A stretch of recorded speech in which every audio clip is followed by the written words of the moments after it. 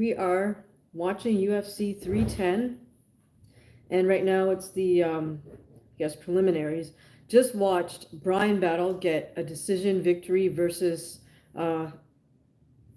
fighter with the last name Brown. Sorry, didn't catch her first name. It looked like it might have been a split decision victory. I don't have the sound, so I can't tell. But in my opinion, Bryan Battle, from the visuals that I caught, it looked to me like Bryan Battle won because, in my opinion, Bryan was pushing the action. He was the fighter that was showing that he came to fight. Whereas it looked, on the other hand, it looked like Brown was happy to just sort of get to neutral position and trying to neutralize Bryan's attacks. Brown did get in some decent strikes to, Brown did get in some decent strikes to Bryan Battle's head, but I felt Battle was using a greater variety of strikes, like knees to the body. He also did press the action, get Brown against the cage. He wasn't able to follow through and get Brown to the ground, but again, I do feel that Bryan Battle won his fight versus Mr. Brown. Okay, so welcome to Righteous Gentlemen. Hello, I'm well. We are watching UFC 310. Excuse me, right now there's a little break between the action, and I think the next fight up is Aljamain Sterling versus Movsar EVLOEV.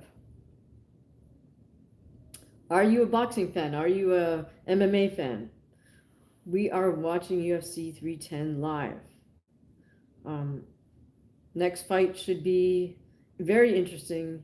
Aljo being a strong wrestler versus EVLOEV, who I believe is very well rounded and came to the UFC from very heavy sambo background.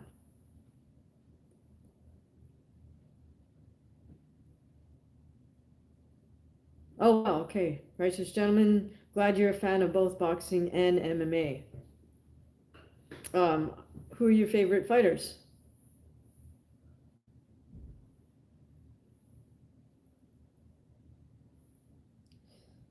Right now, we're just waiting for that next fight to start between Aljamain Sterling and EVLOEV.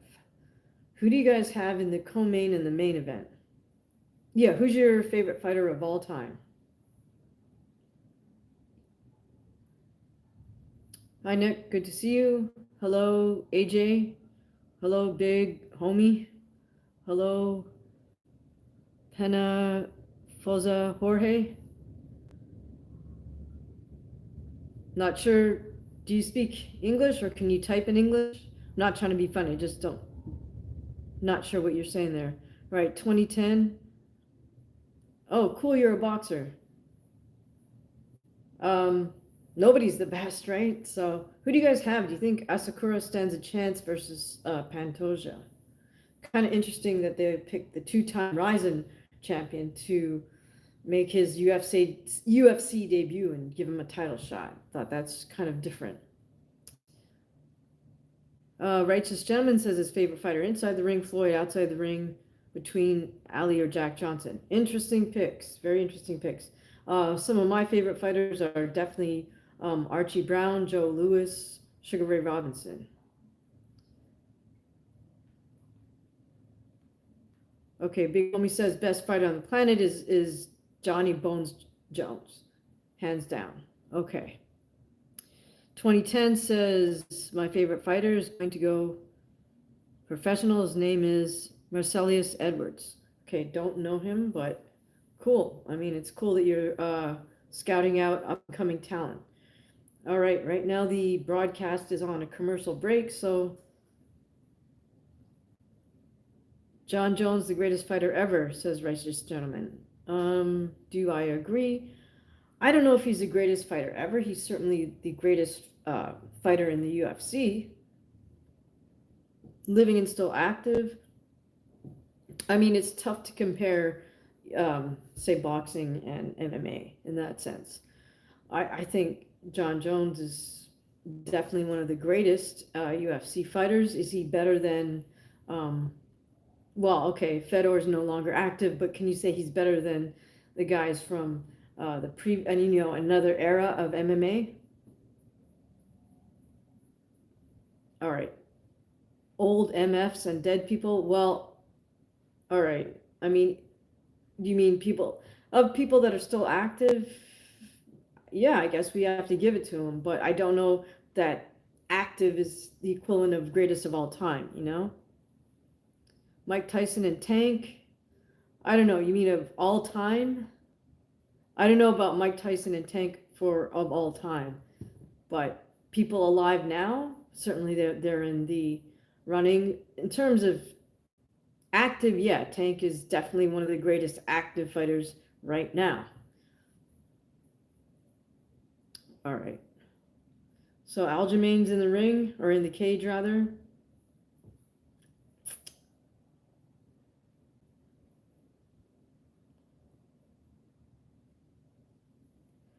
Righteous Gentleman is saying Aaron Pryor is better than Tank. I mean, it's hard. Again, it's also hard to compare time periods, right? We have a short memory. If it's not on YouTube, a lot of people have no clue what some of these older fighters were capable of doing in the ring. So I think there's definitely a bias towards people who've been fighting since, like, YouTube footage has been made available. All right, we now have EVLOEV in the ring, in the cage also. Getting ready to get this matchup started. Best woman fighter, I would give to Lucia Riker. Jesus M, saludos. Hi, how are you doing? Good to see you back here. Oh, Jesus, I'm watching UFC 310.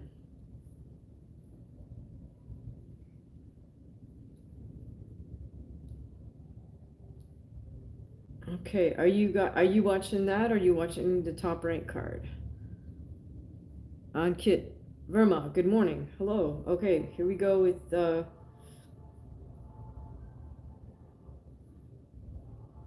Aljamain Sterling versus EVLOEV. Aljo's coming out in southpaw stance. EVLOEV is in orthodox stance. Sterling just switched back. He keeps switching back between righty and lefty.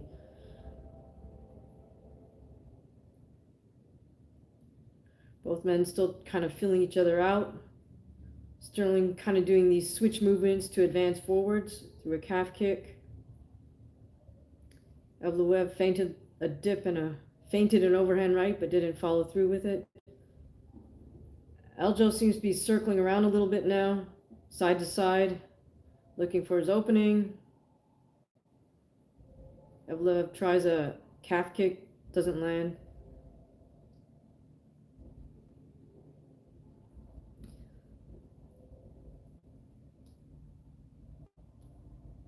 Again, Aljo continually switching stance from righty to lefty as he throws his strikes.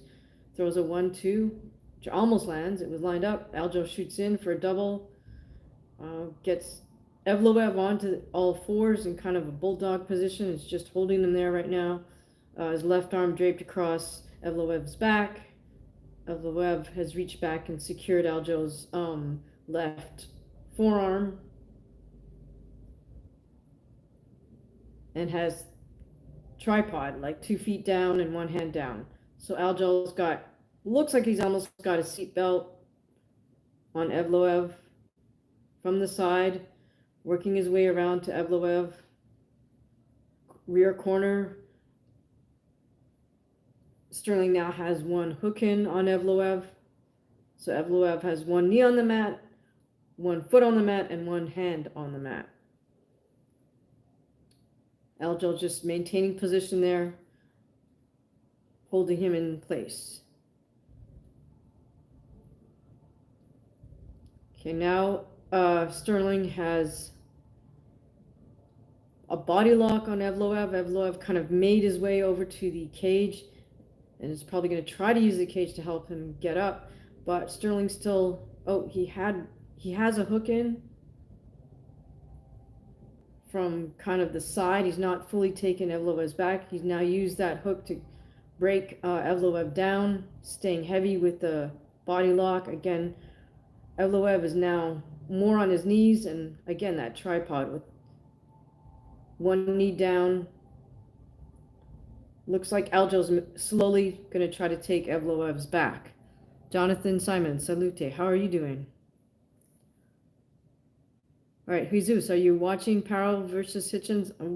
I was more interested in the UFC card than boxing, so hence that's what we're doing. All right, now Aljo's sitting down. He's got EVLOEV's back. He's got both hooks in, got the body lock around EVLOEV's waist. Actually, no, he doesn't have a body lock. He has both unders on EVLOEV. EVLOEV kind of has one leg behind him, one leg forward, and just kind of maintaining position. Every now and again, EVLOEV tries to throw an elbow backwards. We have about 1 minute, 20 seconds remaining on the clock. Okay, EVLOEV managed to get Aljo's hooks out of there. So now he's trying to battle Aljo's hands and make his way back up. He's kind of pressing up. Oh, and Aljo picks EVLOEV up and slams him down. I would certainly say at this point that it's Aljo's round, but now EVLOEV reverses position and gets Aljo's back with one hook in. EVLOEV doesn't have the hooks, but he's got Aljo, takes Aljo down to the canvas. He's trying to scramble around. Now, with 30 seconds left, Aljo's not in a good position. EVLOEV had side control. He kind of let Aljo turn into him. And he's just doing EVLOEV is doing a little ground and pound on Sterling. So, although it looks like Aljo won the majority of this round, it's not a good ending position for Aljo. All right, Aljo had EVLOEV in kind of fireman's carry from his knees, but now EVLOEV is inflicting some ground and pound. Okay, the round is over. Tough one to call. Pulev won? Okay.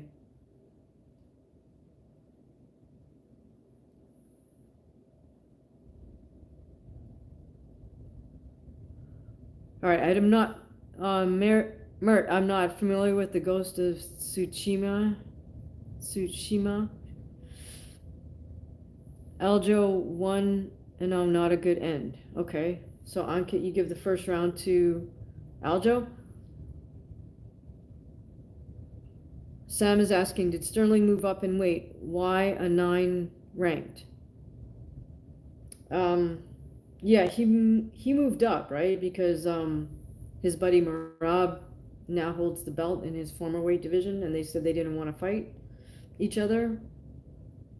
So that was the deal. Some folks thought it was a diss to put Aljo, former champ, on the preliminaries. You know, I'm not sure how to interpret that. I'm sure if he gets paid, he's happy. I don't know if he gets a piece of the pay-per-view or not, but that's all, you know, up to he and his management to negotiate. Right, round 2 started. Again, Aljo switching back and forth between righty and lefty, starting out with striking both men, and right away Aljo shoots in for double, gets the double, has EVLOEV right against the cage, has got one of EVLOEV's legs secured with his legs. But from this position, EVLOEV can use the cage to help him remain upright. Now they're in kind of bulldog position. EVLOEV looks like he's trying to throw Sterling. Bit of a scramble. Oh, now EVLOEV is taking Sterling down to the ground. Has hooked one arm. Has in kind of a side control now. Not a good position for Aljo because he's on bottom position. EVLOEV has hooked Aljo's left arm with both of his legs. Okay, now he's released that, but it looks like Sterling's giving up his back to EVLOEV. EVLOEV has both hooks in. is just slowly trying to, or he's got, now EVLOEV has one hook and one underhook, but he's just trying to work the ground and pound and hit Aljo with hammer fists. EVLOEV is kind of in a seated position on the ground where Sterling is a little more prone. EVLOEV takes Sterling's back, got both hooks in, turns Sterling around. He's really kind of just controlling this situation. EVLOEV has one hook in, has hooked Aljo's left arm. Oh, nice move by Sterling. He rotates out quickly, gets up. Now Sterling, looks like he's got an overhook. EVLOEV has the under with Sterling back against the cage. Now they're both hand fighting with their opposite hand, the free hand. And EVLOEV is pushing Aljo into the cage. Truth Hunter, do I smoke? No. Okay, break in the action, both men back to striking in the center of the cage. Both men land decent strikes. Aljo just landed a kind of overhand left. Both go for knees and cancel each other out. Or teeps, I don't know what that was. Oh, EVLOEV lands a decent right. Gets Aljo's leg. Has Aljo on bottom position now. We got 2 minutes left. EVLOEV is in Aljo's guard. Or he has half guard, rather. Aljo on the ground. So I would say Aljo's losing this round pretty handily. EVLOEV is just trying to secure Aljo and then hit him in the head whenever he can.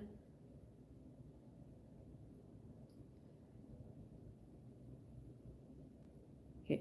Aljo's trying to scramble to get up. EVLOEV is just maintaining pressure to keep Sterling down. And then he'll occasionally kind of break to hit him.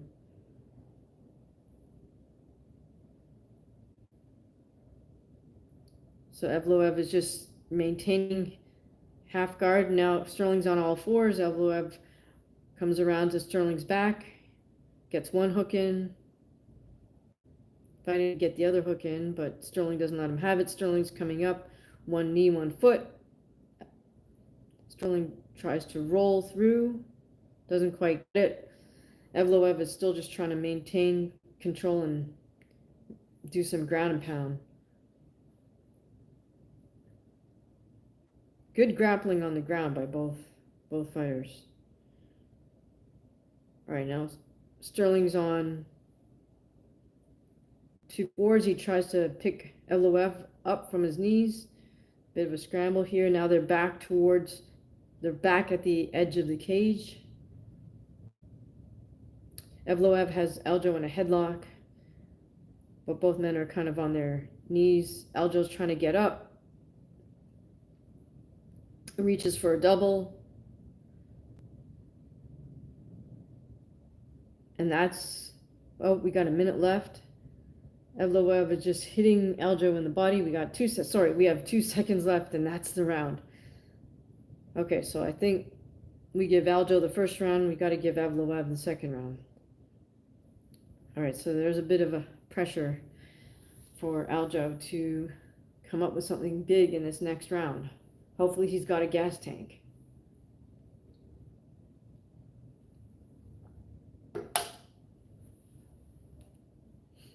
Yes, Ankit, I would agree with you. 1 and 1 for me. Yes, that was a clear round for Movsar, for sure.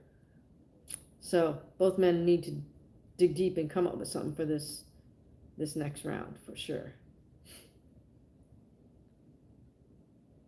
What do you guys think of UFC fighters doing ads for like Jose Cuervo or other alcohol drinks? I mean, do you feel that's a bit of a conflict?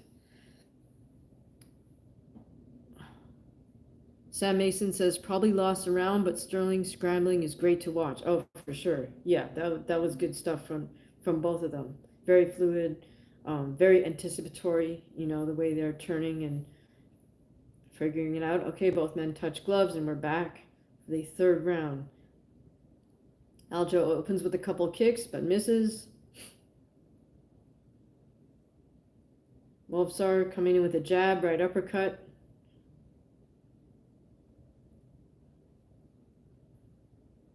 Sterling rolls under, comes back with some of his own punches.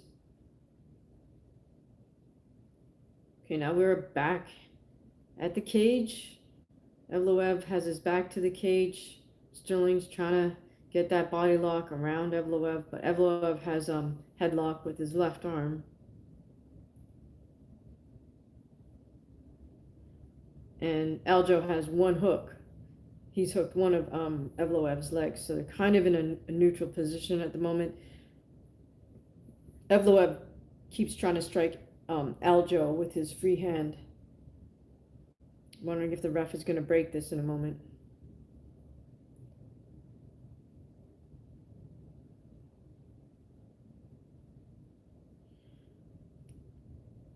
Both maintaining position. EVLOEV with that headlock. Aljo has one of EVLOEV's legs hooked.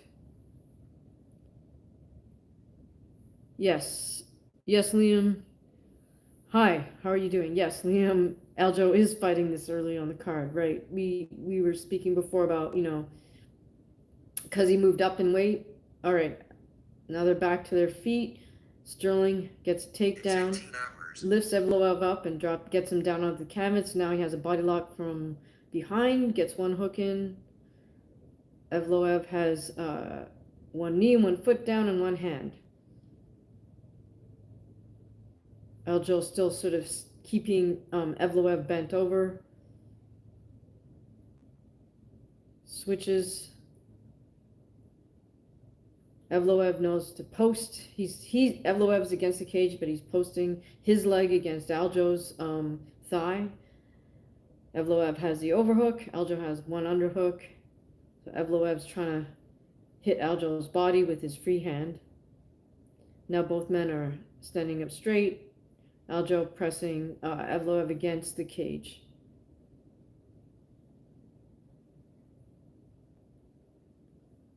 Kind of a neutral position right now. Aljo maintaining both underhooks. EVLOEV trying to hit Aljo with his free hand. Now Aljo maneuvers around. He's got one hook in, kind of. He's not quite taking EVLOEV's back, but both fighters are kind of static at the moment. So they're just trying to play a little mental chess here. Okay, again, Aljo with the body lock gets EVLOEV down. EVLOEV rolls through. Aljo scrambles. EVLOEV comes through. Now he's in Aljo's full guard. Aljo's on bottom. So again, there's about 1:40 left. I'm guessing EVLOEV is just going to try to ground and pound here. All right, nice move. Aljo scoots back to the cage, so he's seated with his back to the cage. EVLOEV's trying to hit Aljo to the body. But Aljo's seated on his rear hand. EVLOEV is kind of in a kneeling position right in front of Aljo, trying to strike from seated position. Now EVLOEV's hooked both of Aljo's legs with his legs, but Aljo turns and gets out. EVLOEV has the body lock around Aljo from the rear, takes Aljo down. EVLOEV now has Aljo's back. Got one hook in. Aljo's fighting his hand out. Nice turn by Aljo to get EVLOEV off. But again, Aljo's still on bottom position. EVLOEV looks like he's staying heavy on Aljo and just trying to hit with a free hand. Liam says, sorry, think myself a reasonable person, keeping relatively up to date with X two-time champion. One a bit dodgy, right? Is fighting this early on in the card. That is insane. Yeah, I don't know what to tell you about that, Liam. Okay, so EVLOEV rolls Aljo through. Aljo still is on bottom. EVLOEV is just scrambling and trying to hit Aljo. Aljo's on his knees trying to strike, and that's it. So close fight. I mean, I think they might give the edge to EVLOEV, though. But we'll see. Yeah, Liam, I agree with you. It's two-time world champion. Or even just, even if, I can't even say only one time, but, you know, former champion this early on in the prelims is kind of a bummer, but, you know, so be it.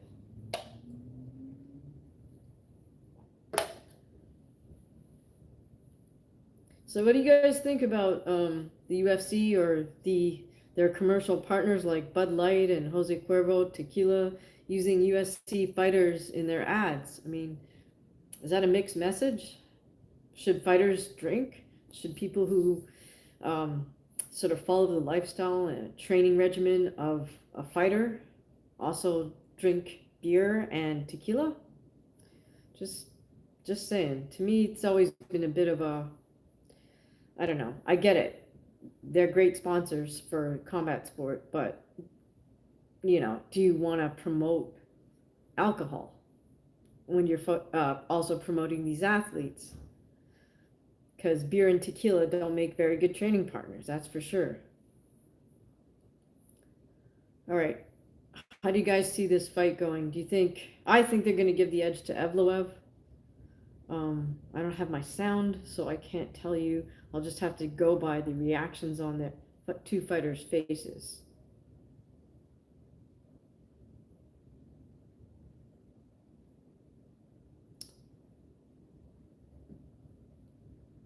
Yeah, Sam says big business has taken over. Agree with you. Looks like it's EVLOEV. Yeah, they raised his hand. Well, that's disappointing. I thought that was a great show by Aljo. I think he fought well, but, you know, that third round, he needed just a bit more. I think both fighters should have known heading into that third round that they were going to need a big win, you know, to dominate that third round. Ankit says close, but Movsar wins this one, but neither of them is on Tupuria's level. Okay, that's a good point. I hope that's not the last we see of Aljo, because that was a very fun fight to watch.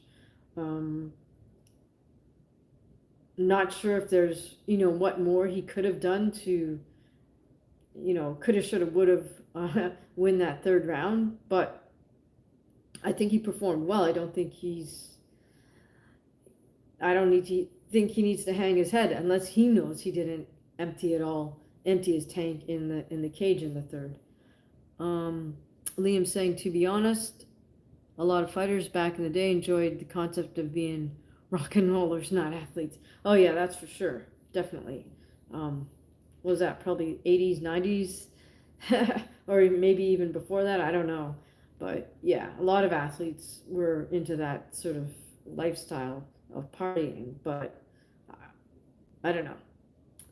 I guess at this point, you know, athletes talk about recovery and stuff. They don't mean recovery from booze. They mean, you know, recuperating after you work out hard so you can go work out hard again the next day.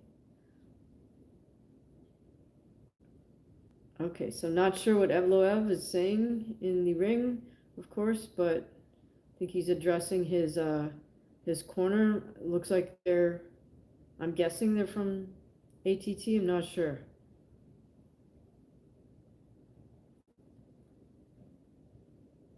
How are you guys enjoying the fight card thus far? UFC 310. Okay, we definitely have some EVLOEV fans in the audience. They're going nuts. Super happy. Well-deserved win for him. You can't really argue and say that Aljo got robbed. All right, so we have a little break in the action. Do you guys enjoy the month of December? It's a pretty hectic month. What's your favorite part of December? Is it the actual holidays, if you celebrate the holidays? Is it just all the lights you see put up? All of that? All the festivities that are going on in your hometown? Okay, so now they're showing most finishes. This, I think 15, Matt Brown. Vicente Luque versus Themba, sorry, Gorimbo. I think that's how you say his name. Guess that is the next fight coming up at 170. I'd never heard of this fellow Themba, I mean, until I watched the UFC, promo piece that he, they've been showing him.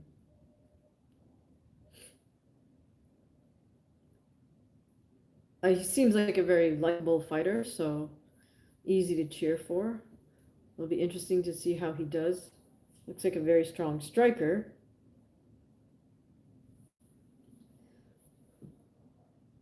But so is Luque, so it'll be interesting. This is an interesting matchup, I think. All right, who do you guys have in this one? Vicente Luque or Gorimbo?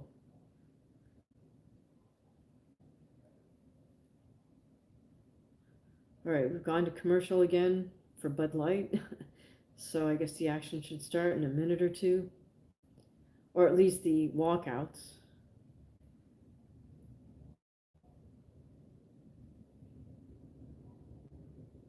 What fights are you guys looking forward to as we close the year out in the month of December? Are you super excited for the Fury Usyk rematch? I think it'll be interesting to see what Fury does, seeing as he's decided to bulk himself up.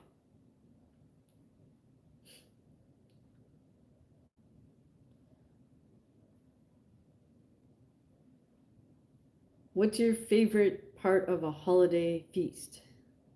Do you celebrate? Do you celebrate Christmas? Do you celebrate Hanukkah? Do you celebrate another holiday? Tell me what you enjoy the most about your holidays. All right, guys, we're still on commercial break.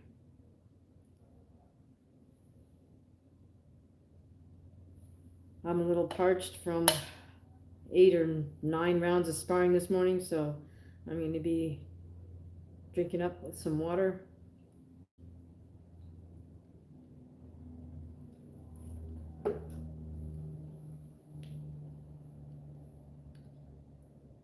And at some point, I probably will have to take a break, but that's okay. For right now, we'll just keep going, all right? Sam saying, wonder who Sean O'Malley is going to fight next.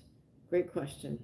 What do you guys think of Sean O'Malley's mindset? He just always seems to be, to me, he always seems to be in denial. Like, he was saying, oh, I'm undefeated, even though he lost that first fight to Cheeto. Of course, he beat him in the rematch, but he kept insisting on that wasn't really a loss, when it's like, no, dude, it really is a loss. It's on your record. I mean, no shame, just carry on. And now he's saying he won the last fight or something like that. I don't know. I don't think that type of mindset, it might make a good soundbite, it might make good clickbait, but hopefully that's not really where his head is at, because it's not going to help him over the long run. And then he's saying what he needed, he tore his hip labrum or something, so he needed to get surgery. And he was saying after the fact that they couldn't even grapple. So it's like, well, if you knew you were going to need surgery, or you needed surgery even before the fight, why did you not address that? Why take the fight knowing you're seriously injured and then bring that up after fight? I don't know. I just have a little trouble understanding Sean O'Malley. But Sam, good question. I do not know who he's going to fight next. Who would you guys like to see him fight next? All right, guys, we are still on a commercial break with the UFC.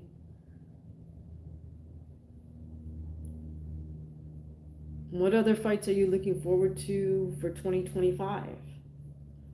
Do you guys want to see John Jones fight Tom Aspinall? Ankit says Corey Sandhagen for sure.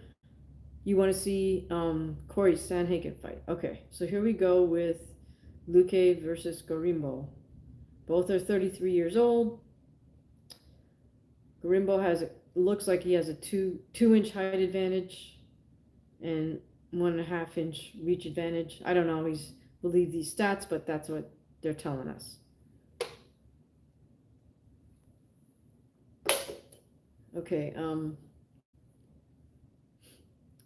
Gorimbo's in the cage, being announced.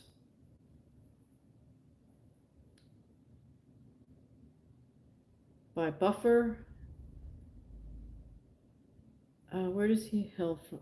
Oops, I missed that. Not sure which African nation Gorimbo hails from, but Sam says he'd like to see Sean O'Malley fight Max Holloway. That would be an interesting fight. I'm a real Max Holloway fan, for sure. Okay. Vicente LUQUE, Brazilian fighter. Buffer's announcing him right now.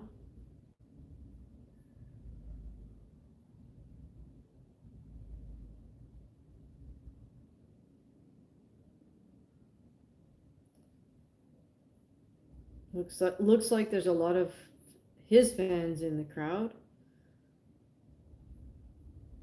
Liam says, is it just me who finds Buffer a bit extra? Yeah, he is. He's a little bit over the top. He kind of screams when he announces. I kind of prefer Michael Buffer over Bruce Buffer, but that's okay. Yeah.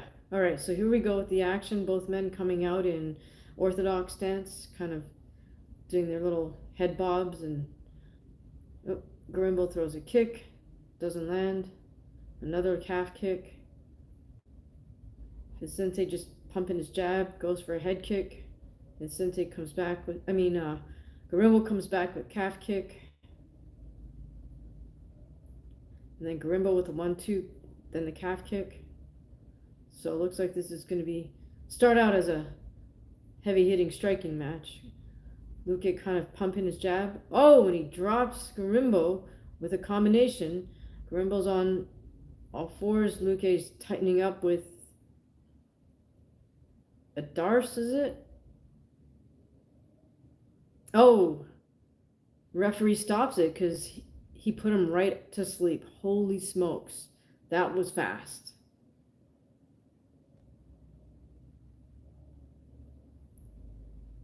Wow, he was probably, that choke was in before he even turned Gorimbo over. Oh, okay, Gorimbo's come too. That's good. He probably doesn't even know what happened. That sucks. And Kit says Max Holloway moved up to lightweight, brother. Right, okay, Liam, great stoppage. Yeah, that was a heck of a fight. Wow, that was fast. So LUQUE comes in with the right hand, which drops Gorimbo right on the seat as he goes to get up. LUQUE just locks in for a darce, I guess you call that, and then rolls him to lock the choke in. And then as Gorimbo turns to try to get away, it just locks the choke in tighter. Wow, that sucks. And then LUQUE just makes sure by securing Gorimbo's arm, his free arm. So he's basically triangled with done an arm triangle on Gorimbo's head and arm, which just tightens it up. Liam says terrible defense, but at that point it's over. Yeah, you've got to that's why there's no replacement for just lots of practicing with your jiu-jitsu on the ground, so you know instinctively which way to turn, which way not to turn. Excuse me, and how to either buy yourself time if you feel the choke coming, or how to defend the choke. But yeah, that was a great clinic by LUQUE. Now, to his credit, I think Gorimbo is a strong striker, but he didn't get off. And he was the one that got dropped with LUQUE's right hand. So he's got to work on striking defense and his ground game. Sam says, do you always practice to throw a left hook after a straight? Right, I do personally, because you should never leave your right hand out there because you're open. You're way too open. So by throwing a left hook off the right hand, you bring yourself back to position. Yeah, Liam says, surely don't jump into the choke, though. Yeah, exactly, because he bridged right into it. Sean says, I'm late. Sorry. It's all good, Sean. It's good to see you here.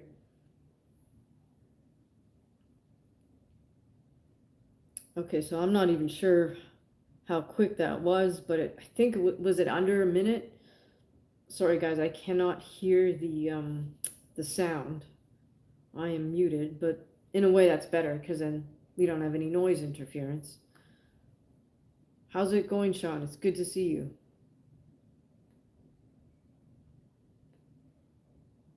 Okay, so Joe Rogan's doing the in-cage interview with LUQUE. I mean, that's crazy. He could fight probably in a couple 3 weeks or something. He didn't. I'm sure he's had way more energy expenditures in practice than the fight. So here we go on the replay. Yes, he lands a right hand, which puts his opponent right on his seat. As his opponent goes to get up, he just locks in. Right. And then GORIMBO bridges to get out, but bridges right in to make the choke even worse. So Sam says LUQUE threw the left hook after the right hand. Huh. I'll have to see it again. But that he was kind of throwing it's kind of an overhand right because he dipped his head over to the left. But regardless, yeah, that was great. Sean says, good to see you, my friend. Life's okay. What did I miss? And don't be afraid to turn up the volume. Let me see. Is the volume on this not good? Okay, my volume right now is as high as it goes, so hopefully it's okay for you guys. Let me know if it's not. But yeah, I'll just try to speak louder if that's the case, or move myself a little closer. So what you missed, Sean, was Bryan battle 1 versus somebody with the last name Brown. I think Bryan battle 1 is split decision, but I think he rightfully won that fight. Aljo unfortunately lost to EVLOEV. Again, it was probably 2 rounds to 1, but it was pretty clear to those of us watching that Aljo didn't do enough in the 3rd round. Oh, you mean the TV? Oh, okay, well, yeah, those are the, that's when I started, the stream was during Bryan Battle's fight, so. Yeah, so again, we've got a break in the action right now. We're doing some footage in the promo for Asakura, you know, showing some B-roll of streets in Japan. So it's interesting to me that a Ryzen fighter in Asakura fought for Ryzen for much of his career, was 2-time Ryzen 125-pound champion, and now he's coming over to the UFC. And then December 31st, you know, I made a little post about this. Ryan Garcia is going to go over and fight on a Ryzen card in a boxing exhibition versus Rukia Ampo, the kickboxer that did a boxing exhibition, versus Manny Pacquiao. Now, Ampo was much bigger than Manny. He's a little bit taller than Ryan, but at least this might be a little more of a fair exhibition than it was versus Manny, because I don't even know how much Manny had, decided to prepare for that. Liam says, LUQUE made a good attempt, but if this is boxing, you may say the fix was in. Huh. Fighting Marine says, have I got boxing on the other screen? I don't. How's the boxing action? Sean James is saying that guy is huge. Yes, Asakura is very big for 125. I think, Sean, as long as you were talking about Asakura, the Fighting Marine says Ryan will not come out. Interesting. I mean, it's kind of sort of depends. I don't even know what the terms are. I'm going to assume they're going to fight at 154 because that's what Anpo fights at. I have no idea what size gloves they're going to use, but in Anpo's fight versus Manny, it looked to me like they were using smaller gloves. Like usually in boxing exhibitions, they'll have the fighters wear like 16-ounce gloves or something. But it looked like they were using real fight gloves. So, who knows? And it's I think it's 8 2-minute rounds or something like that. But Sean is saying, excuse me, I hope Ryan gets knocked out, but I did see him getting smashed by Sean Strickland. Huh. I missed that. That's a dumb thing to do if you're Ryan Garcia. You don't want to get in the cage with Sean Strickland. In any case, all right, we're back to some more footage of Kai Asakura doing mitt work. I think one of Asakura's best strikes is that right knee that he manages to land on the body, which basically just drops his opponent to the ground, just has him crumple up, and then he can just continue to ground and pound him, and that's that. But he's not afraid to take some shots. That's why this will be an interesting fight. I mean, both Pantoja and Asakura are not afraid to get hit. And both men are able to pull off a win when it looks like they're down on the cards, for sure. Pantoja's come back out of nowhere to get a submission victory. And Asakura, in his last couple of fights, he comes back to win via pretty much a single strike. So hopefully they both bring it for this title fight tonight.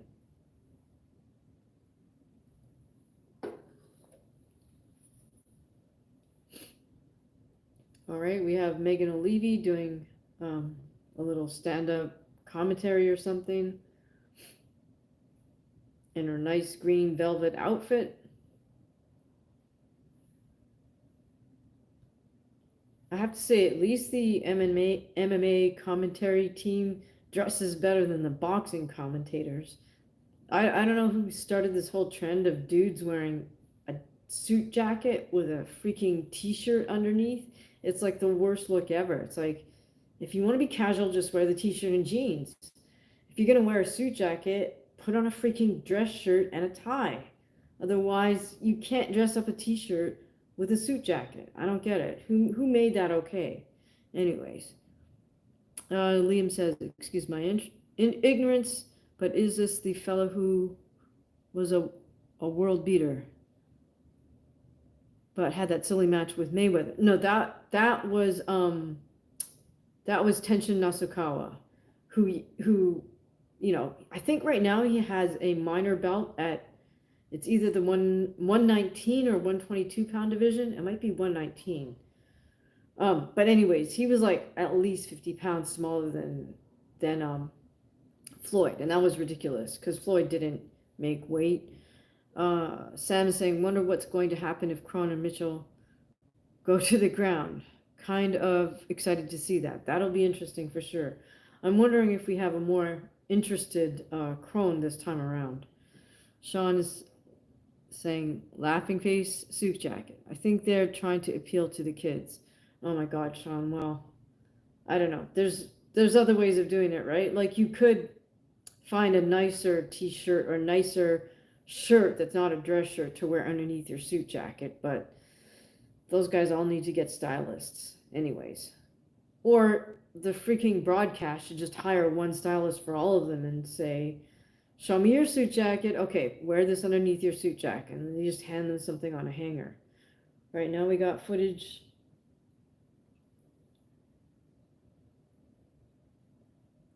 What? I'm not sure what we're... Okay. I think it's Dominic Reyes up next, maybe. Yeah, they're showing some old footage of Dominic Reyes now. Fighting Marine is saying, boxing-wise, I'm waiting for Espinoza versus Ramirez too. Okay. I'm really not up on some of these fighters right now, so I can't say that I'm really up for any specific fight. Let me see if I can pull up another screen for the boxing.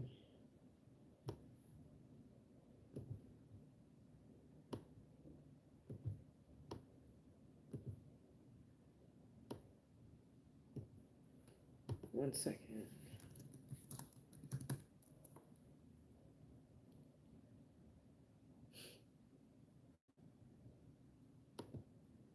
Okay, we're still on commercial break for the UFC.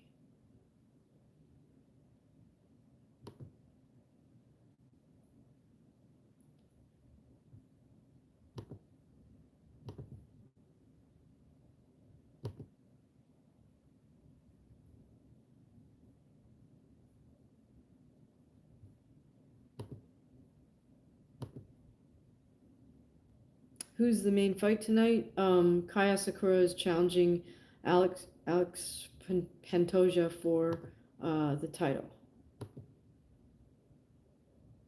Sam, you remember the Barrera versus Morales fights? Yeah, those are crazy.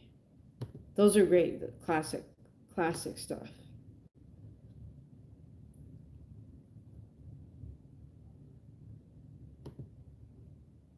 All right.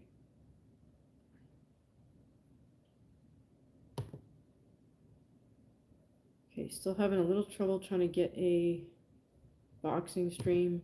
Bear with me. Let's see. No, this is not working.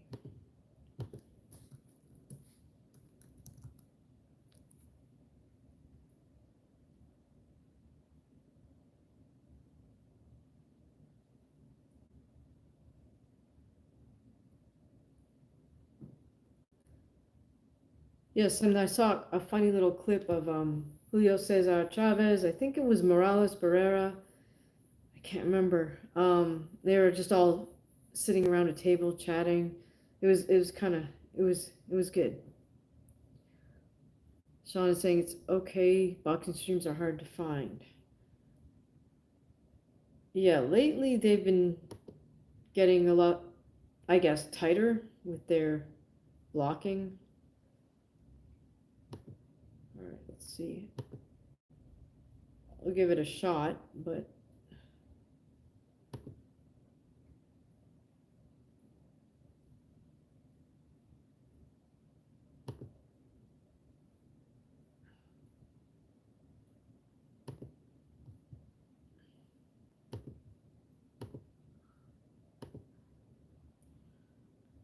okay, we're still looking at old footage. On the UFC side, we're still looking at old footage of, we were looking at Pantoja, and now they're showing us the Sphere in Las Vegas. Kind of cool.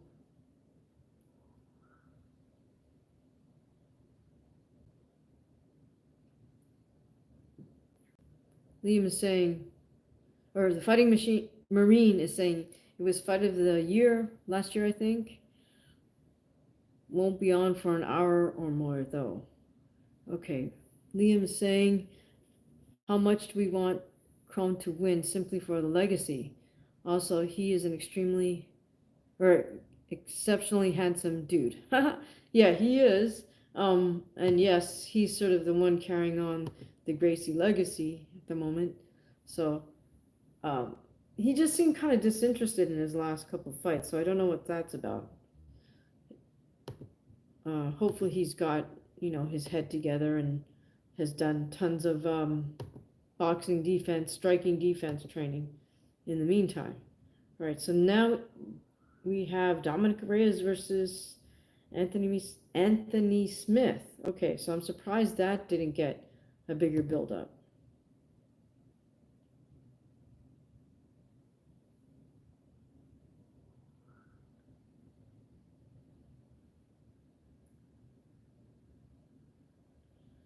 All right.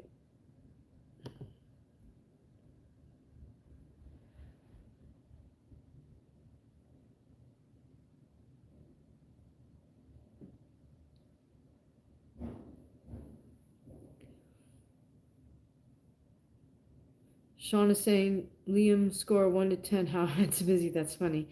Fighting Marina saying crash streams is the one I want. I don't know. That one didn't really work for me.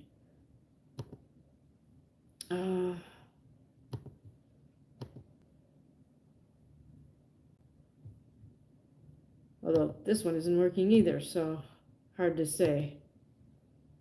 Okay.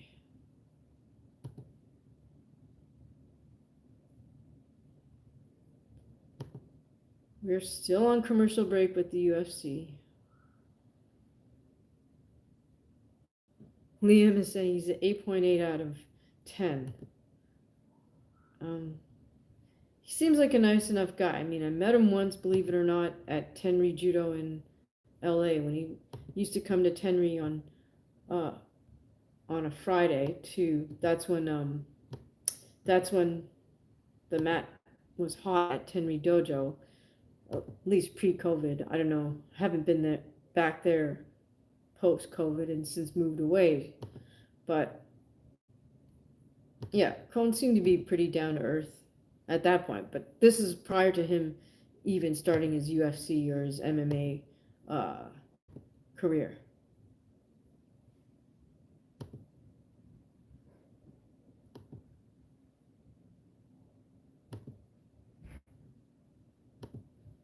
All right.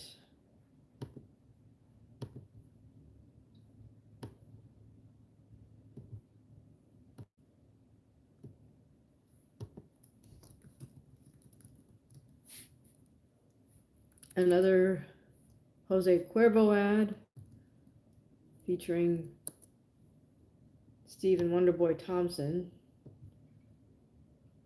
All right, let's see. Liam says, I've met him too, and I'm not homosexual. That dude looked like a statue. Yeah, he's a good-looking guy, for sure.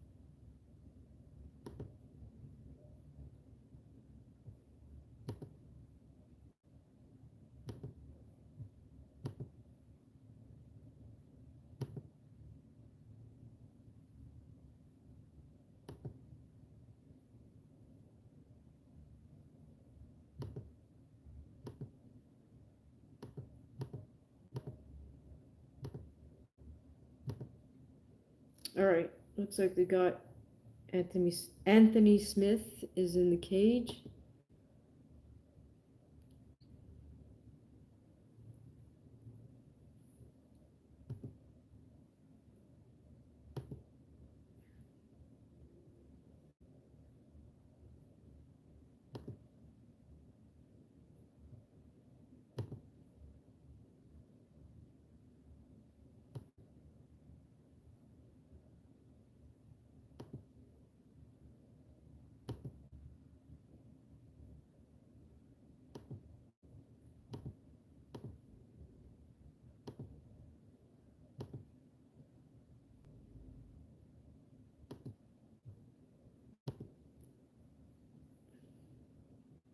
Liam saying, "I hope Smith does well tonight." Yeah, he's a good guy. I mean, I kind of just on a personal level would kind of favor him over Dominic Reyes, but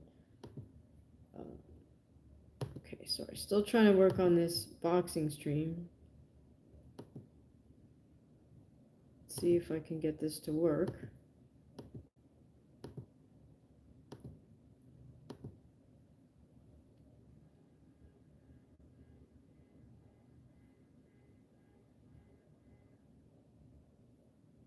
So Sean is saying no way he beats Reyes. All right, we got Buffer with the announcements now, screaming at Anthony Smith.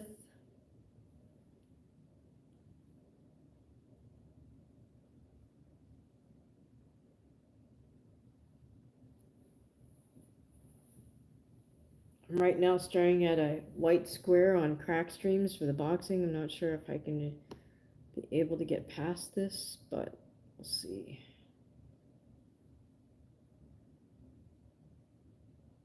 All right, guys, I'm going to jump up and take a quick break, and I'll be right back ASAP to look at this Reyes fight. Reyes Smith.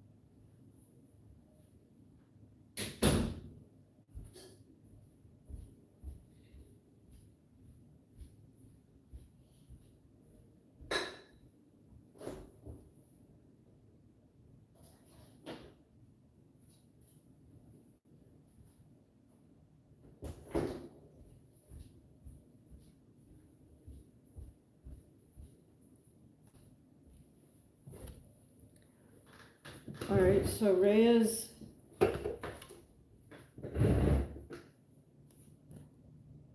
is in southpaw stance. Smith is in orthodox stance.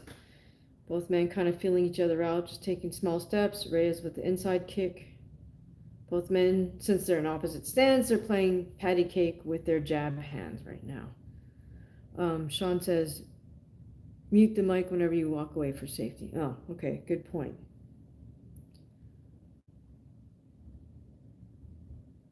Both men still doing the jab canceling.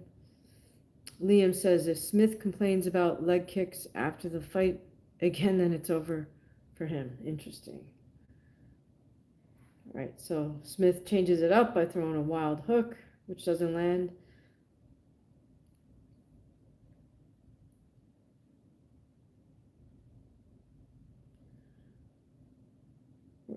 It looks like we're 2 minutes in almost, and Reyes is complaining about a eye poke or something.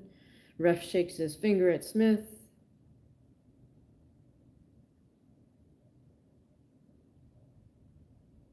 And it looks like Smith did have his fingers extended.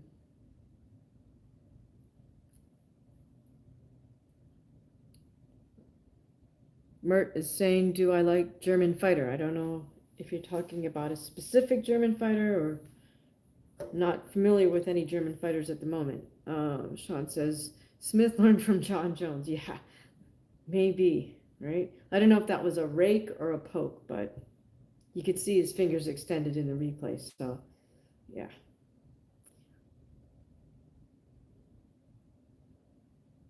I'm not familiar with that fighter, Mert, sorry.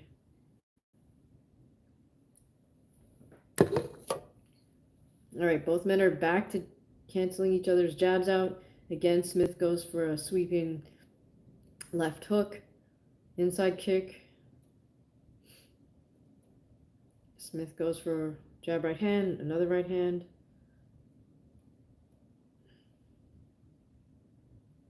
Reyes comes in with a lead right uppercut.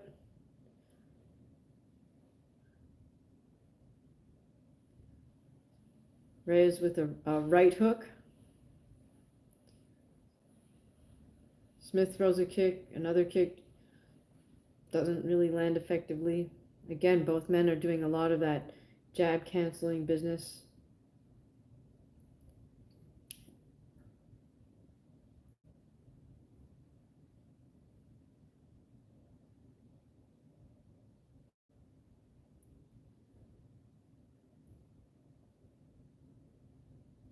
This is one of those things that I really get tired of with boxing, especially when I have a righty and a lefty, is that whole jab canceling thing.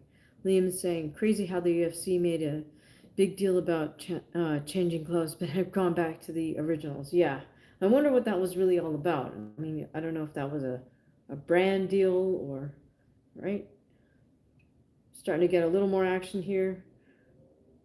Reyes kind of pumping his jab out of southpaw stance again. Comes in with a straight left.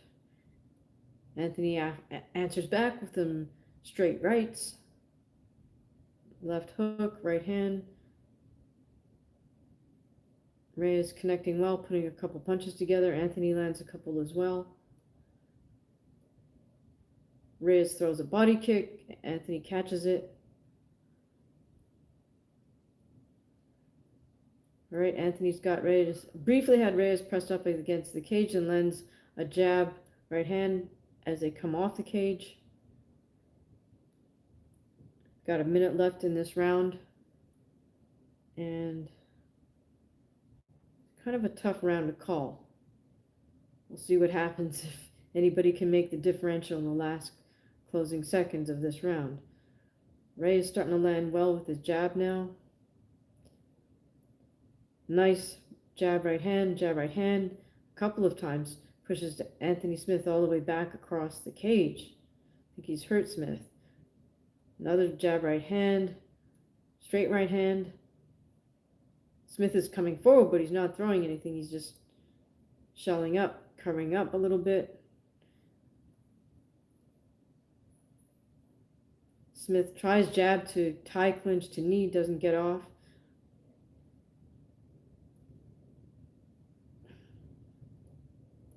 And that's the round. I think, fortunately for Smith, I think he lost that in a matter of like 15 seconds where Reyes just connected well with his 1-2s.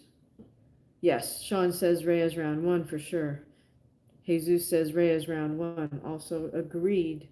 It's interesting how you can win a 5-minute round with like 15 seconds of action. Liam says, I hope I'm wrong, but this feels like it's going to be Anthony Smith talking about another valiant defeat on the BYM podcast on Monday. What's the BYM podcast? Jesus says it might end soon. Yeah, Reyes hurt Anthony right there. I don't know if if Anthony Smith just doesn't have a chin anymore after taking some serious damage, but there was a series of jab right hands there that got Smith in trouble. Sean says Smith will say he's better than Reyes on paper. Yeah, it's always a good comeback, right? Jesus says Smith is tough though. Yes, he is definitely tough. Maybe too tough. Sometimes if you're tough, you don't learn about head movement, head defense. Okay, here we go again. Smith again in orthodox, Reyes in southpaw. Smith making a lot of herky-jerky motions with his jab hand, but he's actually got to get going, not just make motions like he's going to do something. Surely Reyes has a little more confidence heading into this round, so I expect him to get jab going and then open up a little bit. At least that's what I think he should do. Liam says, is Michael Bisping... Oh, it's Michael Bisping's podcast, Anthony co-host. Oh, okay, got it. All right, and Smith shoots in for a single. He's got Reyes' leg, but Reyes is just defending by hopping around. Now he's maneuvered Anthony towards the cage and is just hammer fisting him to the head and elbowing. while Smith just persists in hanging on to Reyes' leg. Okay, but all right, so now Reyes looks like he's hooking Anthony's head and just throwing at Anthony's head, elbows or fists. Now Anthony's down on the ground, seated position, still hanging on to Reyes' leg. Reyes gets his leg out and is now just, Reyes is standing, hitting Anthony, goes around towards Anthony's back, still hitting him and elbowing him. Anthony's still hanging on to that one leg again. Goodness gracious. Okay, this does not look good. Smith turning in, persisting on trying to hang on to a leg. Sean says, "Dear Lord, Smith needs to hang up the gloves." Liam says, Bisping needs to have the Rogan talk with Smith. Ah, that's a good one. Good call, Liam. Yeah, I mean, right now, Anthony's just getting hit in the head, and Reyes can take his sweet time about it.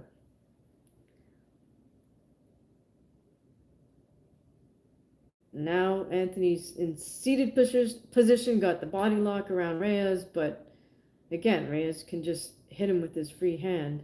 We're just past the halfway mark in this round. So Anthony's just sitting on his butt with his back against the cage. I don't know what he's doing now, trying to get a hook from underneath. So he's put himself in half guard position on the bottom. Reyes just, all right, and now Anthony's 2-on-1 with his hands, two hands holding one of Reyes' hands. Yeah.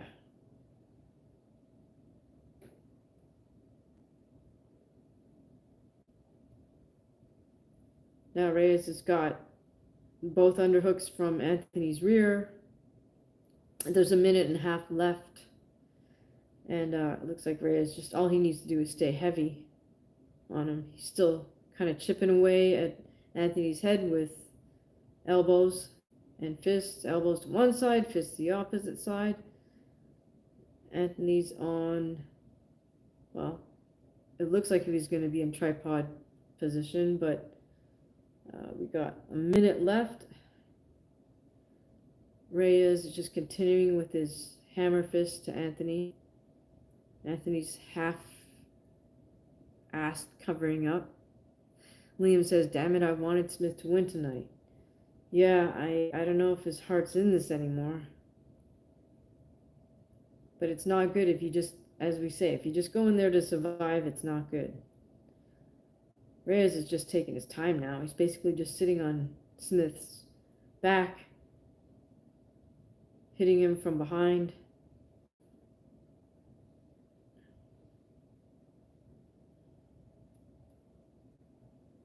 Smith is just persisting in staying on all fours.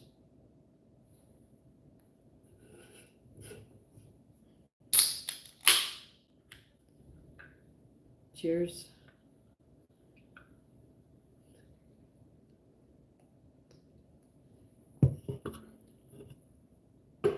All right. And that's that. Liam says this is a terrible look for Smith. It absolutely is a terrible look. Sean says, cheers. Yes, cheers. This has nothing to do with this live stream, but it's one of my favorite drinks, hop water.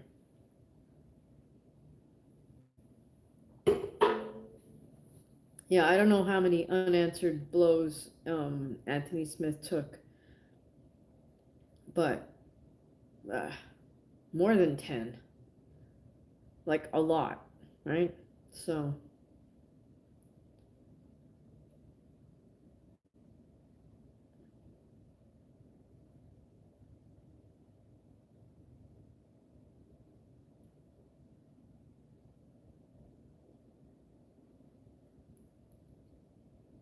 Sean saying maybe he's trying to get his black belt tonight. Is that how it goes? You go into retirement and they give you a black belt? That's funny.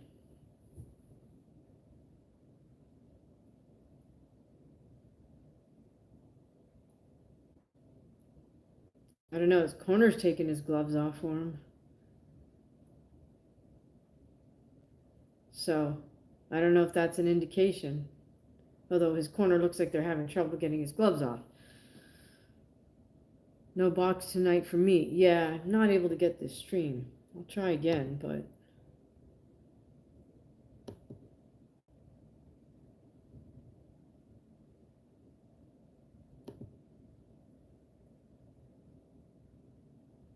What do you guys think? You think Smith's going to retire? They're taking his gloves off. Sean says it's MMA tonight. Yeah, it is a good show. Let me see.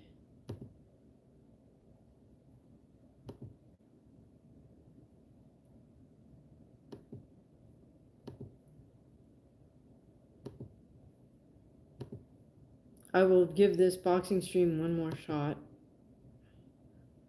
All right, I'm not sure what's...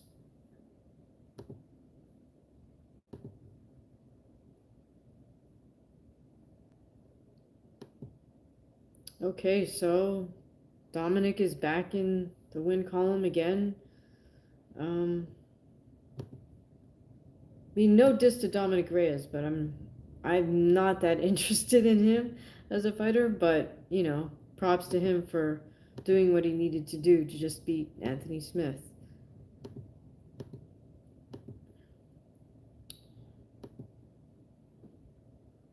Sean says Smith is a great analyst and commentator. Why doesn't he stick to that?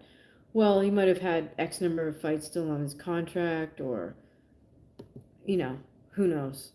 Liam is saying, I hope Smith retires. I mean, I'm guessing, seeing as his corner made a point of taking his gloves off, that just might be what they're going to do.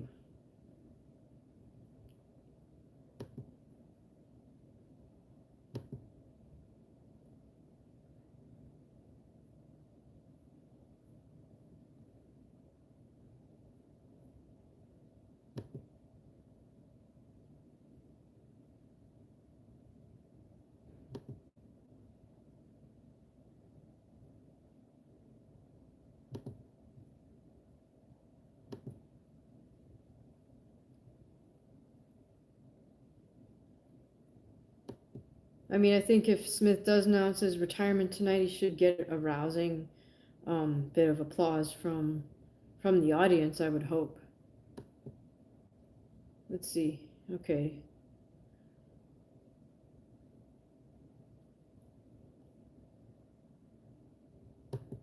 Okay, so Reyes goes over to kind of console Anthony Smith, who's still sitting on the canvas with his corner.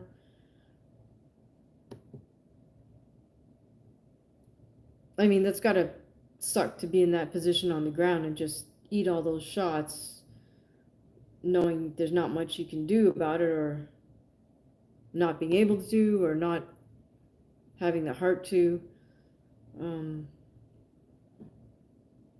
Sean is asking who we have for Fury Usyk 2. It's going to be an interesting matchup, I think. What do you guys think? All right, so now we cut to Smith. Joe Rogan letting him speak. You can tell he looks disappointed with this outcome.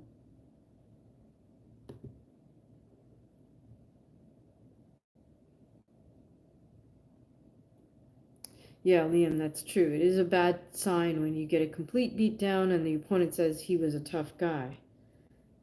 Yeah, I mean, on one hand, while that is an attribute that fighters want,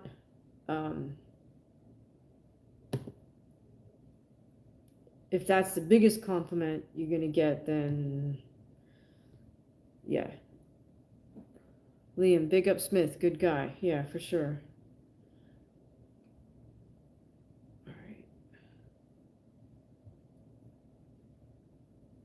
Okay, still hunting for this boxing We'll see if I can get this. Oops.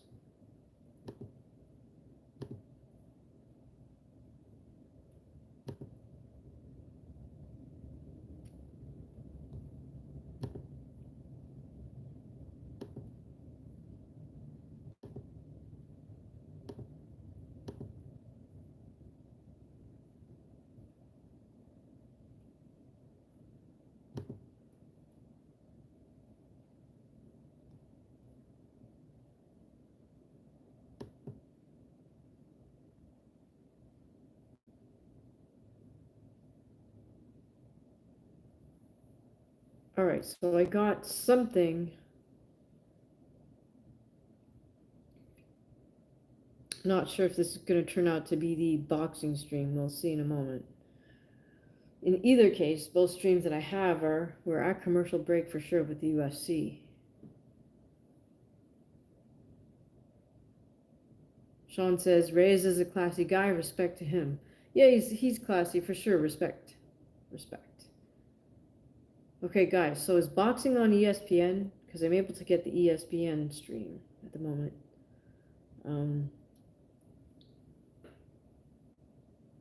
Okay, so they're plugging the main event again with Alexandre Pantoja versus Kai Asakura.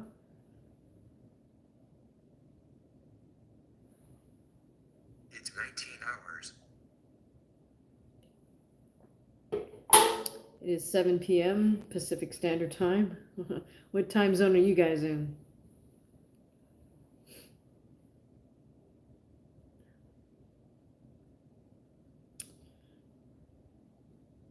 All right.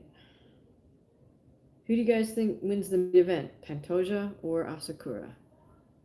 I'm leaning towards Pantoja simply because one, he's the champ, and this is a whole new ball game, UFC versus Ryzen. Meaning, this is the first time Kai Asakura is stepping into the cage. It's a whole different thing. He's been used to fighting in a ring for the bulk of his career with Ryzen. It's kind of cool that Ryzen still does MMA in a boxing ring, and they have a bunch of guys around the ring apron to kind of push people back into the ring, make sure they don't use the ropes and stuff like that. So it's kind of a different approach.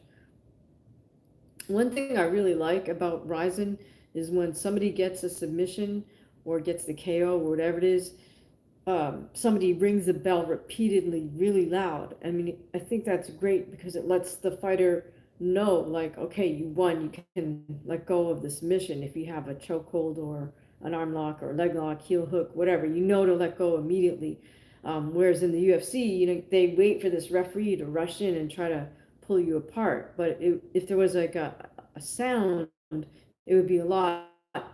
It's much faster to react to a sound than to have the referee try to get in position to push you apart from your opponent. In any case, Sean says, reminds me of Pride. Maybe I should watch Ryzen more. Yeah, I mean, if you subscribe to their channel on YouTube, they'll replay a lot of the fights. I don't think I've ever watched it live, also because of the time difference, but for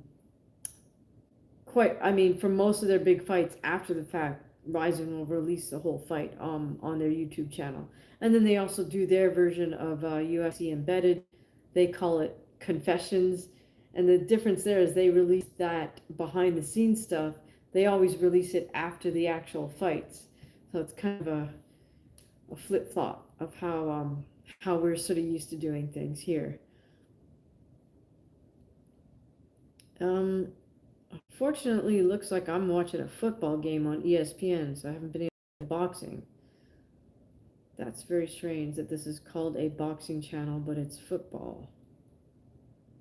I mean, unless this is just highlights of Marshall and Louisiana. I don't know.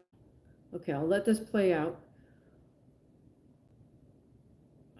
Okay, so now I might have to search for a new stream for the UFC main card. So please bear with me.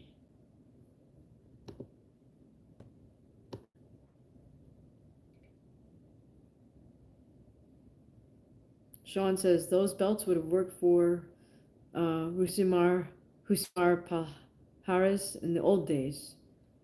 Oh, those bells, right? The guy who just didn't want to let go of his heel hooks. He was king of leg locks and heel hooks. Yeah.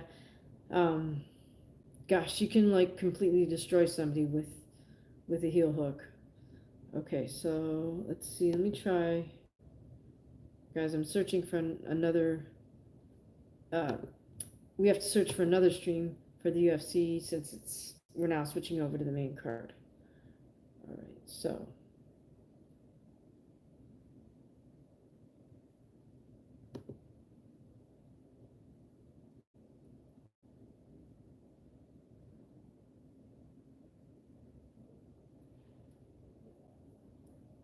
All right, I might have to. Let's see how this works.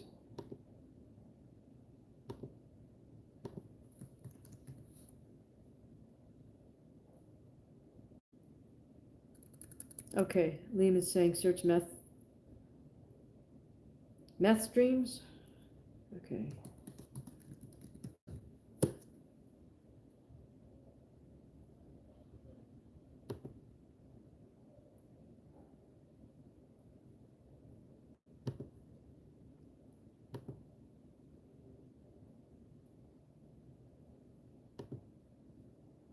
Thanks for that tip. Let's see if I'm able to get this.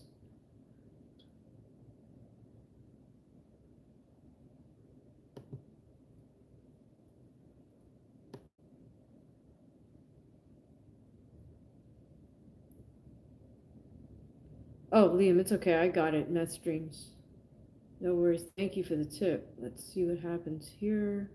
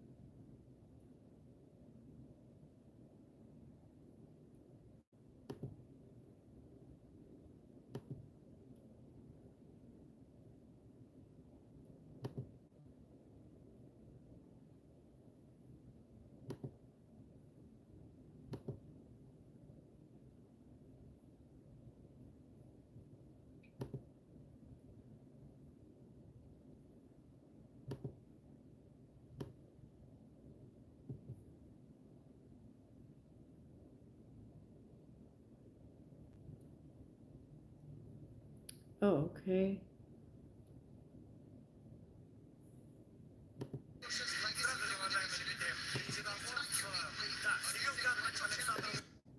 Okay, so looks like I got a stream for UFC. Thank you so much, Liam. I'm gonna mute it because I got the Spanish version, I think. Okay, hopefully this keeps working.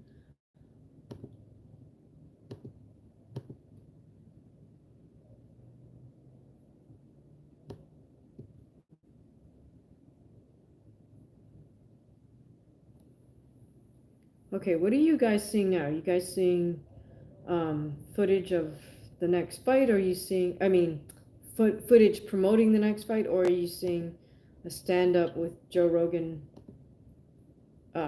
DC, and John Anik? I'm just trying to figure out what's actually the live stream. Or it could be just that they're giving different footage to different, like, countries or something. I don't know.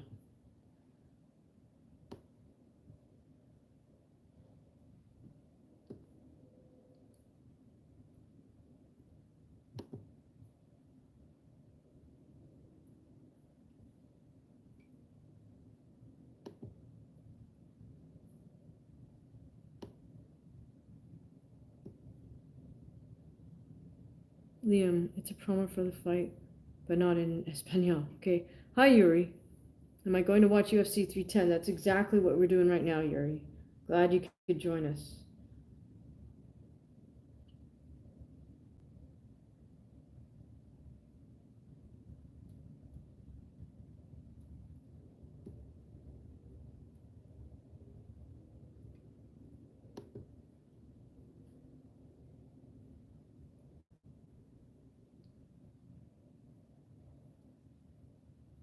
Still trying to see if I can access this boxing stuff, but you'll see in a moment.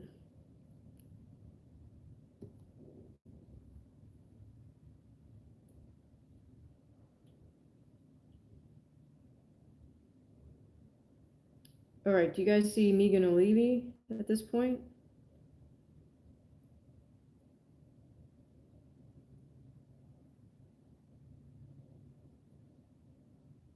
Yuri says, awesome, same here. Okay, good. I'm glad you're watching the UFC card. I was definitely more interested in this than the boxing tonight, but if I'm able to get both at the same time,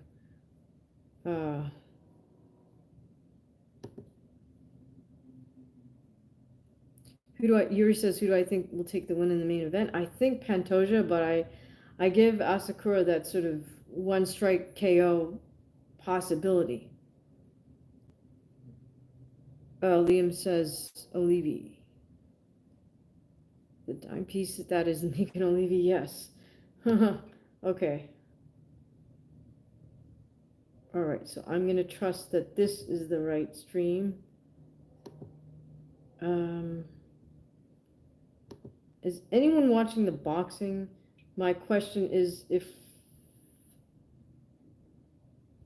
we are it's currently showing you that we're on commercial break for the boxing. Okay, right now I'm seeing Shavkat and Ian Gary walking into the venue. I mean, that's what they're showing. Of course, I could have been shot earlier. Looks like Gary is singing to himself or something.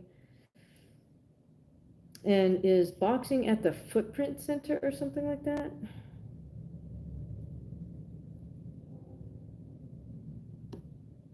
Oh, yes, it does look like this is in fact boxing because I do see a boxing ring.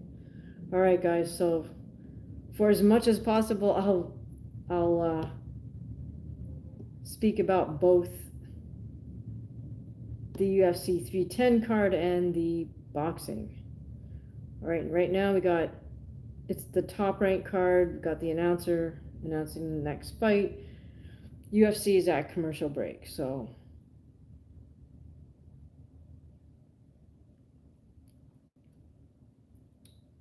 oh, I see. What we're doing now is we're paying tribute to the late great Israel VASQUEZ, who passed away, I think just this previous week.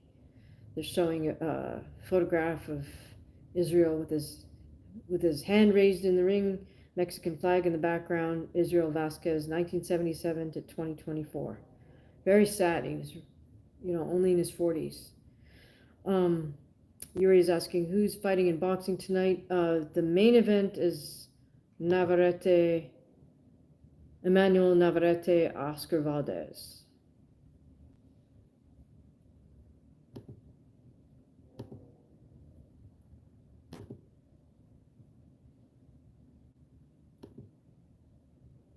Right, so we're doing the 10 count for Israel VASQUEZ. That's really sad.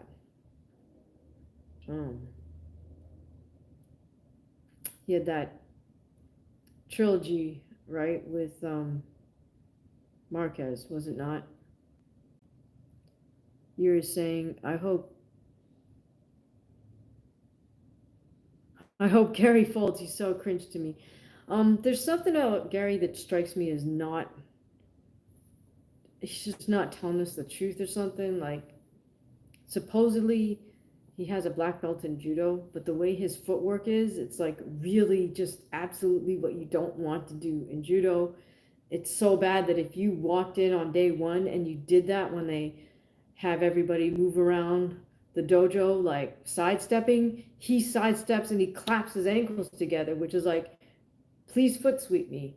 So on day one, you will get told, don't move like that, because everybody knows you're setting yourself up to get thrown. So there's no way he has a black belt in judo. Sorry. So then why put that lie out there about yourself if you know it's not true? I don't know. That makes me just question, everything you say after that. If you're going to lie about having accomplished something in the sport that you haven't. All right, Yuri says yes, exactly.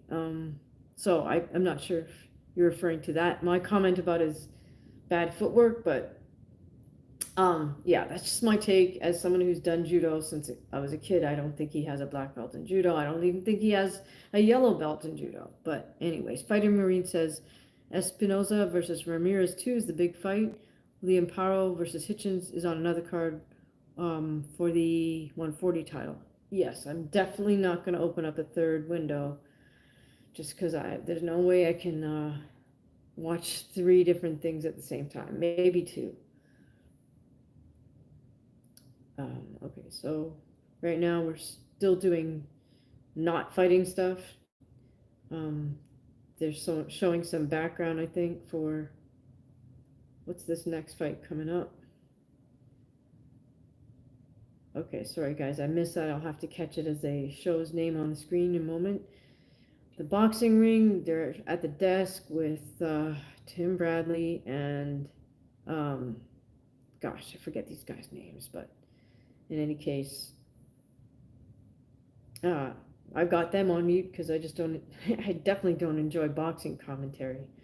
All right, so they're talking about, I guess, Israel VASQUEZ versus Rafael Marquez, their trilogy in 2007, 2 in 2007, and then once in 2008. And then the quadrilogy, because then they fought again in 2024. I'm sorry, 2010, my fault. Yuri says he does not come out as telling the truth. Exactly. So for me, if they say the ring or the cage is like the ultimate truth machine. So the truth will come out eventually. You'll get away with your lies only but so far, and then eventually you will crack, right?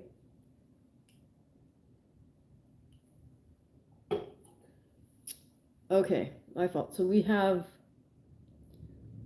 oh goodness, we have a fighter with last name CHOI stepping into the cage. Now here I would tend to agree with Liam in that putting Aljo on the prelims, and no offense to this fellow CHOI, but I'm not familiar with him, whereas I think Aljo is much more of a known name.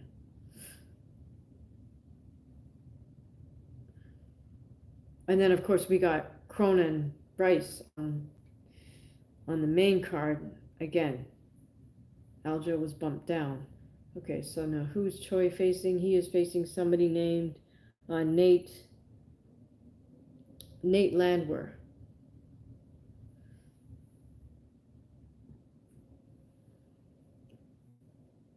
All right, sorry guys, I don't know anything about either one of these fighters except that I know who Aljo is. So yeah, anyways. We're not in charge. We're not the ones who put together the UFC cards, so we can't say who gets to be on the main card and who gets pushed down to the preliminaries. All right. As far as boxing goes, they're cutting to footage in the change room of Robeisy, Ramirez. Yuri says Nate is a fun fighter. Okay, cool. Good to know. He looks hyped up.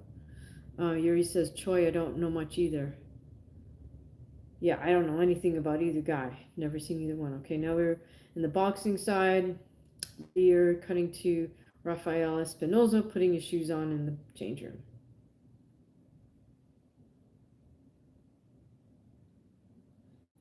Now we're looking at Oscar Valdez about to get wrapped up by his corner.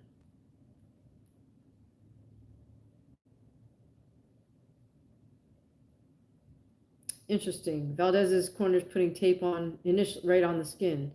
Now we're cutting to Emmanuel Navarrete's corner. They've already got the gauze on. They're putting the final layer of tape on.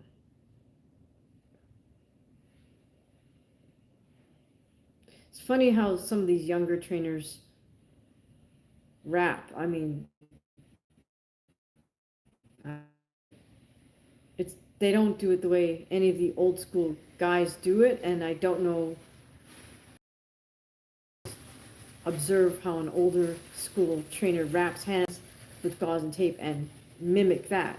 Instead, I won't even break it down here, but yeah, it's baffling to me. Why this current generation of, say, 20 to 30 somethings just figures, you know, why look at these old guys? These old guys are irrelevant. But it's like, no, they wrap hands and they do the taping a certain way for a certain reason. And I think that over the years I've kind of figured out why we do things are done a certain way with the wrap job. You may or may not know until you actually start wrapping your own hands and then hitting bags hard or sparring with your own wrap job, and then you have to live with whatever consequences, you know, follow because of the good or not so good job that you did wrapping your own hands, right? So anyways,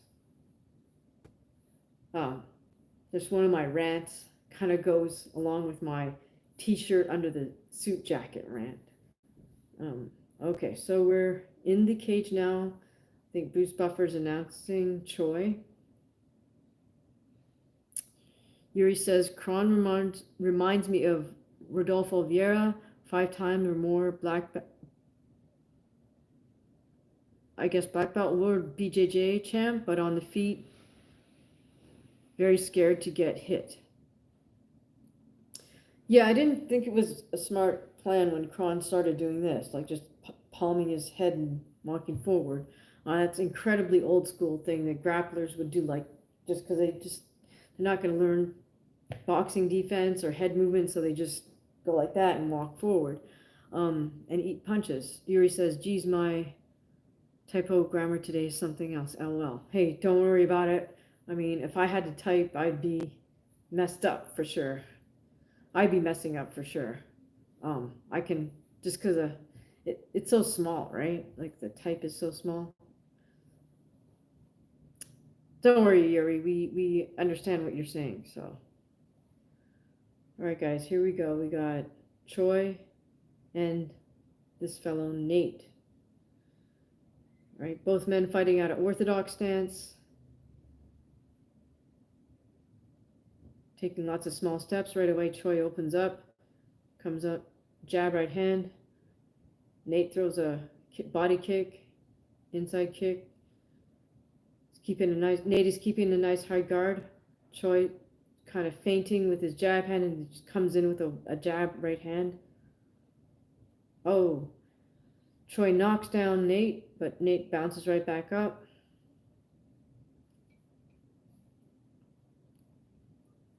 Both men are using small steps and throwing punches.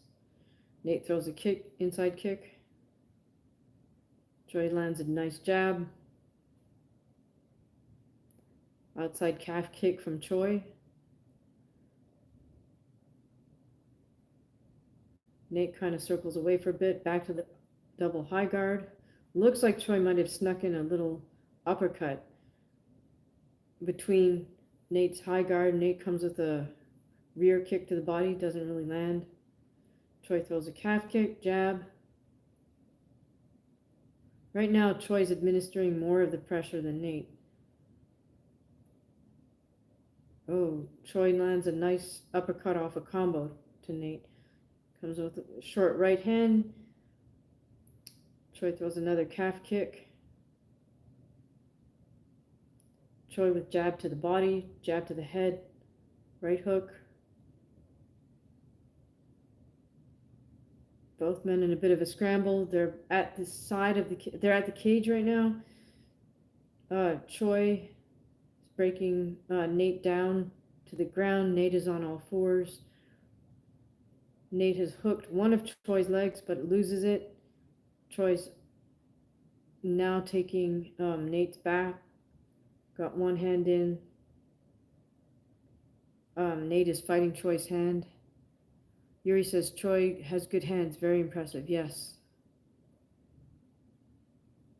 He had good timing. He has good timing on his strikes. Okay, on the boxing screen, it's saying coming up main event, Emmanuel Navarrete, Oscar Valdez. All right, Choi has one hook in. He's got Nate's back. He's got one underhook.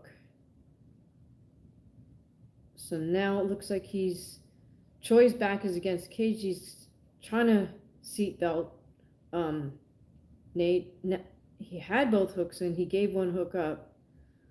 Not sure if he's just more comfortable that way. Oh, Nate scrambles out. Both men are back on their feet.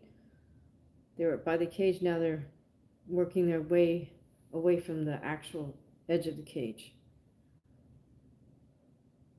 Choi again with the calf kick.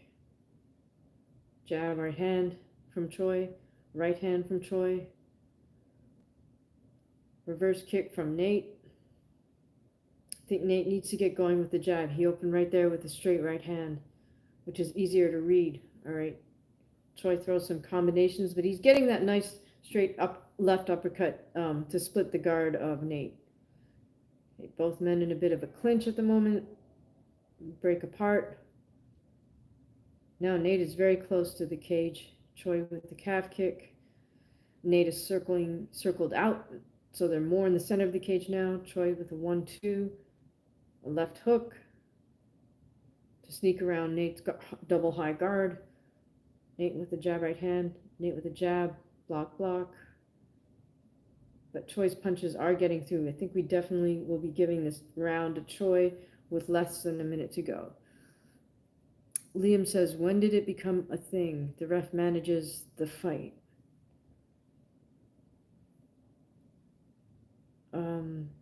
Are you referring to this fight, Liam? Okay, right now we got both men in a clinch right at the cage. We keep reversing position. Now they're off the cage. Oh, Liam says, oh, Sam says, super advanced boxing from Choi. Yeah, great, nice, precise strikes from Choi.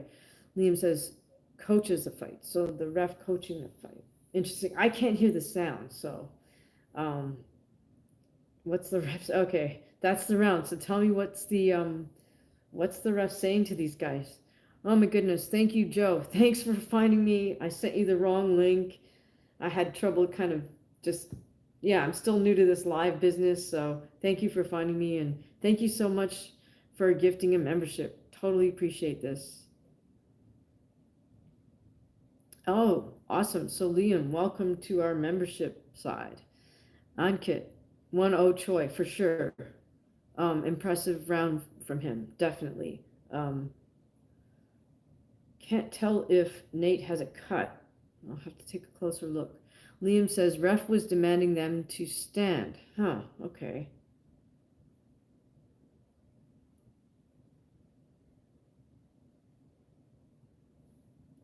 I thought the ref was supposed to kind of stop the action and then tell both guys to stand up if they're both on the ground. I don't know. Or if he feels that they're just stalling. Not sure. Joe, thank you again for gifting a membership. Welcome to Hitogami. Sorry, hopefully I said that right. Yuri, Nate never gives up. Cool. Okay. Here we go. Yeah, you're right. He's coming swinging. Not sure what the blood on his face is. I guess it's from a cut. Oh, Choi with a nice body shot to a headshot. Again, calf kick from Choi, reverse kick from Nate. Nice that both men are willing to stand at middle distance. Nate misses with a wide right. Again, calf kick from Choi. Nate also throws a calf kick. Nice double jab from Nate. Double jab right hand. Both men in a bit of a clinch right now. Nate underhook. Choi overhook.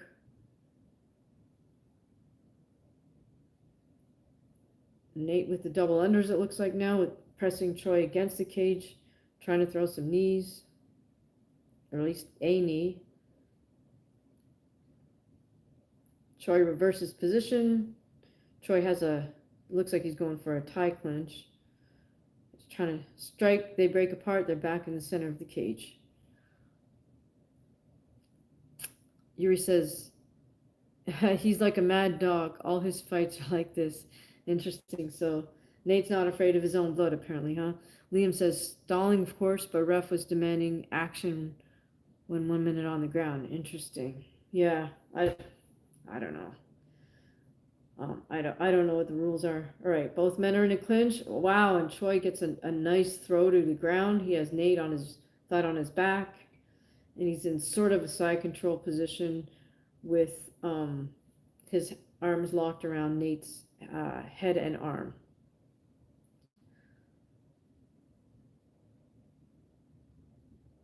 So now Nate is in um, side control position. Oh, and he transitions beautifully to mount.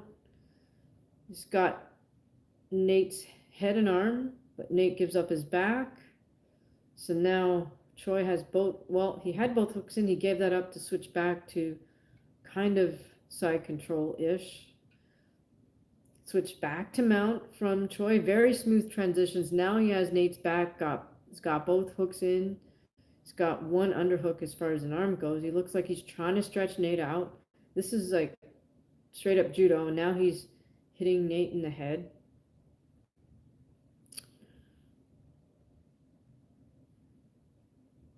Joe, thank you so much for being so kind and generous and gifting memberships. I really, really appreciate it. All right. Choi is kind of now got one hook in. He's still able to hit Nate in the head with his free hand. Liam says, never seen Choi before, but dude has slick transitions, definitely. Really great transitions, very precise striking on his feet.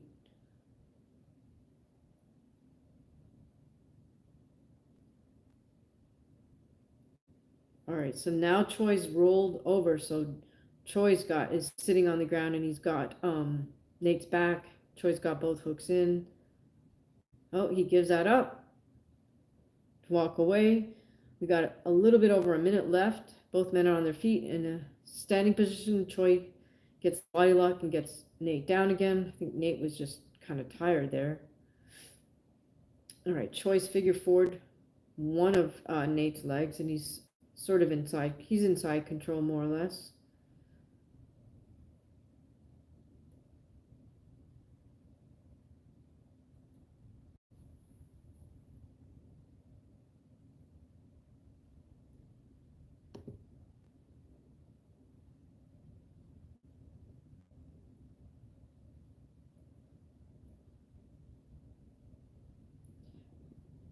All right, Nate's on all fours right now. Choi's on top.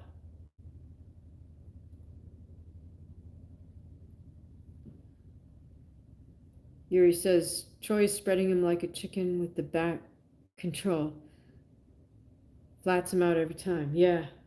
Okay, now they're back up to their feet in clinch position by on the cage. Choi keeps reversing position. He's got Nate pressed up against the cage. Choi has one underhook. Nate has one overhook. Or had one overhook. Looks like they're sort of trying to pummel now. Okay, now that's the round. Ankit says 2-0 Choi, yes. Liam says, sorry to be rude, but LANDWEHR has nothing for Choi. Yeah, I mean, I'm wondering what his corner's saying to him. Again, I can't hear the sound, but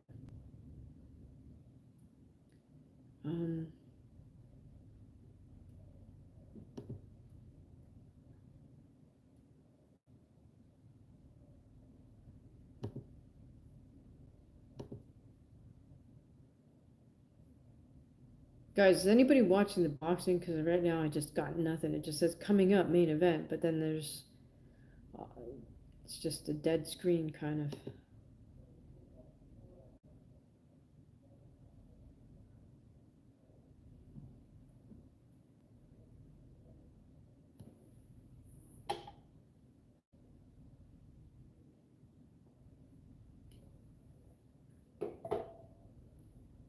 Yeah, Nate needs a Hail Mary KO or something if he wants to win this fight. Oh, okay. I got the boxing stream back, I think. in Espanol. So now I really don't know what's going on. No, I'm just kidding.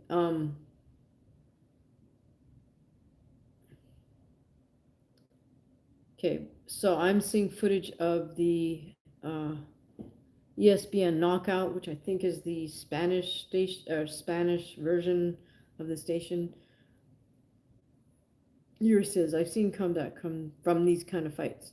Okay, so he might be able to pull it off. That'll be the intriguing thing to see.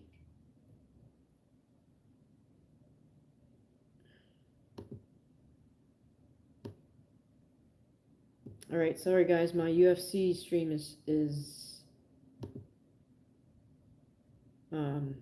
stalling a little bit right now. We'll see. Hopefully it clicks back in.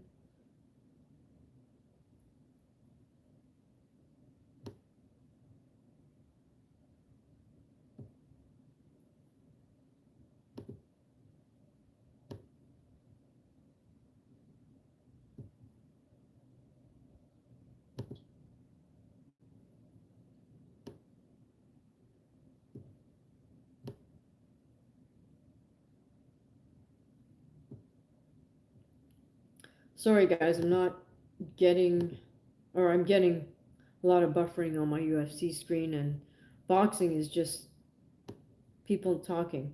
All right, so right now I have, I think, yes, Choi again with Nate on the ground. Choi has Nate in side control. Liam says Choi is too gifted, too talented. Interesting. Okay, so Choi has side control.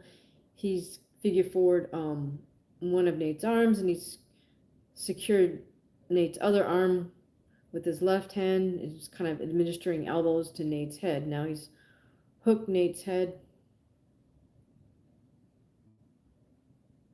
and is just kind of maintaining position.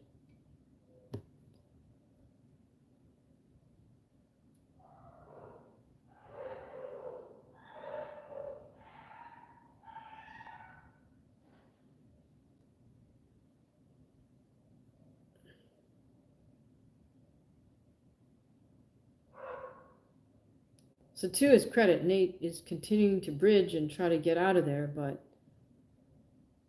to no avail at this point. Choi just has such good position. This is a tough one for Nate to get out of. He is trying though. He is squirming. He shifted a little bit. He is not going to go away. We're just at the halfway point of this round. Nate is just taking a lot of punishment though. Choi has control of both of Nate's arms and is just sort of biding his time and punching Nate from that, pretty much from that side control position. Oh. Then he'll grab Nate's head and hold it, then let go, and then punch again. Ankit says Choi TKO'd Nate. Okay, so my stream might be a little bit behind, I think. All right, on the boxing side,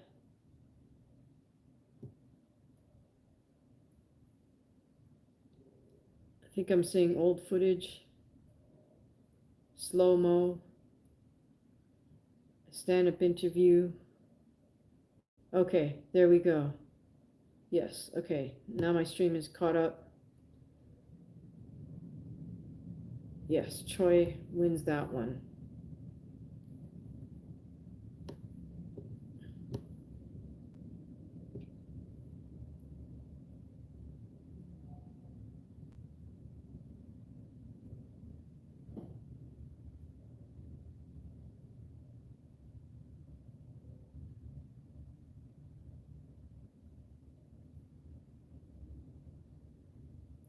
Yuri says, impressive win. Nate is Not easy to finish. Cool. Yeah. I mean, he was just fighting to the very, very last moment. So you got to give him a lot of credit for that, for sure. Thanks for using the little emoji, Yuri. Liam. Oof, the teeth are a problem, but dude could be a star for the Asian market. Oh, that's funny.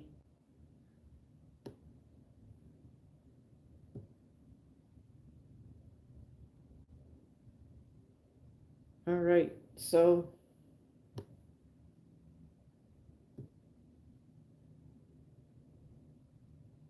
yes, on ESPN Knockout, it looks like they're just basically showing a lot of old footage in slow-mo of previous fights. All right.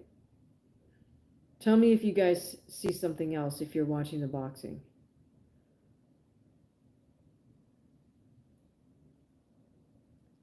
Okay, so now we're announcing the winner, CHOI.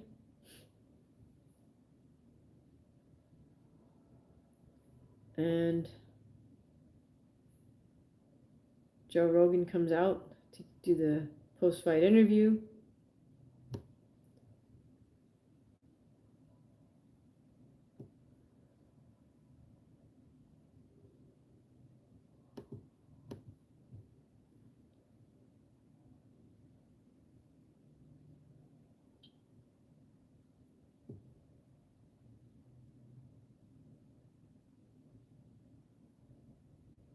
I apologize. On ESPN Knockout, I might be looking at some live footage with the desk. They've got like double screens here. So I'm not sure. Apologies. Liam says, dude looks like he smokes all the cigarettes. That's funny.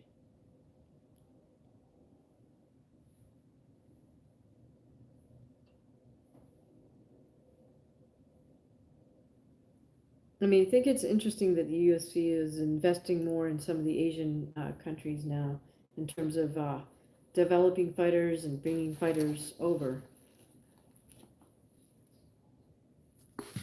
Sorry, guys, I'm going to eat a little bit just because I'm hungry.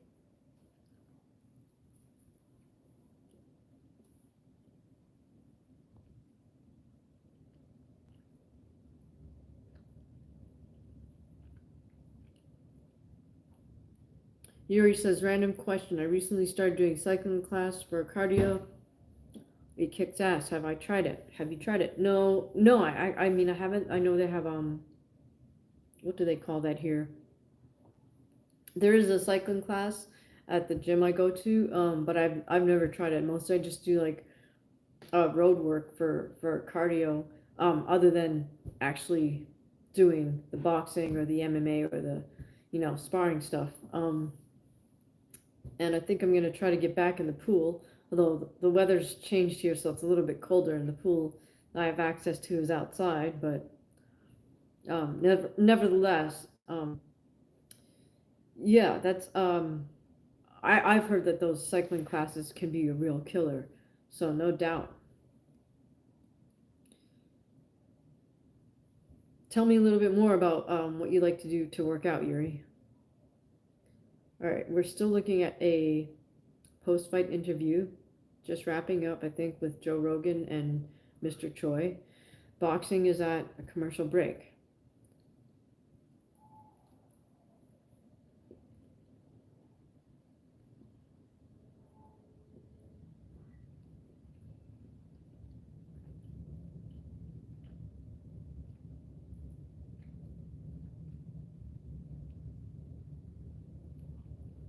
Liam says, can I ask, how did you develop your understanding of MMA? Just from doing that, doing boxing, doing judo, practicing MMA for about 9 years, I guess, or more.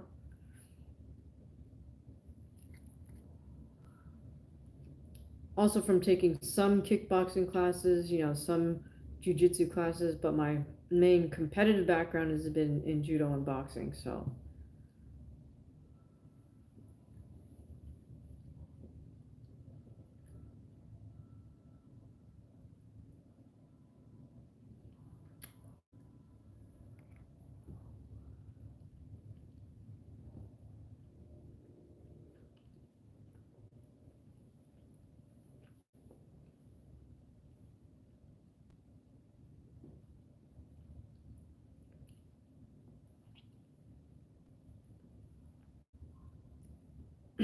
Liam says, well, it is insightful and appreciated. Okay, cool. Thank you so much, Liam. I really appreciate that. Ankit saying, just announced Zhang Weili versus Tatiana Suarez. Oh, at UFC 312. Very interesting. That'll be an interesting matchup. Ankit adds also Dricus versus Strickland 2. Nice. That'll be an interesting one. I hope Strickland trains his butt off for that one. And doesn't get sidetracked by anything, you know? Like people trolling him in his gym or whatever it is that, you know, all those people he just decides to spar and knock out.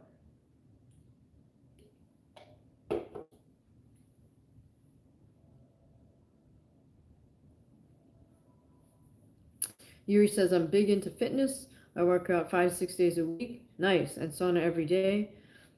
Oh, cool. So tell me about the sauna, because sometimes when I try doing sauna at the end of a workout, I feel like it makes me more drained. But I mentioned swimming, which is one of my favorite cardiovascular activities. In this weather, definitely indoor pool. Yeah, I don't have access to indoor pool right now, so I'll just have to suck it up. Yuri says, I live here in Atlanta, Georgia. Oh, nice. Yeah. Atlanta's a cool city.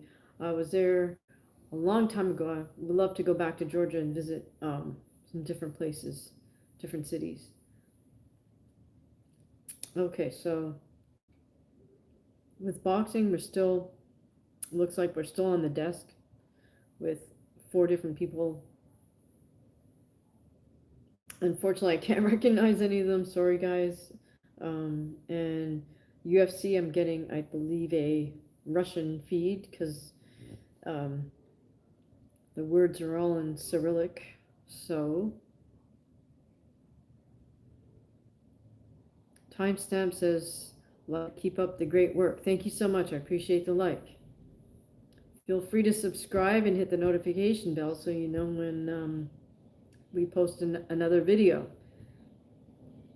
All right, on the UFC side, we have footage of Bryce Mitchell shadow boxing towards the camera. Now we have Kron GRACIE shadow boxing at the camera. Of course, I hate to say it, but Bryce's strikes look more legit. Liam says, how did I not know Bryce Mitchell was on this card? I'm a fan of that mildly delusional dude. He's a funny guy, huh?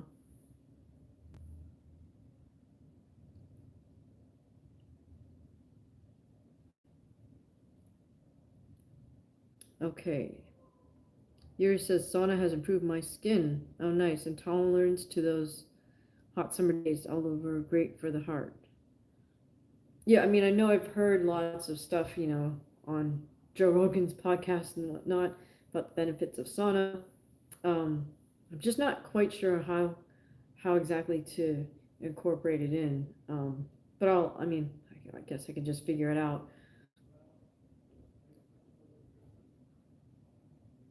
I know some people are religious about sauna, like every day sweating it out in there.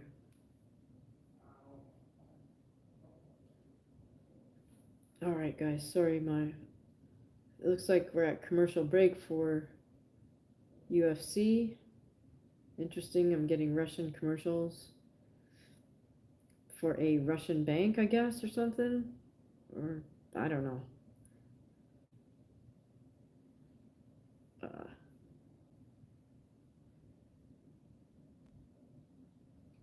And on the boxing side, again, it looks like we're looking at old footage. It's basically like highlights and clips, whatnot.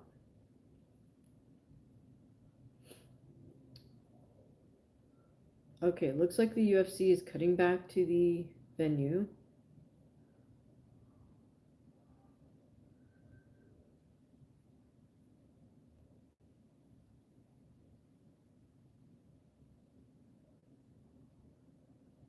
Now on the UFC side, we're showing footage of Pantoja on his venue entrance. He's wearing all black, it looks like. Pretty stylish. Liam says, here's the thing about sauna. I feel I sweat out toxins by working out. Okay, Jeffrey says, great fight so far. For sure, definitely great fights. All right, now we have Kai Asakura. Footage of Kai Asakura entering the venue. He's also wearing all black puffy jacket. I swear the fighters dress better than boxing commentators. Yeah, okay.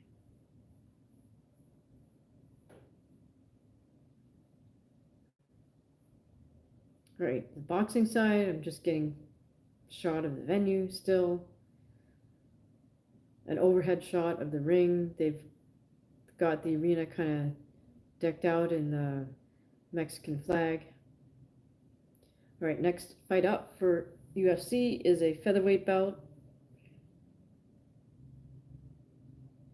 Bryce Mitchell versus Kron GRACIE. Who do you guys have in this? Do you think Kron's able to pull this off?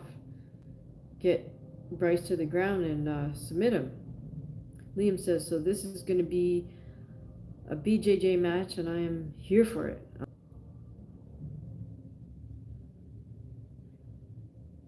Yeah, Bryce is a funny guy, isn't he? It's kind of amazing that he was able to, you know, put something together where he's from in terms of getting, you know, sufficient training, sufficient instruction to be able to come this far.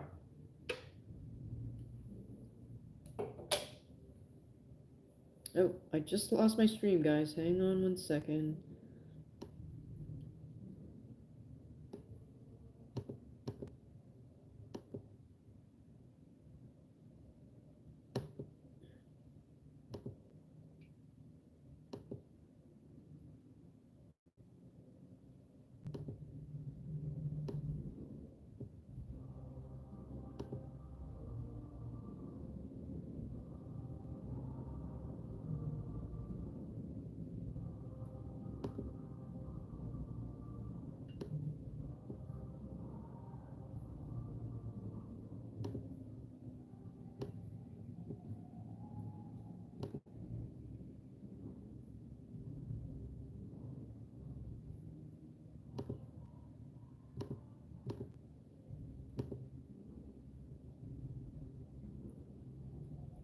Liam says this will be a first to get the takedown.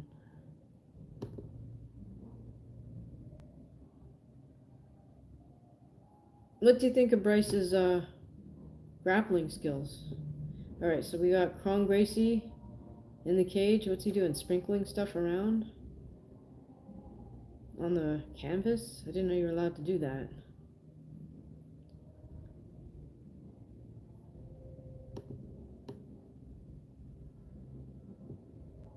All right, so now on the boxing side, I'm seeing them drape the place in stars and stripes. So I don't know what's going on with this. Liam says Bryce loves to grapple. Okay. All right, so Bryce walks out with his American flag. Oh, by the way, what do you guys think of these bizarro ring outfits they're forcing everybody to wear? These like really not so attractive all black with these squigglies on them. It's like, excuse me, like I don't understand why the UFC wants everybody to look like that. Like they're not, it's not a team sport. Every fighter's not on the same team, you know. At least let them pick different colors and different designs. That design is really ugly. Okay, so now what's going on with boxing? I'm really not sure what they're showing here.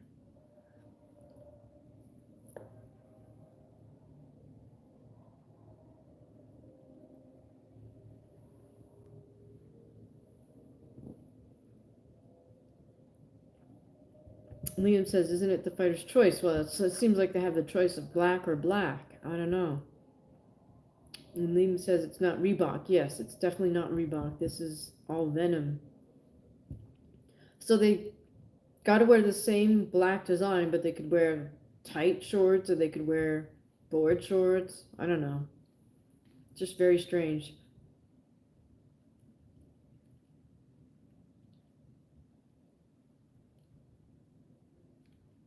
I would think you'd want to have the fighters wearing different colors.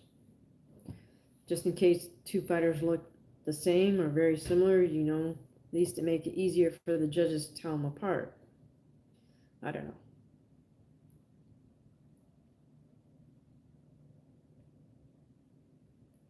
All right, we have Bruce Buffer screaming his announcements.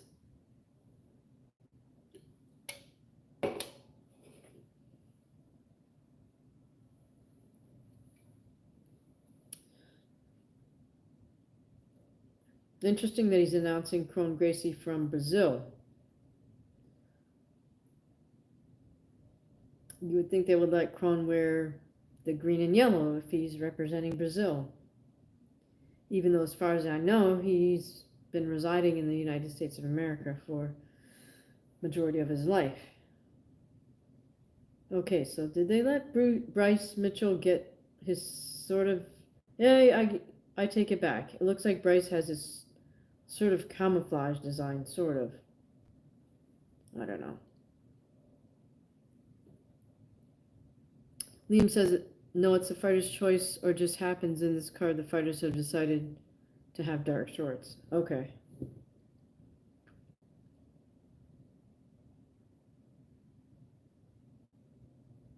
All right, we're about to start Mitchell versus GRACIE.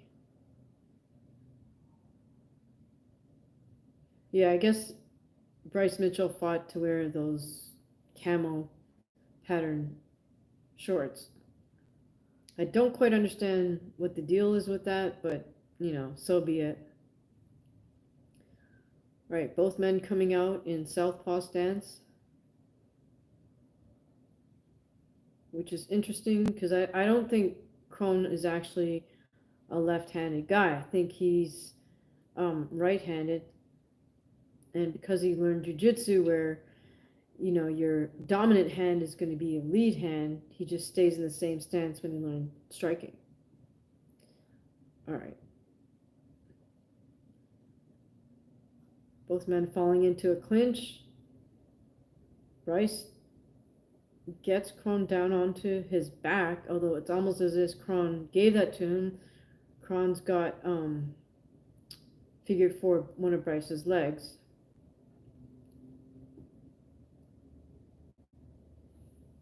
All right, sorry guys, my stream is kind of jiggly. All right, Bryce has got Kron in half guard.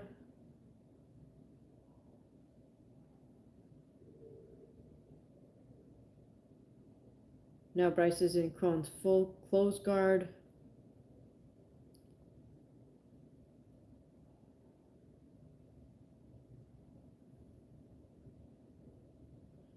Kron has one underhook.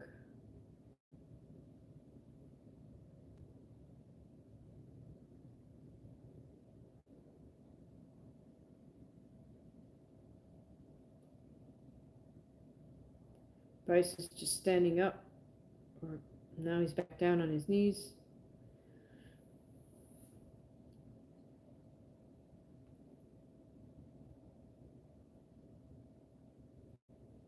Kron looks like he's alternating between hooks and holding Bryce's head down. Thing is, this is just not a good position. You know, maybe he feels comfortable in that position for jiu-jitsu, but being on your back is just not good for MMA, because now Bryce is just like hitting him in the body.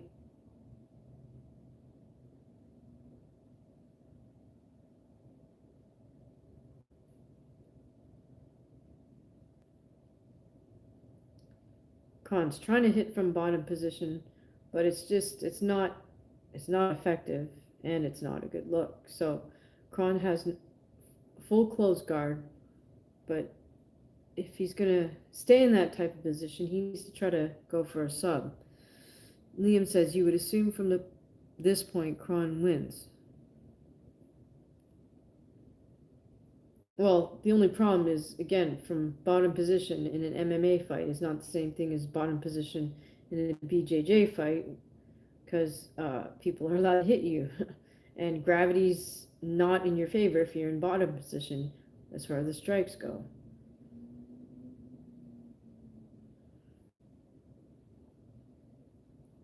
All right, so I don't think this is a good strategy for Kron to stay in bottom position with full guard, whether it's closed or open, just because he...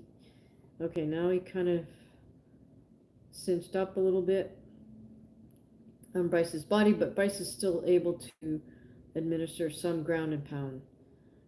Kron's trying to lock Bryce's head so he can't strike, but okay, Liam says true, but I think that Kron can get a submission. I don't know. I don't know about him getting a sub from that position, especially because these are 5-minute rounds. So if it was like a 20-minute round, you know, maybe, just because you're gonna have that position the entire time. I mean, in less than a minute, they're gonna get stood back up, and we'll see. Right, again, my stream is kind of freezing up. Sorry. All right.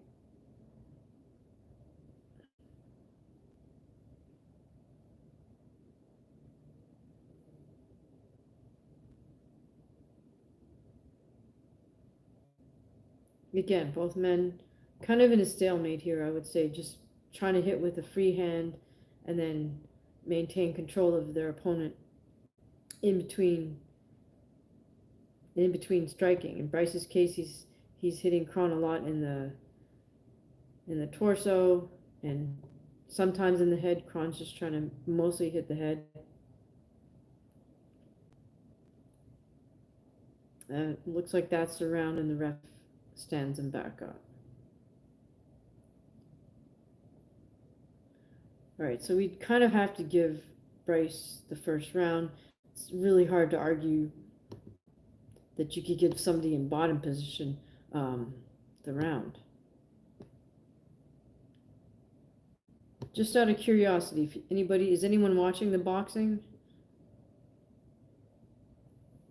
I'm just curious what you're seeing, because I'm just not getting much going on here at all.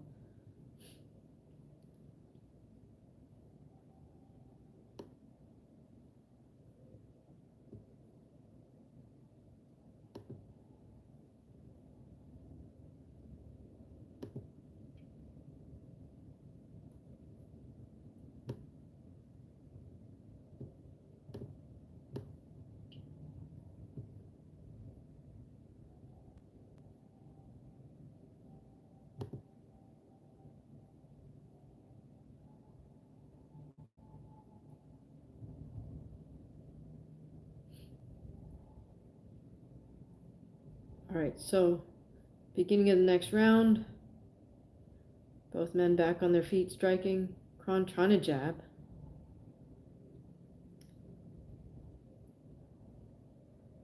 Bryce, nice strikes, knee, elbow. Kron double high guard, trying to just walk Bryce down a little bit, but he's kind of rushing in, bent over a bit. Okay, again, Kron throws full guard. Bryce falls into his full guard, and Kron's kind of clinching Bryce up. I mean, in a sense, I feel like Kron kind of resorts to that, like just throwing guard, because that's what he could do in jiu-jitsu, but it's just not gonna, it's not a smart thing to do in MMA, or it doesn't give you any advantage in MMA, whereas in jiu-jitsu, potentially, yes, if you're the superior technician. All right, Bryce is just alternating, you know, which hand he controls with and then which hand he strikes with. Kron has got him in full closed guard, and Kron is alternating between hugging, clinching Bryce's head, and hitting him.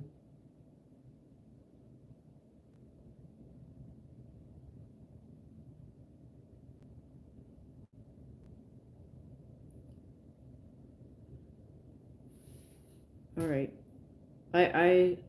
If this is Kron's strategy, I think he's going to lose every round. All right, Bryce is now sort of posturing up. He's on both feet, gets out of Kron's guard, walks away, motions to Kron, come on, let's go. I think Bryce knows he's a superior striker. Kron just has not put in enough time with his striking.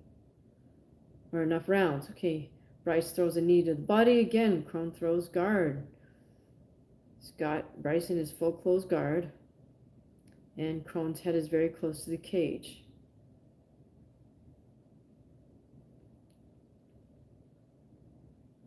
Right, we're just past the halfway mark. Bryce is hitting Kron in the body with his free hand.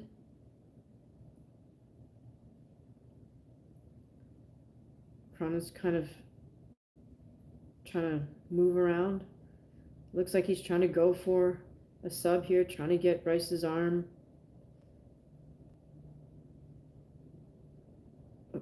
Bryce has kind of locked his arms up. I'm not sure that if Kron can get this straight armbar from this position or not. Kron is basically doubled over on his traps. He's got his legs in. Oh, he had his legs in position for an armbar. Now it looks like maybe he's switching to a triangle, trying to go for a submission here. Yeah, he's got Bryce's head and arm in a triangle, but Bryce is just posturing up.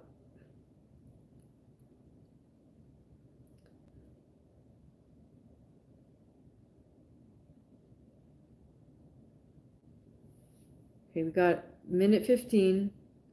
Bryce is 2-on-1, 2 hands on one, as far as Kron's hands go. Oh, Kron's got his feet locked. He had his feet locked. Now he's trying to heel kick him a little bit. They're kind of in a neutral position right now. Bryce defended both submission attempts very well. Liam says it's apparent Kron isn't able to compete at a high level in the UFC. Lovely guy's lineage and a handsome dude, but it's just not for him. Well, he didn't invest enough time in his striking game, you know. Okay, so Kron looks like, oh, he's going for a straight armbar. He's in position for it, but Bryce being on top, that's just, he's got 11 seconds. He gets out, takes Kron's back, and just starts hitting him in the head. That's all Bryce needs to do here. 5 seconds, 4, 3, 2, 1. That's it. Both men end that round on their feet. I mean, that's the problem with submissions. If you don't get it, it's not like you get a whole bunch of points for almost getting it. You know, as Rhonda's mom would say, what happens if you're losing on points and then you get someone on the ground and you almost get an armbar or you almost get a choke, but you don't get it? You lose. Like, almost getting a sub doesn't count for anything. Okay, so now we're taking a look at the corner work between rounds. Kron's got his head down, kind of not good body language.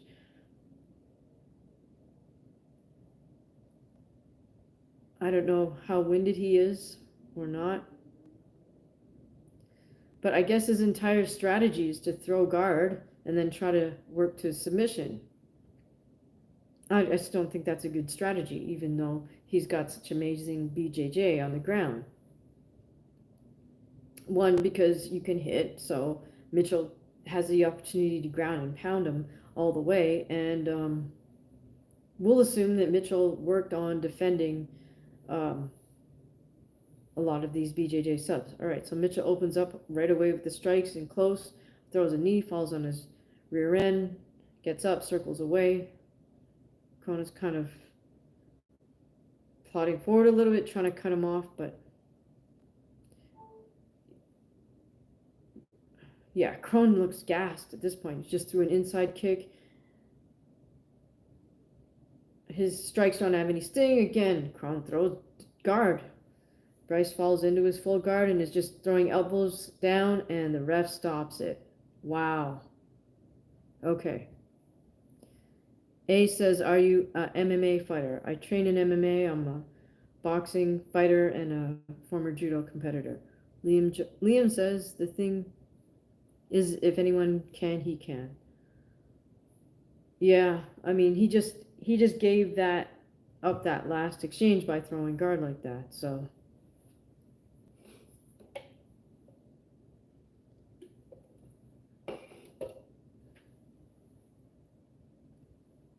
I mean, ask yourself this: if it were a street fight, would you throw full guard? You absolutely would not. It'd be insane, right? So at the root of it, throwing guard is not, that's not a good position to be in. Again, as I said, if it's BJJ and someone's not allowed to hit and kick, well, then it's another story. But in my opinion, I don't think you should ever throw guard. If you wind up in bottom position, then you should have a way of reversing position, or even reversing the position to get a sub. But you don't want to put yourself in a bad position. And that seemed to be Kron GRACIE's entire game plan. Either that, or we just didn't get to see, anything else from him. Okay, I'm curious to know what this necklace means that Bryce put on, but I'm sure he'll tell us all about it in his post-fight interview. Okay, so looks like GRACIE has cuts across the bridge of his nose, and that's what was causing some blood to leak out. Okay, so it looks like the ref is waiting for Kron to join them in the middle of the cage. Liam says, "Well done, Bryce." Yes. He just said, "Calm, cool, and collected." Looks like they announced Bryce as the winner without Kron present. Joe Rogan with the post-fight interview. Someone's got sound. Please tell me what all right, let's see if I can unmute this.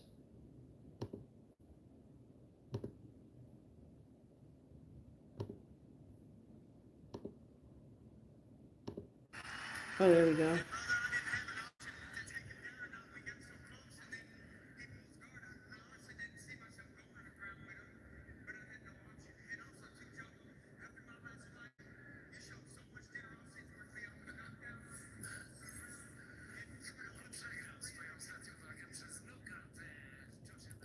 All right, so I have other commentary speaking on top of the broadcast, so I can't really hear what Bryce is saying. So sorry, guys. But Bryce was saying something about he didn't have any choice about, I guess, about the ground and pound, because Kron kept pulling guard.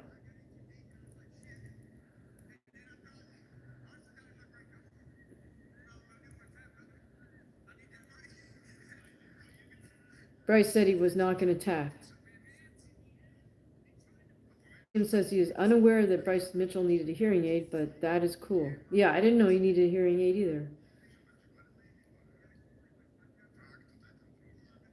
Yeah, those elbows just did some damage.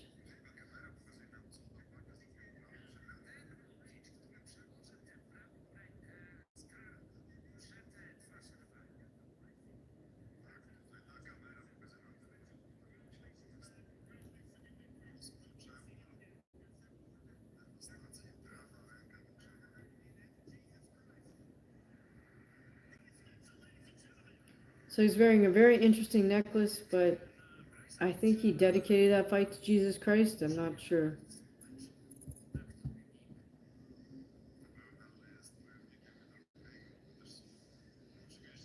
So congrats to Bryce Mitchell. I mean, the most telling part was the fact that he was able to ride out the armbar and the triangle attempts. And it's a shame that between his last fight to this fight that Kron didn't just buckle down on working on his striking game a little more. All right, we pan to the audience. Gilbert Burns, Marab, and Umar.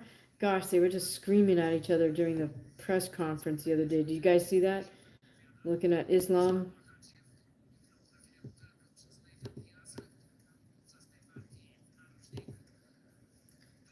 Okay, on the boxing side, we finally got some fighters in the ring.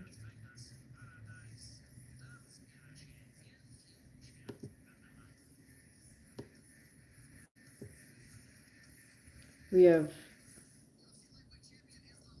oh, sorry.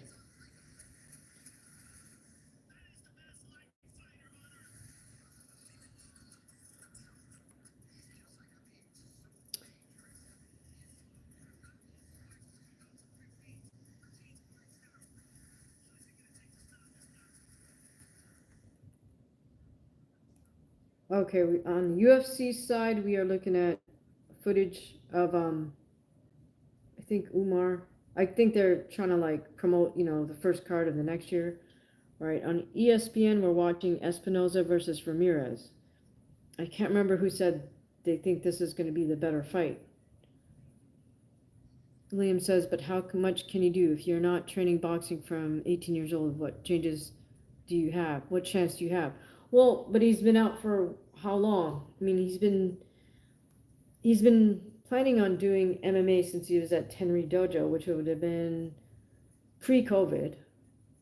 So at least some more than 5 years. I mean, you can accomplish a fair amount in 5 years, but you gotta, I mean, I hate to say it, but you gotta be willing to be a white belt all over again. And that's kind of tough if you know yourself to be a world champion and all of a sudden you gotta be at the bottom of the heap in terms of competition. But you have to be willing to do that. Okay, so Espinoza Ramirez, we have Ramirez fighting out of southpaw stance, and Espinoza out of orthodox stance. Espinoza is one of those very long, lean fighters, and Ramirez is, giving away the height here. Ramirez is the one moving around the perimeter. He landed a good jab to the body. Espinoza is kind of just still staying at bay a little bit, kind of not quite holding center of the ring, kind of moving around the perimeter with Ramirez.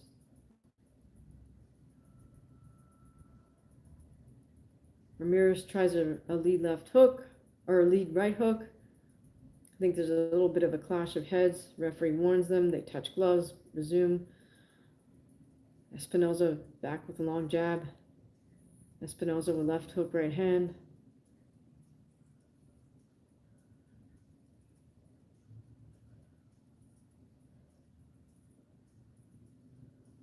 Nice counter left to the body from Ramirez.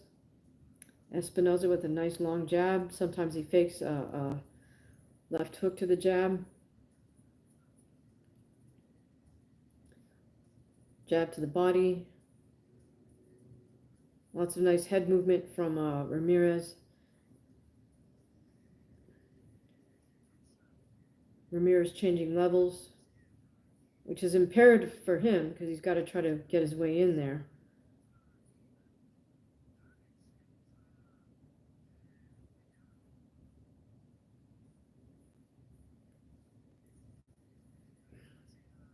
Ramirez slips nicely underneath one of Espinoza's jabs and tries to come back to the body.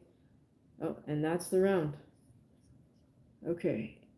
Liam says, of course, on regional level, you can try to get your hands to be at a decent level, but not at a UFC level. Right, but I mean, so you got to start, right? If he had 5-6 years to invest in this UFC career, he knew before he even started he's a world-class BJJ guy, but he doesn't have any striking. So, he knew before he even started trying to do MMA that that's where he would have to work on, like, diligently. And in my opinion, he should have even tried to compete in something, whether he was going to take up boxing or kickboxing, whatever striking art he was going to pursue. I think he should have taken just some crappy little amateur fights. It just doesn't matter.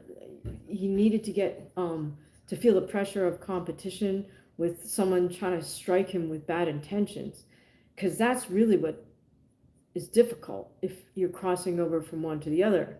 I mean, I can speak on that one. It's just a whole different ballgame to take classes or learn moves and then to compete where someone's trying to hurt you, whether it's grappling with a gi or no gi, and whether it's striking with just your hands or your hands and your feet. It's the fact that you got someone facing you and they do have ill intent for you. You've got to learn how to deal with that with whatever tools you have in that arena. So I think that's what Kron never really acclimated himself to. So then when he gets in there, he feels a little bit out of his element. So he knows he has to go straight to his element, which in this case was throwing guard, which is the wrong thing to do in an MMA fight. All right, so boxing, back at round 2, we have ESPINOZA throwing long single jabs. I wish he would like either feint or double up on it. Ramirez very intelligently keeping a double high guard. Ramirez is just working the perimeter, staying on the outside, trying to slip, and then he'll slip and roll in, landed a nice straight left to the body. This is a smart game plan on Ramirez's part here, because there's no way he's gonna, outpunch ESPINOZA to the head with that type of height difference. ESPINOZA still throwing kind of single jabs, kind of swatting left hook.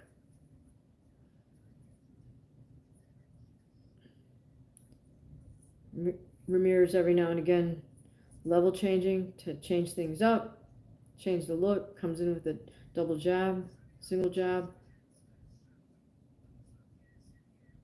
ESPINOZA still lots of single jabs. Oh, he comes back with a short 1-2.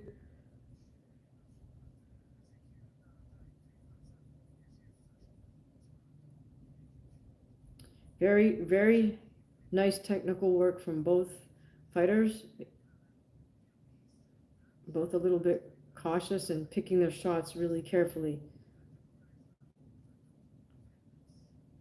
Ramirez really, really squatting down low from time to time. Very smart, like they say. If you're the shorter man, you want to get even shorter. Liam says, I totally... Oh, I agree, but bear in mind, he was more into skateboarding into his adolescence. Yeah, he was. I remember seeing a documentary about Kron that he was really into skateboarding. Liam says, I totally agree, though. All right, ESPINOZA's starting to open up a little bit, and just at the end of the round. Okay, so we'll see. All right, so I guess we're coming up on the Cyril GANE versus VOLKOV fight, because they're showing old footage of their fights. All right, guys, so I'm going to step away once more. We'll be right back. We'll put this on mute.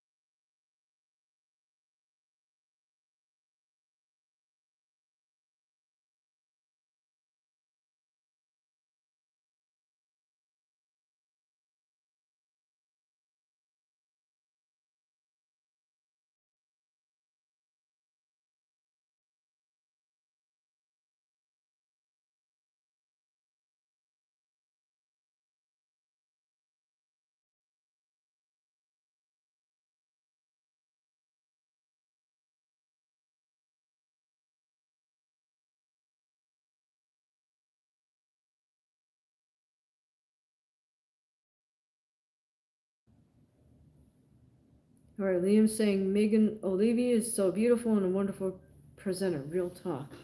Yeah, she is. She is good at what she does. I mean, they're not just putting her out there. I feel like some of the boxing, sometimes they put female commentators on there that I don't know. Anyways, we'll leave that alone. All right, so we have Cyril Gane about to enter the cage. Espinoza, Ramirez, we're in round 5 of 12. So again, we still have Ramirez kind of traversing the perimeter of the ring, circling around clockwise while Espinoza's trying to cut him off a little bit. They're starting to open up a little bit. Espinoza's starting to throw his right hand more. Just threw a lead right there. Another jab. They're fighting a little bit closer. Ramirez really squatting down low, looking up at Espinoza. He landed a nice overhand right. Now we've got a fight on our hands. It looks like, oh, nice 1-2 from Ramirez, and he's kind of smiling at Espinoza.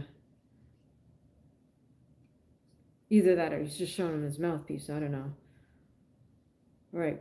Good action between Espinoza and Ramirez. Very interesting fight when you have such a long, lanky fighter in Espinoza versus Ramirez, and you've got the righty-lefty matchup.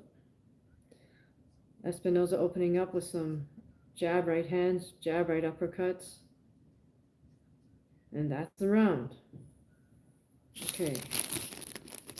Liam says VOLKOV still being third in the division is crazy.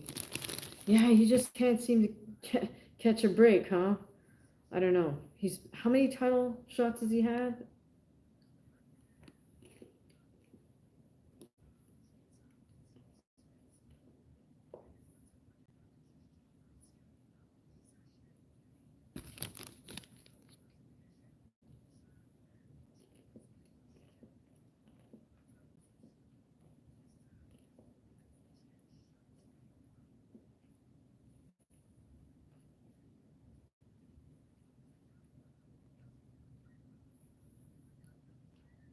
Liam is saying he believes VOLKOV has had 2 title shots. All right, we got Bruce Buffer with his screaming the announcements.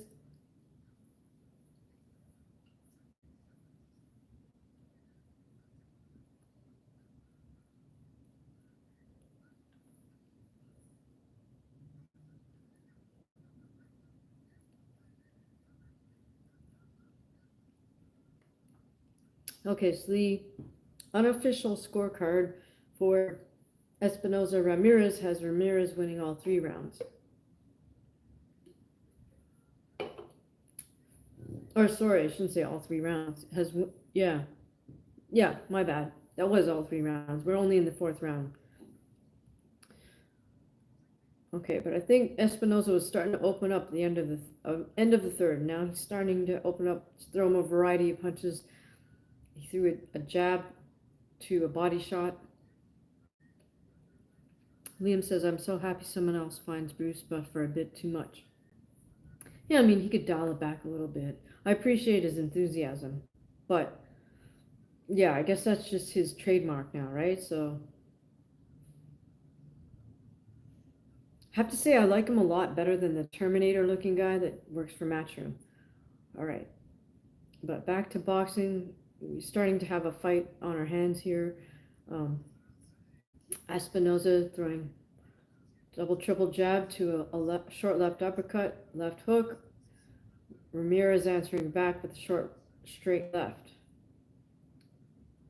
Espinoza just got off a 3-punch combination. Nice head movement, nice footwork by Espinoza. Posting with the jab sometimes. This is high quality fighting right here, this boxing match. This is great. Okay, now, this is going to be fun. Because now I got to try to look at Cyril Gane, VOLKOV. They're also a lefty-righty matchup.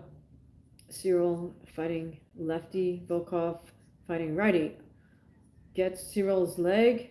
Okay, now VOLKOV has got a body lock. He gets Cyril down on the ground.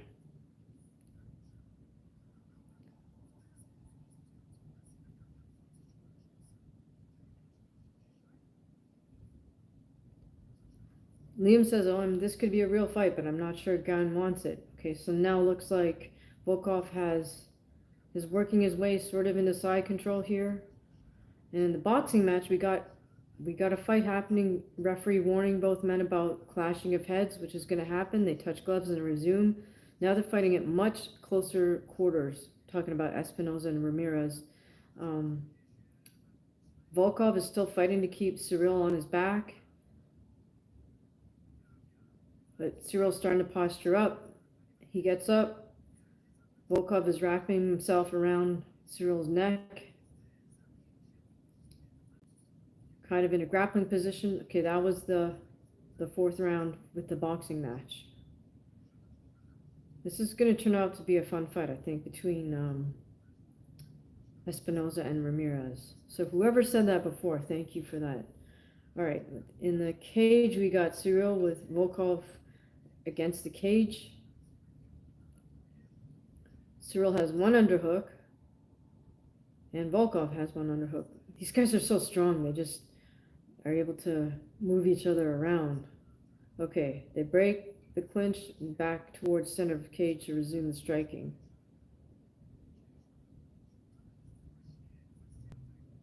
And Volkov and GANE are fighting at closer range too, for two big guys. Jabs are kind of canceling out, but they're opening up with their reverse punch as well.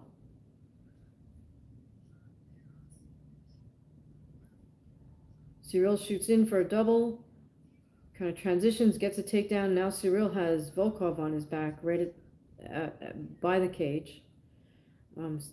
Volkov has full close guard. He's holding Cyril's back of his head. Boxing just started the 5th of 12 rounds between Espinoza and Ramirez. Espinoza is a tall, lanky right-hander. Ramirez is the shorter southpaw. So the boxing match has been opening up in the last couple of rounds, making for some very good technical action. Ramirez is still circling around the perimeter clockwise for the most part. They're getting a little rough. Ref warns again. Espinoza misses with a long jab. Oh, GANE and Volkov look like they've gotten in that sort of leg lock position. Volkov's turning, gets out of that. Boxing. Espinoza is still moving Ramirez around the perimeter, or Ramirez is still moving around the perimeter, I should say. But Espinoza is starting to put his punches together a little better. Jab, jab, jab, right uppercut, right hook, which misses. Nice footwork from Espinoza. He doesn't let Ramirez get too far away from him, but he's also not rushing in.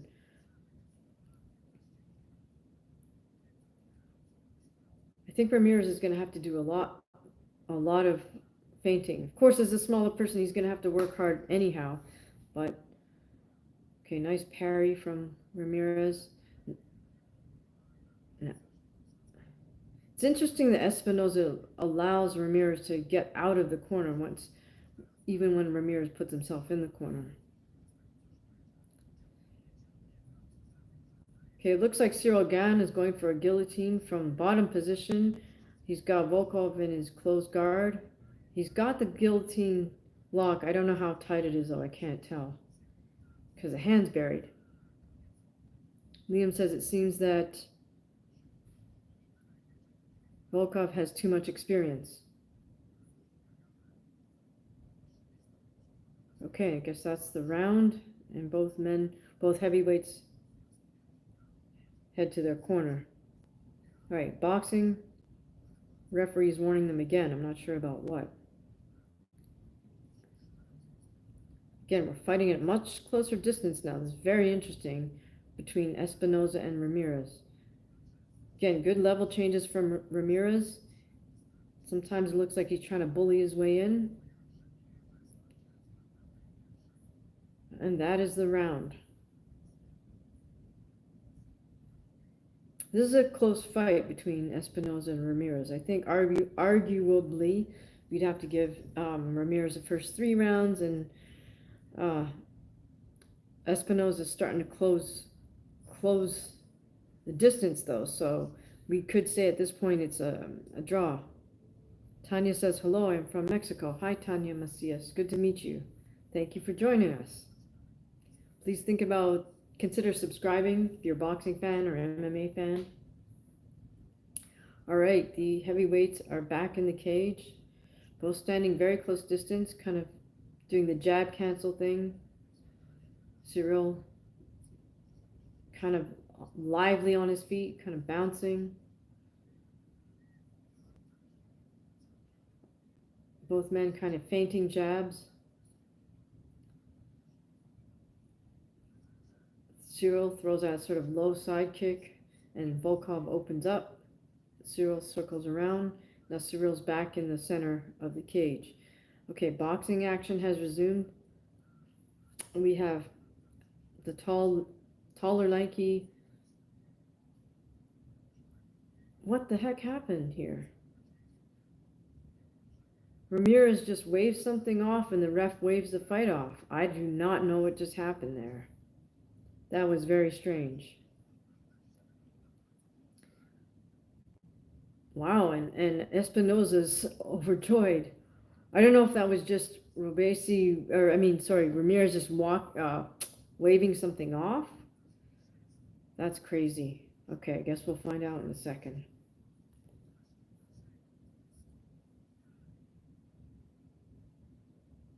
All right, Cyril gone, and VOLKOV's starting to open up a bit with the strikes. VOLKOV's throwing through a body kick. Now both men are kind of back in the center of the cage. VOLKOV switches to southpaw. That's very interesting.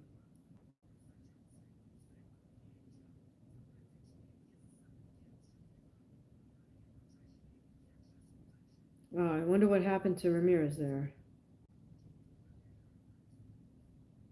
But Espinoza is just absolutely overjoyed. Ramirez is speaking to somebody outside the ring, saying something to them. I'm not sure if it's he looks okay. I'm not sure if it's they're pointing at his eye. There's something in his eye. I don't know. Or if he's having trouble seeing. There may have been a pre-existing injury or something. All right. Nice straight left to the body from Cyril Gane. Again, VOLKOV and Gane standing at very close quarters. Calf kick from VOLKOV. Both men still kind of like just feeling each other out. We got 2 minutes left in this round. Nice uppercut from Cyril. VOLKOV is back to orthodox stance. Both men cancel out kicks. I'm guessing Ramirez can't see out of one of his eyes because he's kind of hanging onto the rope as he walks along. So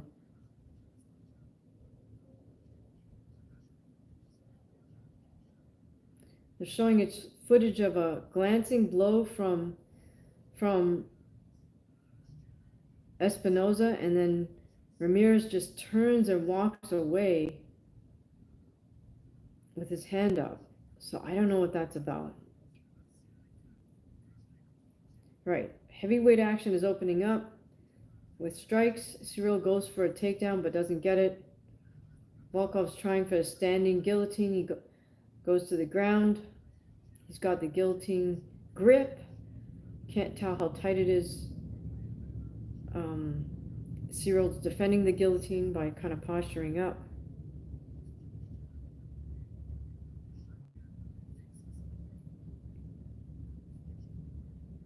Cyril's got VOLKOV in side control, but VOLKOV is maintaining his guillotine grip and kind of posting one leg up so Gane can't pass to get to full mount. Okay, VOLKOV gave up the guillotine. Both men stand back up on the feet, and we're back to striking action with under 30 seconds to go. Nice hook lands by VOLKOV. Nice head kick attempt by VOLKOV. Cyril returns the favor. VOLKOV blocks it. Cyril likes those little side kicks kind of to the knee slash thigh. Oh, nice overhand left from Cyril, and that's the round for the heavyweights. And we're looking at an overjoyed Espinoza in the ring.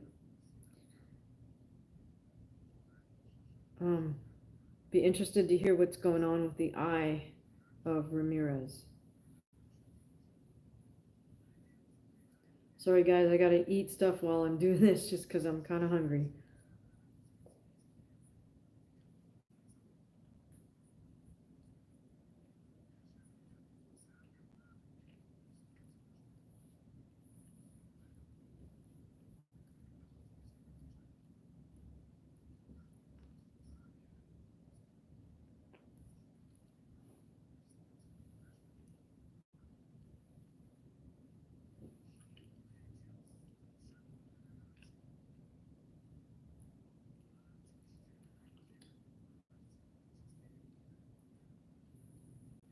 Okay, so Bernardo Osuna is interviewing Ramirez. Sure, we'll hear what's up.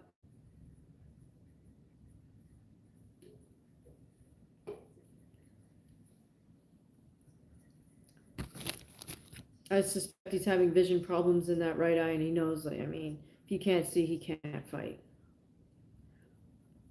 All right, GANE VOLKOV. Third round underway. Cyril with a calf kick, inside sort of side kick.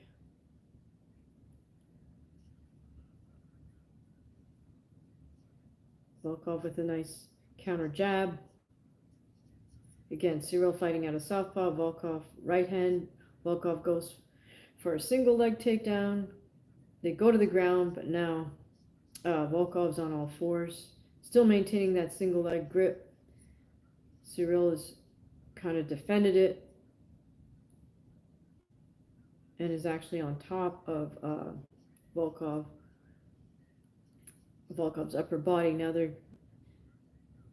Cyril's kind of getting a Kimura sort of grip on VOLKOV's arm, using his legs.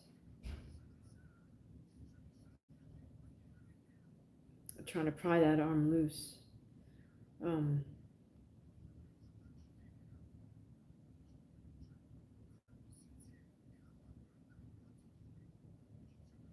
VOLKOV is defending it by putting his hand by his thigh, which is how you defend that grip.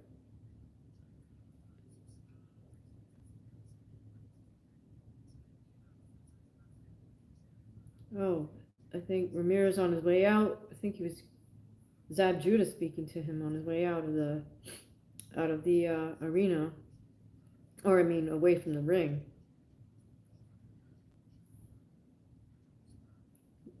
Any of you guys watch this boxing fight? How did you feel it went? Cyril's persisting with this Kimura grip here on the ground from bottom position. We're almost at the halfway mark. VOLKOV is just defending that Kimura. He's kind of got side control and top position. I would say this is pretty neutral.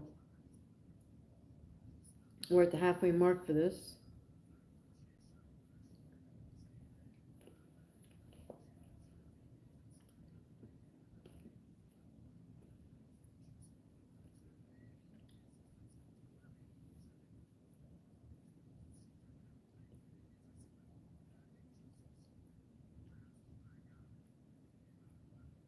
Oh, the heavyweights are still on the canvas. We have VOLKOV posturing up a bit. Cyril's still in bottom position. He seems to be persisting with that Kimura grip.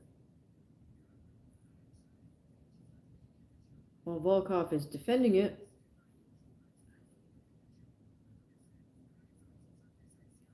And just hitting GANE wherever he can with his free hand. Bit of a scramble here. Cyril sort of has, Cyril's going for a single leg grip again. VOLKOV looks like he's grabbing Cyril's head. Again, VOLKOV is on top, has his torso on top. He can lean on Cyril GANE. Now he's got GANE back down again.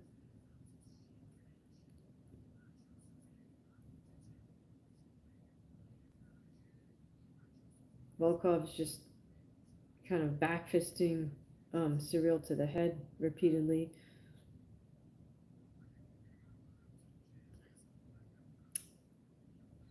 Very odd position. He's got one of Cyril's legs trapped with both of his legs. He's got an arm hook. He's got the other arm underneath Cyril's, or like a headlock. Got less than 30 seconds to go. Liam says this crowd is crazy for booing this fight. Well, guess they want to see a big striking match. I don't know. Okay, VOLKOV releases the head. Cyril's trying to turn. Less than 10 seconds to go. VOLKOV just keeps hitting Cyril wherever he can in the body or the head, and that's the round. Okay, we got to give that round to VOLKOV.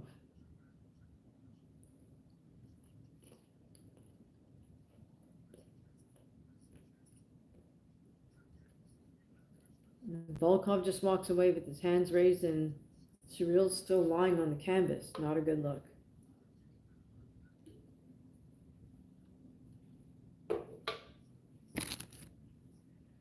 Interesting, that whole exchange started when GANE threw a kick and VOLKOV caught it.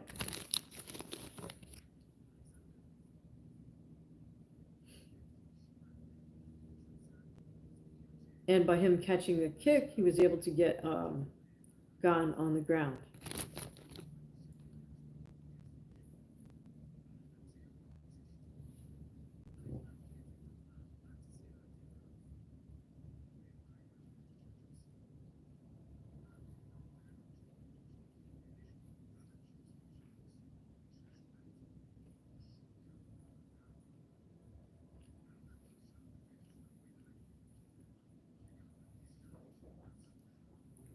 All right, boxing, we're back to the desk and the talking heads, as it were.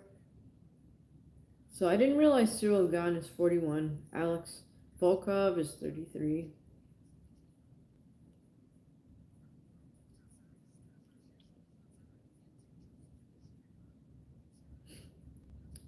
Body language from GANE is one of kind of dejection. VOLKOV walks over to give him a hug.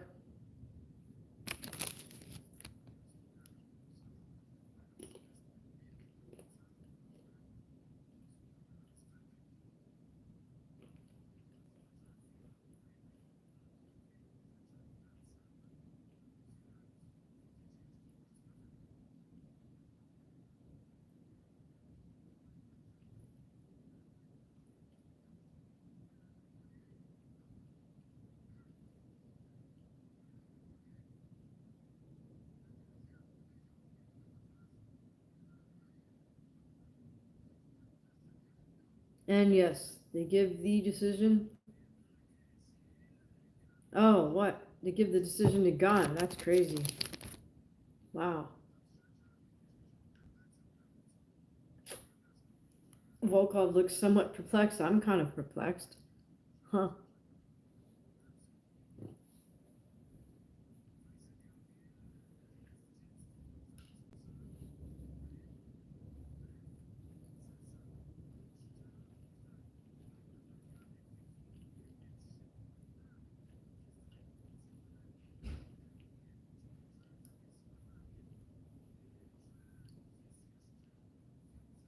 I don't know. Maybe I misread that stat, Liam, but I apologize. I might have misread that stat. I thought that was their age, but it could have been something else.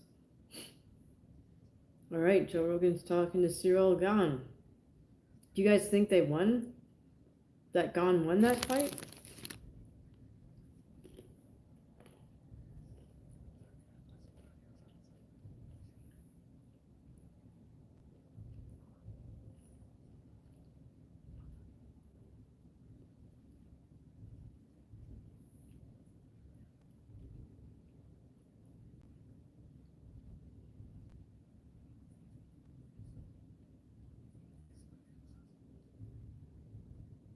Well, what a surprise ending to that boxing match, though.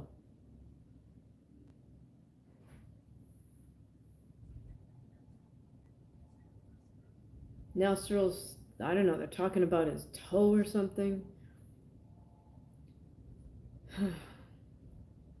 Camera zooming in on Cyril Gane's feet.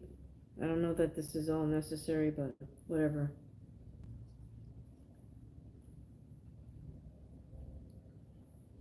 Honestly, do you guys think Cyril won that fight? I thought they were going to give it to Volkov, but that kind of sucks for Volkov because he keeps coming up short.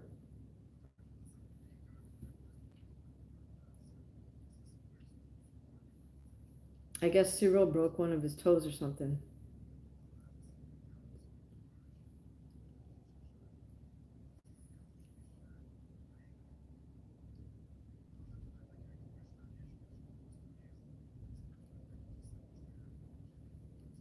Okay, so on the boxing side, I guess we're waiting for Emmanuel Navarrete versus Oscar Valdez.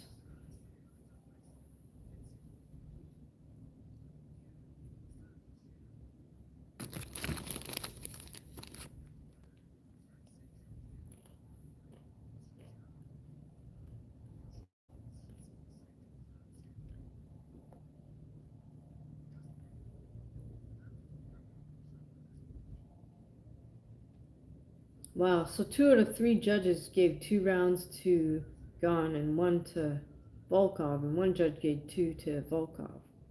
So that's why.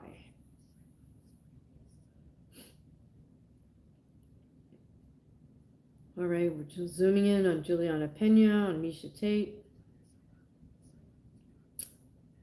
Bilal Muhammad,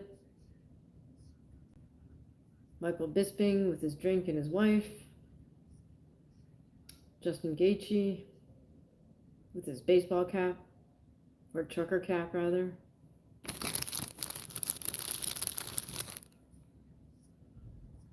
And we're just killing time before the main event for the boxing. And we're seeing footage in the change room of Shavkat Rakhmonov. Again, Liam, they're all wearing that same unattractive black uniform. And Ian Gary looks like he's wearing purple or something. Blue? Can't tell.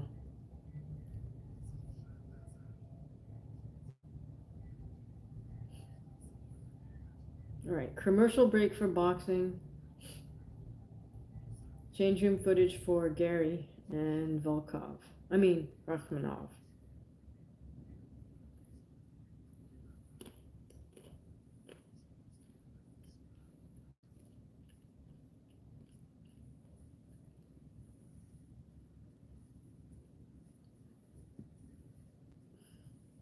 All right, commercial for the UFC as well.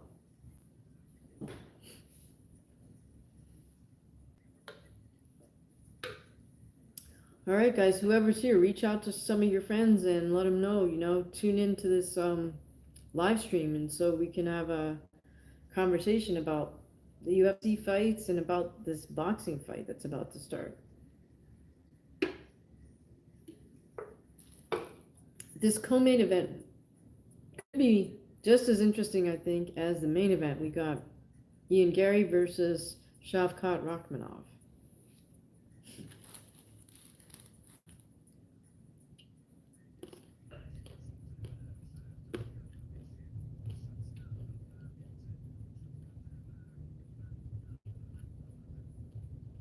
Who do you guys have in this one? Do you have Ian Gary or Rakhmonov? I've got Rakhmonov. Will it be by strikes or on the ground? Not sure.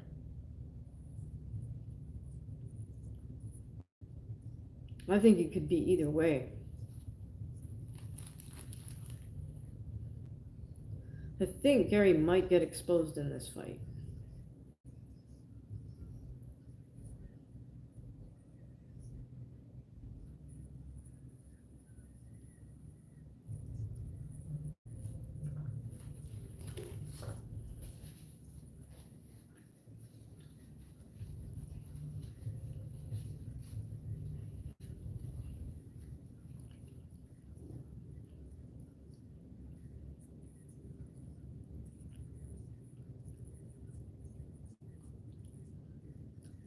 Okay, on the UFC broadcast, we're seeing footage of Ian Gary training in Thailand and highlights of his fights. On the boxing side, we are seeing build up for Navarrete versus Valdez.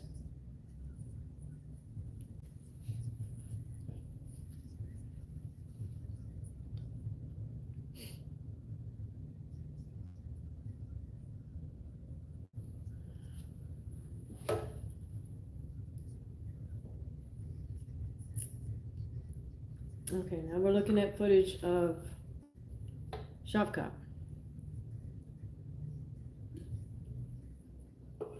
And on the boxing side, we're looking at the 4 people talking on the desk.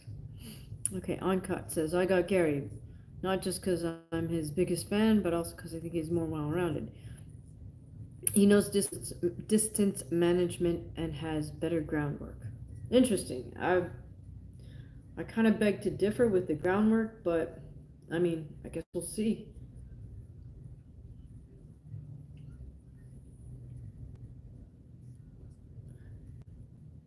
I mean, I think it's intriguing. This is an intriguing matchup. And yeah, we'll see if Ian Gary's able to pull this one off, Ankit.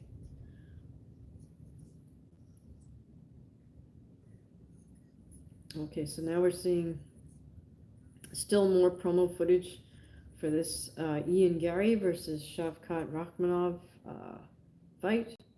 On the boxing side, we have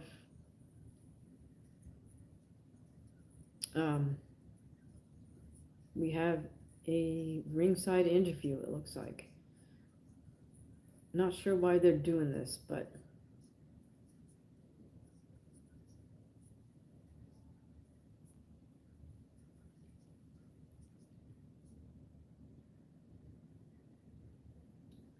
kind of weird. They brought a fighter right up to the talking heads desk, and the desk is talking to the fighter.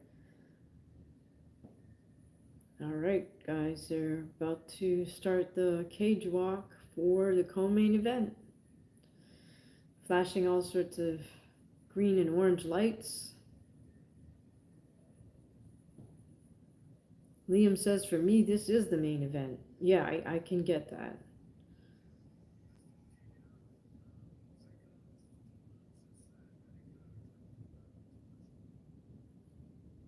Okay, here we have Ian Gary making his cage walk. Draped in the Irish flag, of course.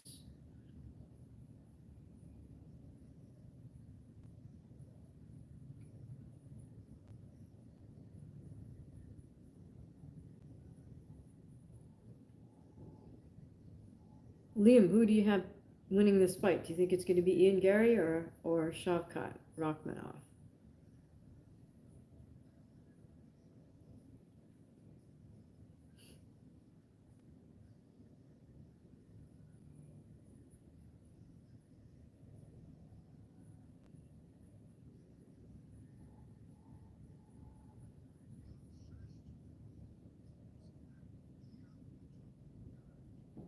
Liam says, I hope Shavkat. Yeah, I'm rooting for Shavkat too. Sorry, Ankit. All right, so interesting. Ian Gary gets to wear blue trunks or blue shorts.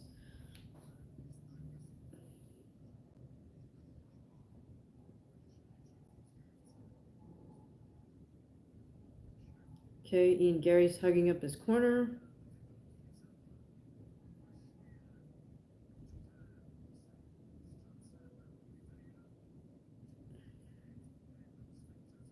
Takes a sip of water, puts his mouthpiece in, presumably. The hitman, the cut man, is now applying the Vaseline to Ian Gary's face, eyebrows, forehead, nose, cheeks. He should also put it on the mouth and the chin, but that's just me. All right, another official's checking Ian Gary to make sure, I don't know, he doesn't have any weapons on him. Gary gets in the cage.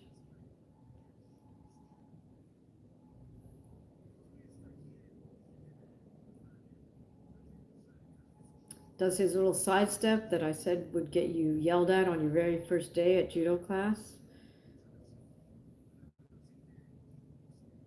And now we're just waiting for Shavkat to make his ring entrance. Liam says, but I'm fickle. Didn't like McGregor until the second round of the Mentis fight. Huh, I'm not exactly sure what you're referring to there, but I can understand what you mean by not being a McGregor fan until he turned you into a fan. Okay, in the UFC venue, the lights dim. You go to all red.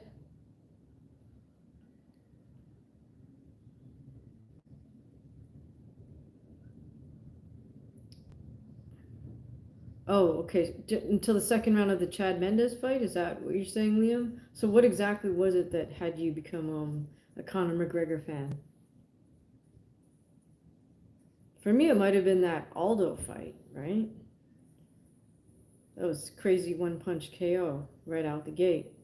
All right, Shavkat and his furry hat with the Kazakhstan flag. He's making his cage walk now.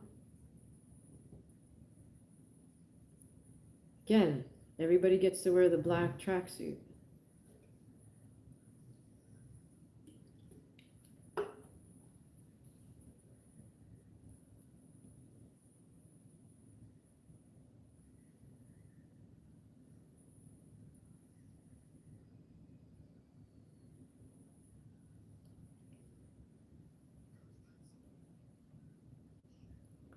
Liam says, yep, just coming back from getting beat in the first round, then turning it round. Oh, okay, got it. All right, Shavkat looking very calm, cool, and composed as he makes his way to the cage.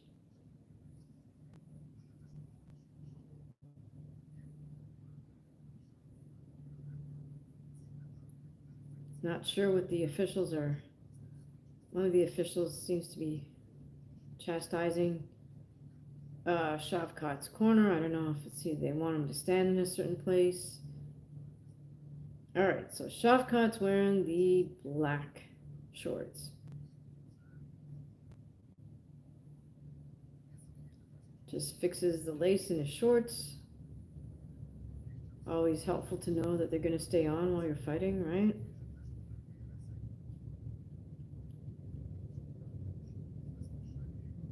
Coach gives him some water. He says, no, I'll drink it myself.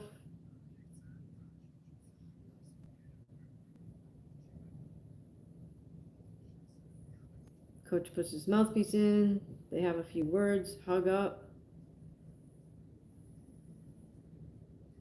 Hugs the rest of his corner.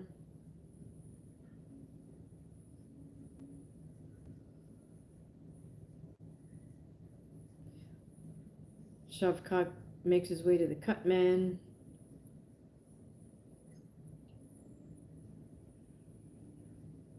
Cut man applies Vaseline to the forehead, nose, eyebrows, cheeks.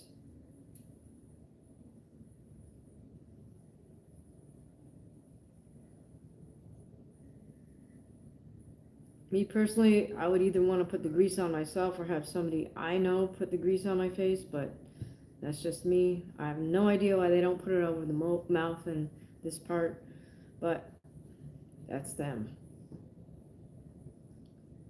Liam says, of course, vehemently dislike McGregor now. Okay, got it.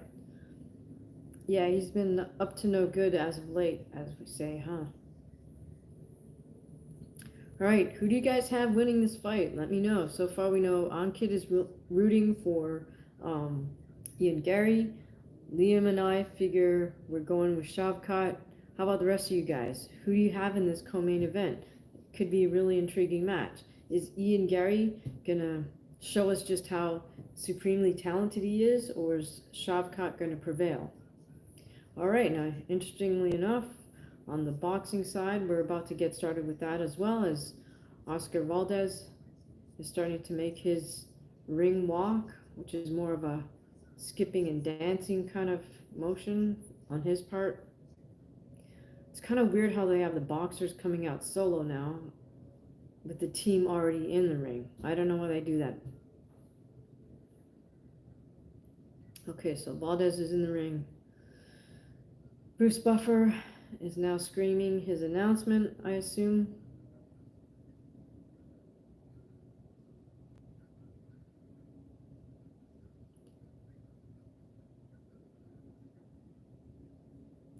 Liam says, I want Shavkat to win. I think it's possible to see Gary's excellence tonight. Yeah, I think this is an interesting, intriguing matchup. I'm interested to see what Gary brings to this fight. Rory King, thank you for commenting. Do you think Gunn won the fight of Volkov? I thought Volkov was going to win that fight. All it would have taken is one judge to give him one more round, and he would have got the split, right? Kind of sucks. Yeah, I mean, I just felt that Volkov had too much ground control in the final round. So, regardless. Okay, now we have Navarrete skipping and dancing his way to the ring with his cowboy hat on. Liam says Gone winning was highly odd. Yeah, I don't know. I guess we're gonna. I feel badly for Volkov because he's come, you know, so close a bunch of times, and yet again, you know. I mean, in a close fight, it's hard to scream robbery, but you look at the end of the fight, Gone looked completely dejected. It's like he knew he lost. So, I mean, body language tells you a lot. Excuse me. Okay, so it looks like we're gonna have the main event on the boxing card and the co-main event on the UFC card starting at approximately the same time.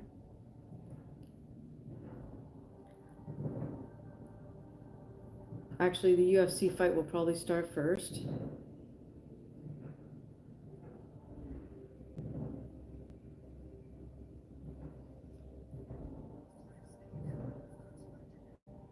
Alright, so here we go. The action's about to start between Shavkat and Ian Gary. They touch gloves, both men fighting out of orthodox stance. Both men very live on their feet. Lots of feinting motions with their lead jab hands. Gary's kind of moving around a little bit laterally, kind of doing more of that Thai stance with the double high hand up. Looks like Ian Gary's doing a lot of feinting too, as if he's going to feint a kick or...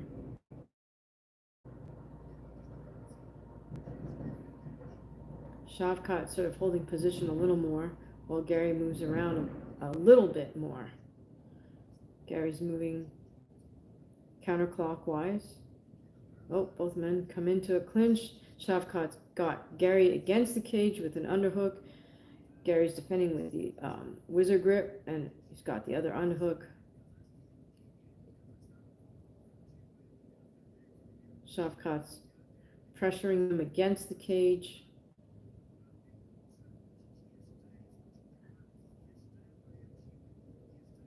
Now it looks like Shavkat's got double underhooks. Yes, he does.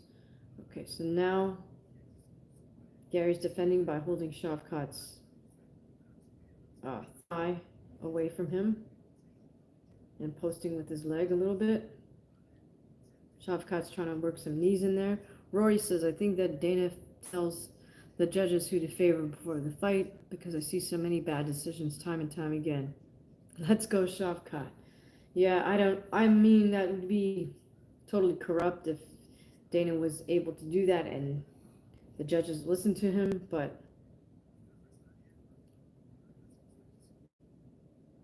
all right. So again, Shavkat with double unders. Ian Gary still against the cage. Shavkat will throw the occasional knee.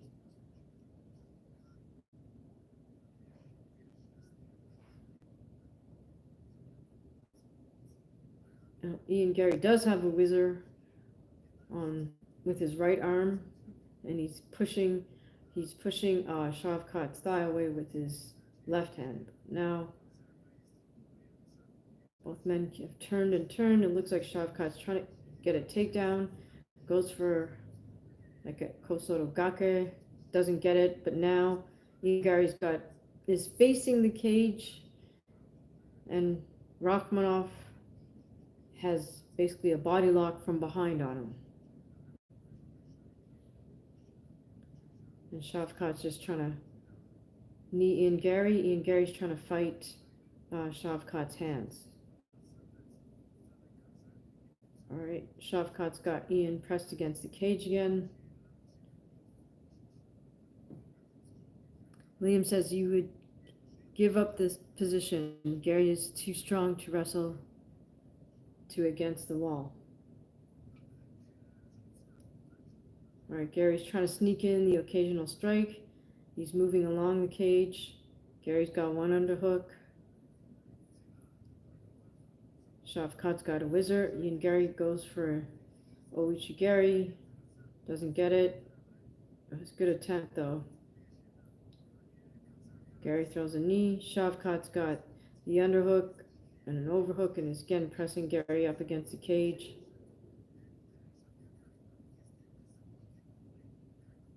Got a minute to go.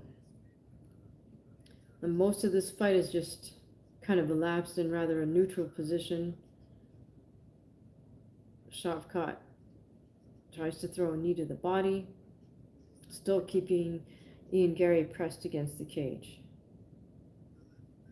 Okay, we're about to start the action in this main event on the boxing card. About 40 seconds left in this round for Ian Gary and Shavkat. Both men break away from the cage and they're back in the center.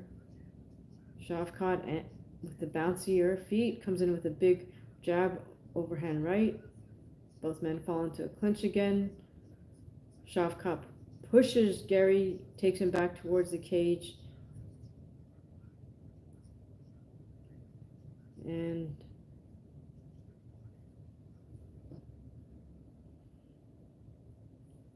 they work their way, Ian Gary works his way off the cage, but they're still in a clinch position.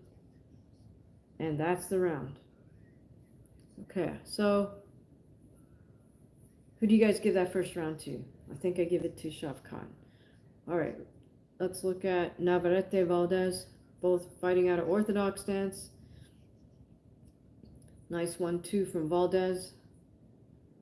Another jab from Valdez. Valdez leaning into a high double guard. Navarrete a little more.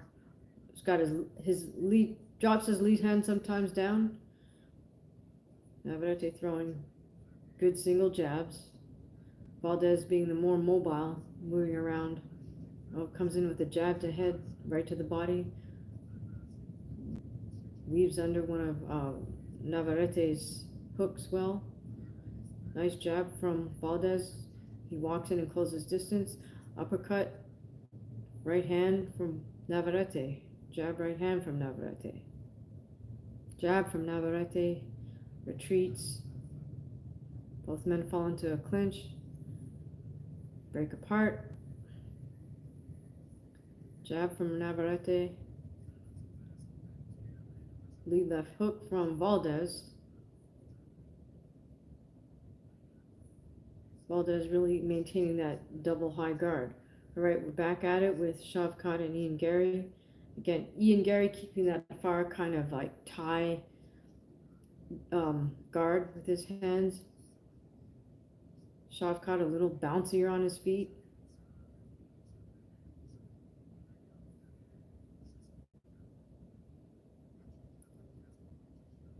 Liam says Gary expended little energy that round. I hope I am wrong. Yeah, we'll see. We'll see how this plays out. Interesting.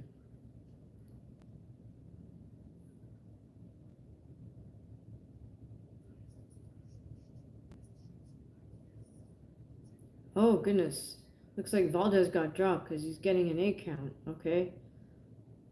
Ref wipes off his gloves and they resume. Lead right uppercut from Navarrete. Jab, right hand, Navarrete. Jab, right hand again from Navarrete. Jab, right hand again from Navarrete. And that's the round. All right. Goodness. Valdez walks back very slowly to his stool. I missed that. part where Valdez got dropped. It looks like he might have a little cut opening between his eyebrows. All right. Shavkat and Ian Gary both kind of maintaining mid-distance, mid-range rather, just like kind of bouncing around and looking at each other.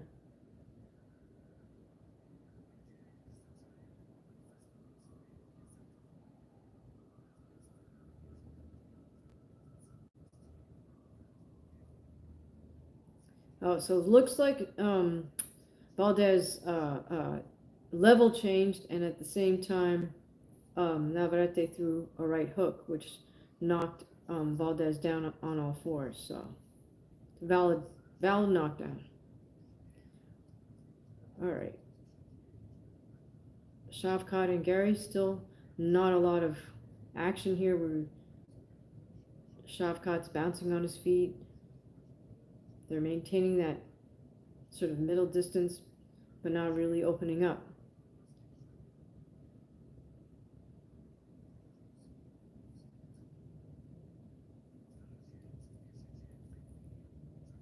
All right, Gary kind of slips underneath one of Shavkat's punches, gets a clinch, and puts Shavkat against the cage.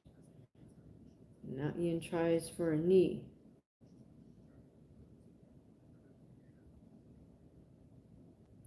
Gary has double underhooks. Shavkat has a whizzer. Gary's trying for a knee. Shavkat switches head position, reverses the position. Now Shavkat has Ian Gary against the cage. Valdez and Navarrete has resumed. Big lead hook from Navarrete doesn't land. Nice jabs from both boxers. Uppercut body shot from Navarrete. Jab, Navarrete jab. Valdez, 1-2.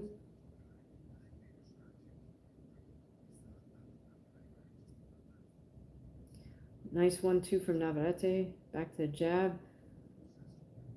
Valdez throws a nice jab. Right hand. Left uppercut. Oh, Valdez throwing some lead right hands. Nice 1-2 from Navarrete. His right hand is a little bit loopy, not overly loopy, but all right. Now Shavkat has Ian Gary in a body lock with Ian Gary facing the cage. Ian Gary's fighting both hands. And Shavkat looks like he's just trying to put on some pressure on Gary. Oh, Navarrete caught Valdez against the ropes there. Now Navarrete's open. They're both really opening up. Navarrete has had Valdez in the corner for a second. Navarrete's complaining that Valdez headbutted him. Hard jab from Valdez. Both men kind of peering at each other for a moment.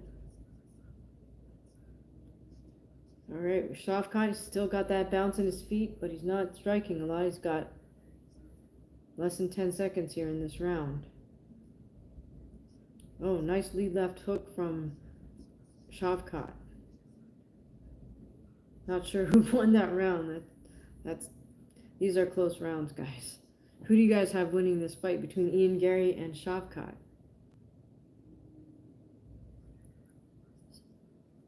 Ankit. Okay, 2-0 Shavkat, and you're cheering for Gary, so that's very telling. Gary defended very well. Okay. All right, so that round is over for Navarrete and Valdez. I feel like Navarrete has the upper hand at the moment.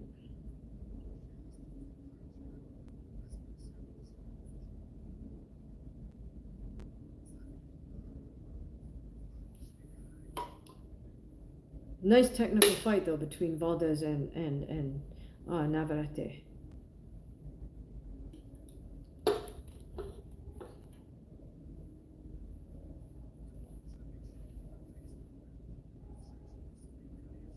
Liam says, honestly, Rogan's commentary is funnier than his stand-up. That's funny. I can't hear his commentary. What is he? Is he cracking jokes or is he just off? All right. Ian Gary Shavkat resumes. Again, Shavkat with that kind of bouncy karate thing going on. Although but I don't know if he got it from karate. Ian Gary's also got very live feet, shifting in and out, sort of side to side a bit, kind of posing and posturing both men. All right, and Valdez Navarrete, they get right back at it. Navarrete throwing some hard punches, double high guard. Valdez, I mean, neither one has a huge height advantage, but Valdez is kind of doing the double high guard and lean in type posture. Navarrete is doing more of the sort of stabbing, longer jabs. All right, Shavkat and Ian Gary exchange calf kicks. Again, Ian Gary keeping that double high extended guard like a lot of Thai fighters.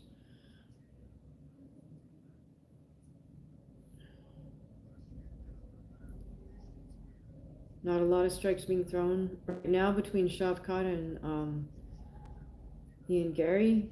Ian Gary did go for a calf kick.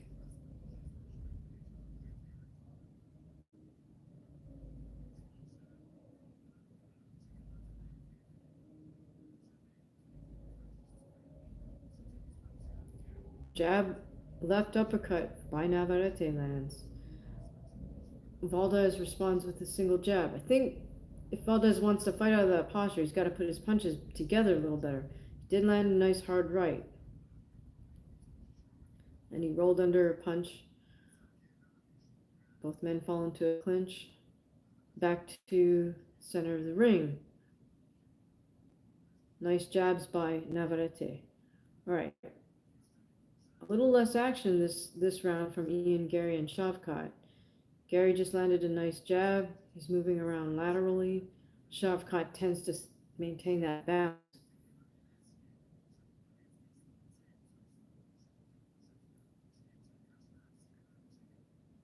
Nope. Shavkat throws a punch. Both men fall into a clinch. They have an over-under.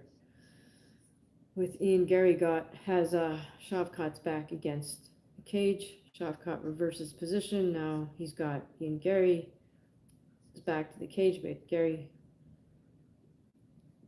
works his way out.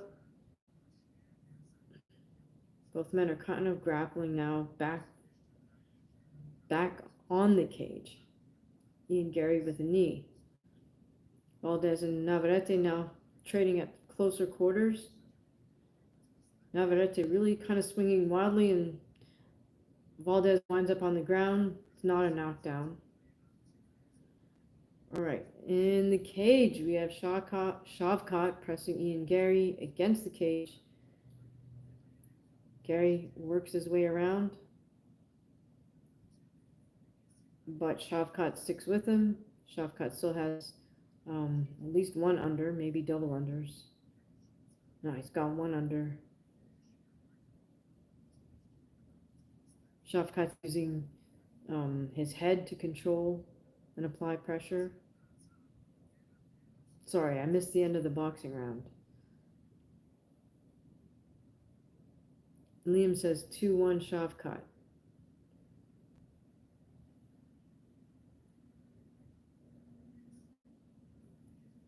Calf kick from Ian Gary. Jab to a head kick by Ian Gary. Shavkat still bouncing nicely. He's got terrific cardio to be able to do that. Less than a minute to go with this in this round between Shavkat and Ian Gary. Spinning motion from Ian Gary, but he doesn't throw anything off of it. Nice jab by Shavkat, still bouncing. Head kick attempt, inside kick attempt by Ian Gary. Calf kick attempt by Ian Gary. Oh, and Valdez opens up. Valdez, Navarrete go right at it, with Valdez throwing a lead left hook. Both men are swinging pretty hard in this boxing fight. Nice right body shot by Valdez. Oh, nice jab by Shavkat. Spinning back fist attempt by Ian Gary. Body kick by Ian Gary. And that is the round for Shavkat. Shavkat, Ian Gary. How do you guys see it thus far? It's a very close co-main event. All right, Navarrete, Valdez. Valdez still being the one to press forward. Navarrete jab with his sort of loopy right hand, but it is effective.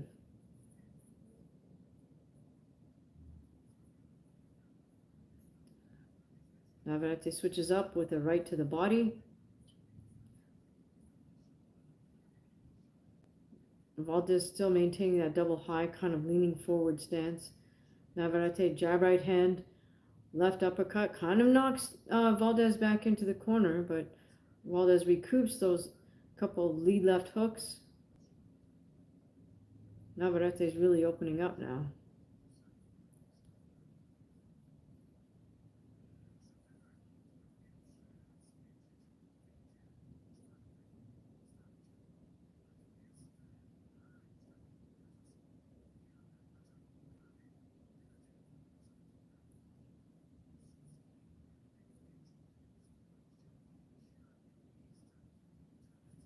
Navarrete almost now maintaining that double high guard.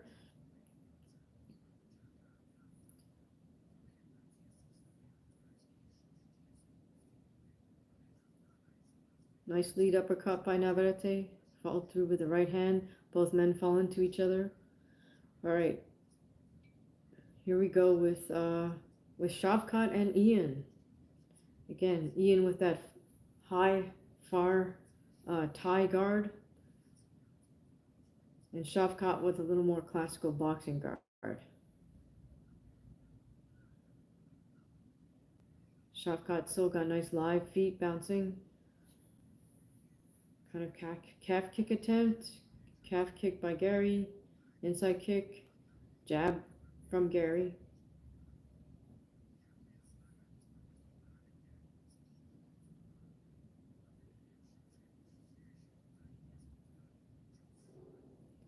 Navarrete and Valdez are opening up with lots of hooks. Oh, the ref is calling that a knockdown off a hook. Second knockdown by Navarrete against Valdez. Valdez is kind of protesting the knockdown, but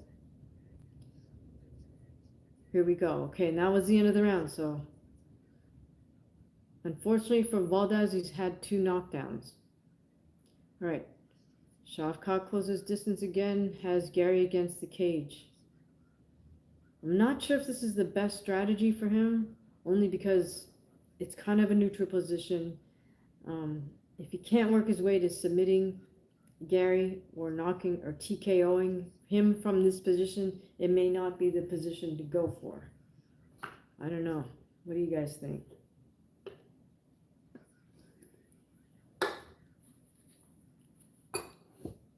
All right, UFC fight, back to the center of the cage. Again, Shavkat, nice live feet, shoots in for a double, doesn't get it, but he gets Gary down on the ground. Okay, that was smart to change the whole game up a little bit. Shavkat's in Gary's full closed guard. Shavkat looks like he's going to try for some ground and pound, but Gary's very cleverly hugging Shavkat to him. Now Shavkat postures up so he can administer ground and pound.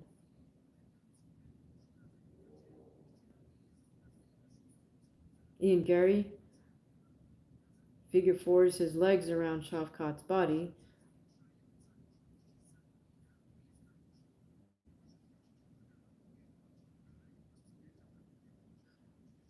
Okay, Shavkat gets in his ground and pound, but Gary wiggles away, moves away. Now Gary's in a better position with Shavkat. Goes from a single leg. Oh, great scramble. Now Shavkat's got Gary's back with a body lock. Gary's pressed against the cage. Shavkat's trying to knee him from behind.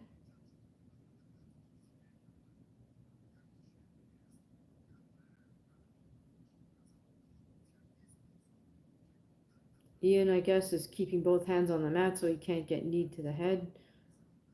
Okay, Valdez and Navarrete has resumed. This is the 5th of 12 rounds. I'm not sure that Valdez is going to make the full 12 rounds here. He's been dropped twice by Navarrete's hooks. Right hand body shot by Navarrete. Oh, these right hands are landing for Navarrete. Jab, right hand. Jab, jab. Poking jabs by Navarrete. Switches stance.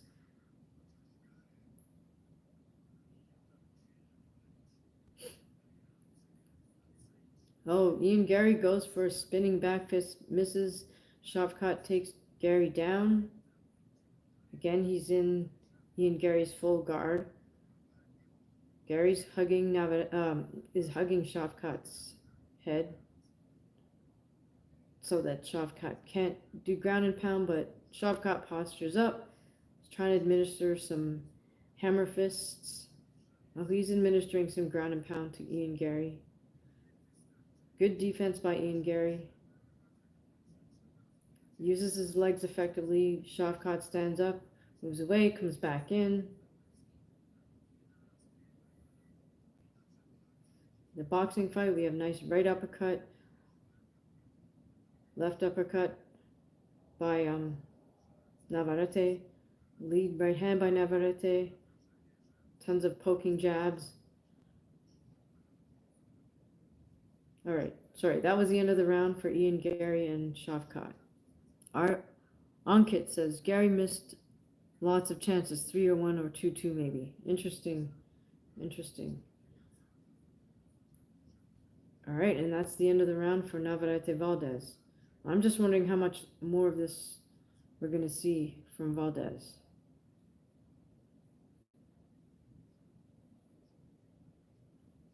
At this point, Valdez, I think, needs a stoppage to get a win. Oh, you know, because he's been dropped twice inside 6 rounds. Wow. So Navarrete threw a left uppercut that knocked Valdez's mouthpiece right out because he had his mouth open the moment of impact.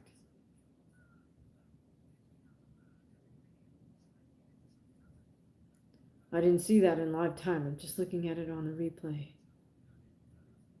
Okay, so Shavkat and Ian Gary are back in the center of the cage. Again, Shavkat bouncing on his feet. Ian Gary goes for the calf kick. Shavkat goes for a side kick.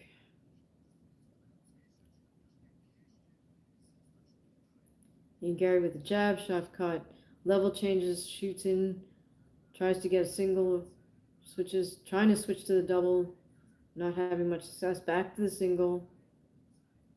Great scramble by Ian Gary. He manages to take Shavkat's back. Looks like he might have a body triangle. I can't quite tell. Oh, it's not quite closed. But his legs are in position for a body triangle. It looks like he's trying to get behind Shavkat to set up a rear naked choke. Oh, he does have the body triangle with his legs now. Shavkat's fighting the hands as he should. All right, Navarrete and Valdez. Navarrete's maintaining his nice stabbing jabs on Valdez. All right, Ian Gary has turned Shavkat. He's got his hands in position. He's got his hands in position for a rear naked choke. Doesn't quite look like it's in. Shavkat's fighting. But this is not a good position. Gary might have this. Shavkat's still fighting Ian Gary's hand. Ian Gary does have that body triangle with his legs. He does have his right arm around Shavkat's neck. Oh, look. Good work by Shavkat. He baseball batted it and got it off. Shavkat's turning into Ian Gary now, as he should. Ian Gary still has that full body triangle, but excellent moves by Shavkat. Ian trying to elbow, kind of back elbow Shavkat.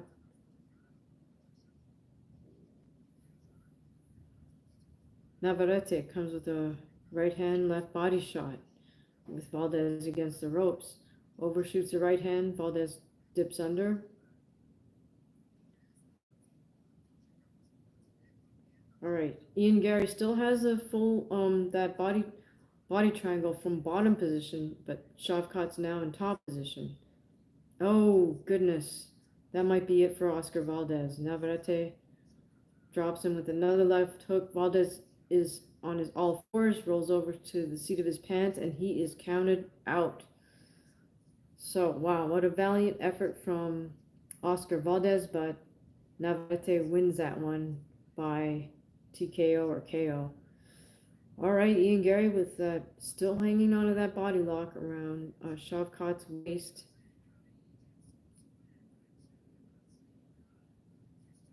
We got less than a minute and a half left in this UFC main event.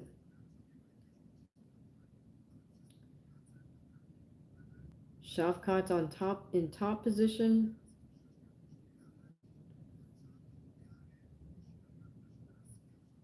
But this is pretty neutral for both men. Gary's just kind of throwing punches from bottom position.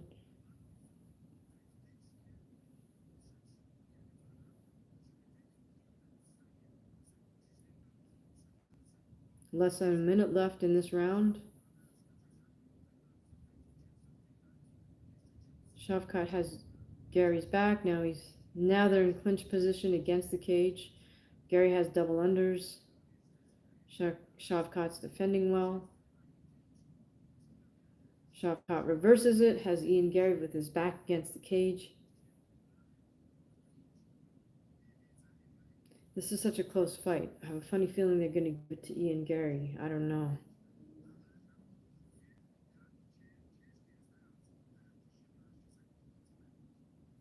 Shavkat trying some knees. We got 10 seconds left in this fight. Or in this round.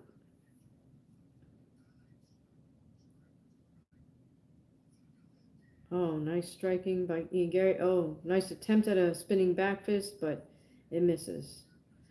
Wow, close fight. How do you guys have this?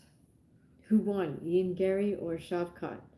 Both men kneel on the canvas and kind of embrace, say a few words to each other.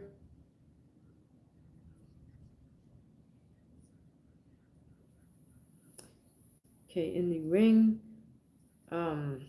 Navarrete stops Oscar Valdez. Very valiant Oscar Valdez. Ankit says, very close fight. Gary won. For me, most of the fans thought it was easy fight for Shavkat. Guess what? They are all wrong now. Yeah, for sure. It was not an easy fight either way. I think Gary won that last round, so if it was tied going into that last round, I think Gary gets it 3-2. I don't think Shavkat did quite enough to secure a W in that fight, unfortunately for him.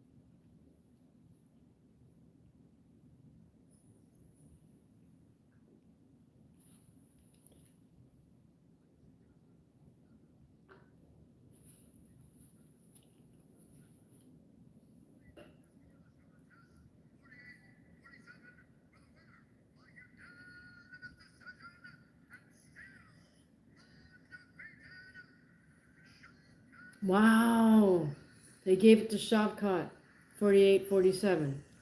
I thought they might give it to Ian Gary, but Okay, fair enough. It was a close fight.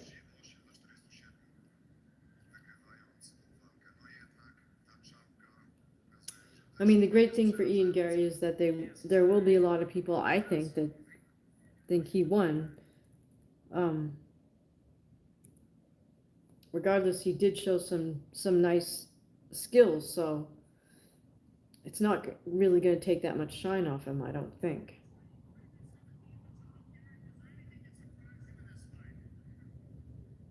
Rogan's asking Shavkat if anything surprised him.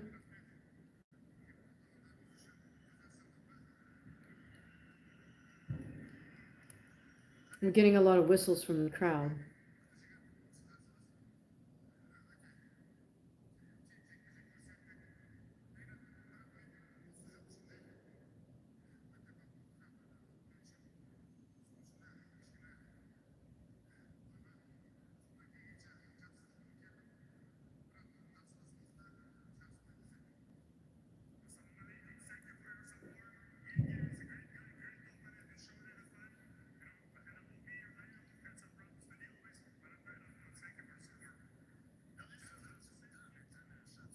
All right, so Shavkat is just very diplomatic and acknowledges Ian Gary.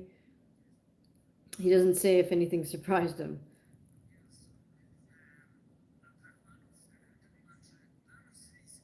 I don't know. Bilal's making this breaking motion with his hands.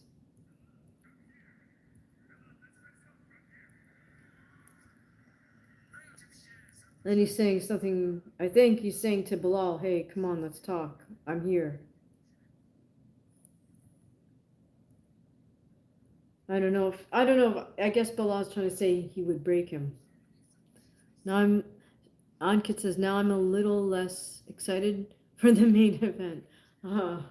Yeah, that was a pretty interesting fight, huh? Or are you just, sorry, Ankit, I hope you weren't too disappointed. Oh, here comes Bilal.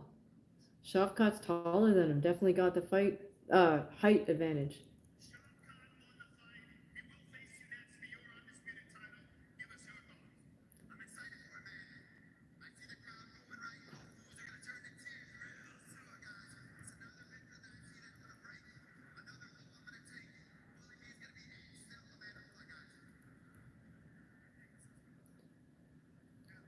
Bilal says he's excited to fight Shavkat.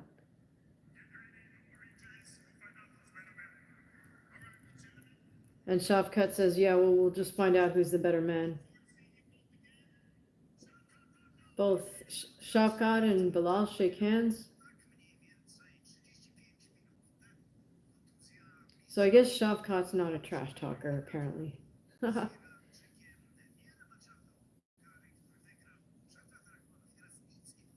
Okay. All right, so the boxing is over.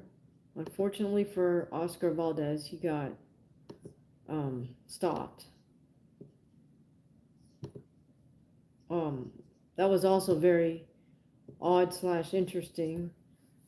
In the co-main event, where I suspect that one fellow had to stop because he didn't have vision in his right eye. We're in the UFC. We're cutting to Hoatan in the crowd. There's also a couple of movie people that I didn't recognize. Okay, so we've gone to commercial break with the UFC. Guys, are you sad to see Kron GRACIE lose like that to Bryce Mitchell? Tell me your thoughts. I'm curious. Do you think Kron should keep fighting? Do you think he gets released from the UFC? What's next for him?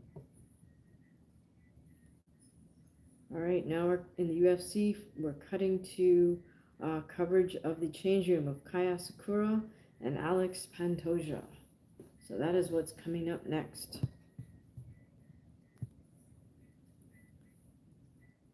Guys, tell me who you have in this main event. Ankit, who do you have?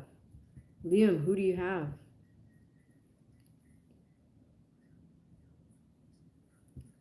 Joe, are you still here? Who do you have in this main event? Is it going to be Kai Asakura making his UFC debut?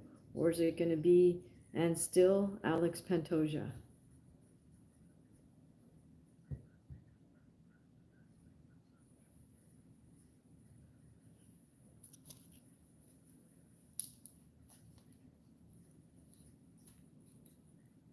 Ankit says Pantoja. I've seen more of him. Yeah, I think overall I would say probably Pantoja has the advantage for sure on the ground. But Kai Asakura has this like just kind of crazy come from behind one punch strike KO ability, whether it's a right knee or a right hand. Uh, he's somehow able to pull the rabbit out of the hat, as they say. So this could be very interesting. It'll also be kind of telling to see whether, you know, somebody who's two-time champion in the Ryzen promotion can measure up to UFC level of pressure.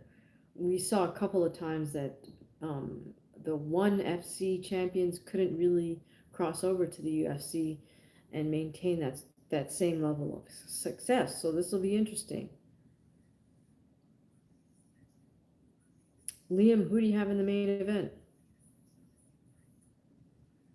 All right, so we're doing some backstory coverage footage right now of Kai Asakura.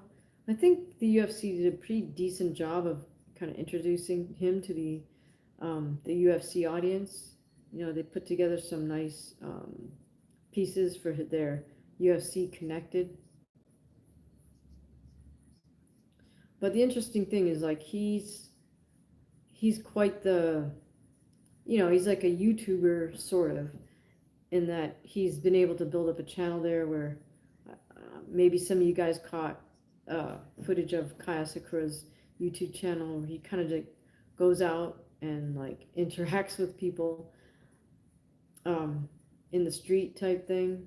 I wouldn't say he pranks them, but yeah, it's really not on the level of a prank, but it's on the level of just like interacting with random people in public. His brother's also a very big star in Japan, and his brother also maintains a pretty successful YouTube channel as well. So they've been able to cross over. Now the crazy thing is they were both, I think they were raised by a single mom, both kind of bad boys getting in trouble, and I believe Mikuru, his older brother, wound up having to go to like a reform school or something like that. And so I don't know if he was the worst of the two in a sense, but for a while there, I think their mom was kind of, I'm sure, at her wit's end with her two sons acting up and getting in trouble a lot. Okay, so now we're looking at some fight highlights of Alex Pantoja. Of course, he's also able to pull the rabbit out of the hat, it seems, even on the ground, which is crazy, right? It looks like he could be losing a fight, and then he'll just pull the rabbit out of the hat and get a sub. I have to completely respect that ability of somebody, because that means, of course, he's got to defend, and not lose confidence, and then still have the presence of mind to be able to find an opening for a submission. Will Kai Asakura be able to find a spot to land his wanted knee to the body?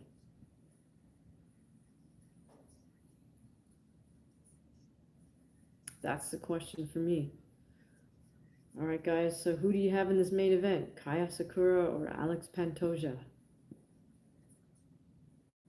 Seems like a lot of people were probably a little more revved up for the co-main event than this main event.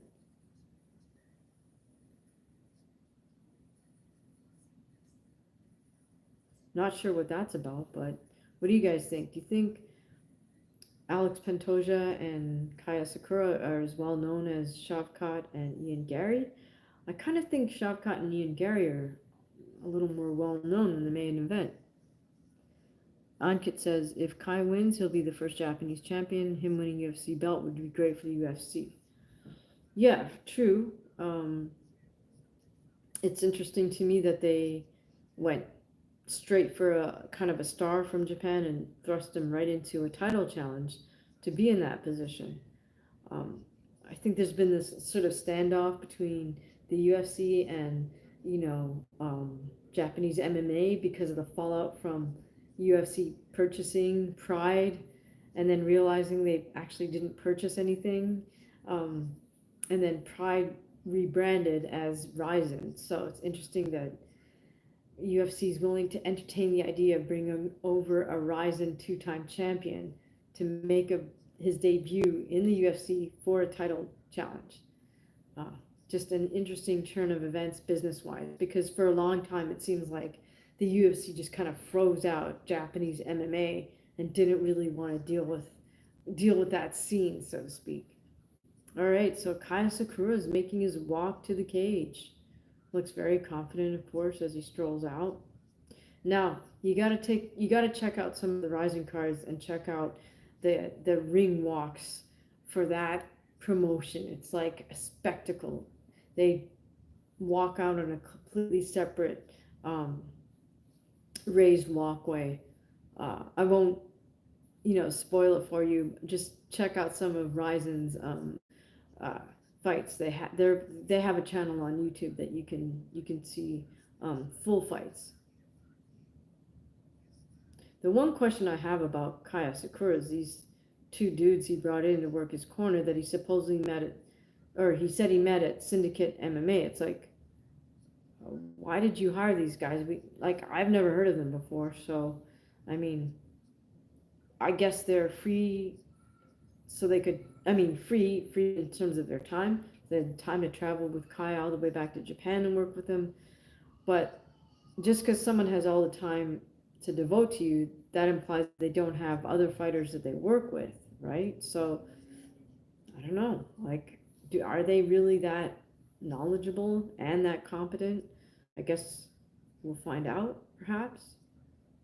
But yeah, that's why I posted that one little short about who's at Kaya Sakura's corner. Who have they worked with?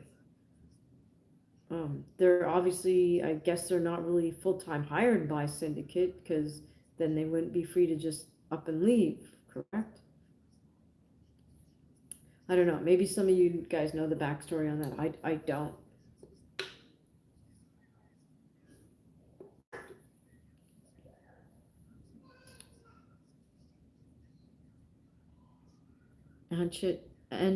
Ankit says might be family members. Mike Perry once only had his girlfriend as.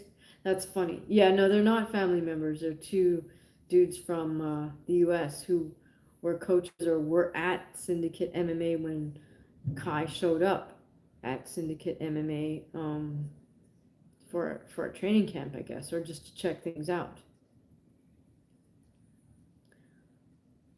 I mean, in the end, though, you've got to, it's not so much your corner, but it's up to the fighter to be able to figure out who a decent coach is. You know what I mean? So, I might make another video about Bo Nickel and his kind of lack of. Bo Nickel has put all his faith in this guy that is an absolute charlatan of a boxing trainer. But I'll make a whole separate video about that. I don't know if you guys know who Bo Nickel's boxing trainer is, but yeah, he's like just a complete snake oil salesman, put it that way. All right, Pantoja is making his walk to the cage right now. Now he gets to wear black with the gold. Maybe that's because he's champion? Or did he get to choose it, Liam?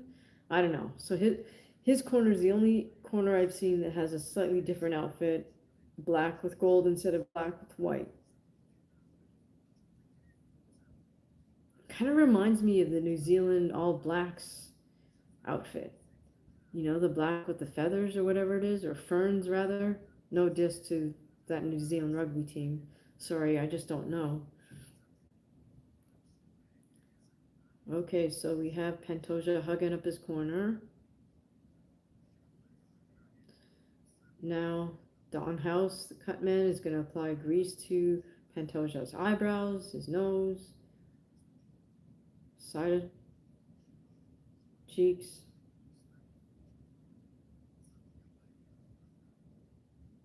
And again, for whatever reason, UFC cut men do not apply grease to the mouth, which it's kind of scary because you can get hit there and you do get hit on the chin and you can sustain a cut on your lips. So anyways, we would always grease up fully, even for, I shouldn't say just sparring, but for sparring in boxing. For sure you put Vaseline over this part of the face. All right, Pantoja is now in the cage. Moving around, loosening up, kind of glancing over at the other side of the cage a little bit.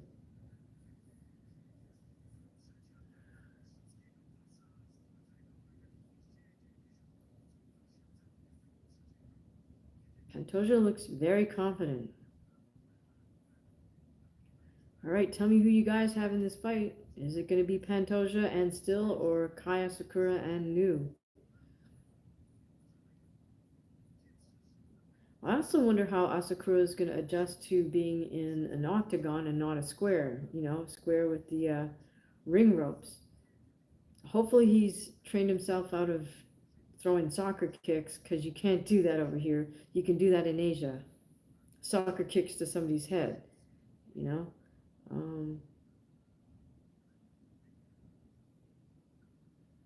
Okay, now, all right, so Gil says Pantoja. Yeah, I'm kind of leaning towards Pantoja, but I will allow for a sort of Hail Mary Asakura one strike KO type thing.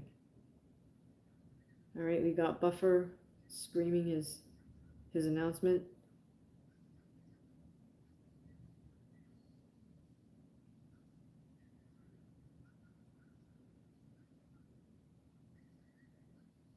All right, we got Pantoja pacing back and forth. Asakura's just stationary. Gil says, would love to see the guy from Japan win also. Yeah, it would be interesting, right?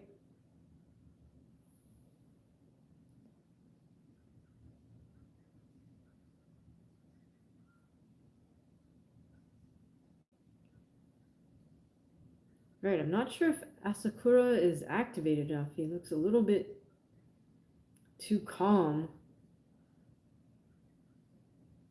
But we'll see. I mean, the Ryzen promotion's pretty sort of high end in terms of the pomp and circumstance, or whatever you want to call it. You know, the lights, the announcements. And if it's at Saitama, I think that's 20,000. I don't know that Ryzen's ever been at the Tokyo Dome. 60,000, which is crazy, right? But okay, Bruce Buffer's announcing Kai Asakura. I don't know why they don't have the spotlight on him, but they don't.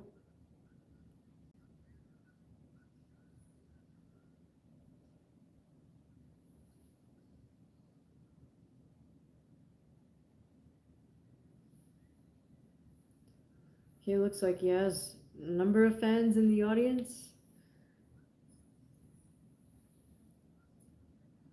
Now Bruce is announcing Alex Pantoja.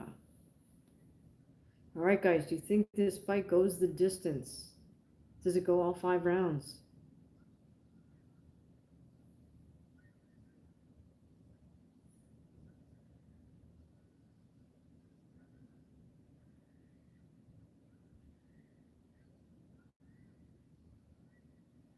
Oh my goodness, why do they not have the lights on? Well, no diss to the UFC production team, but that was a fail.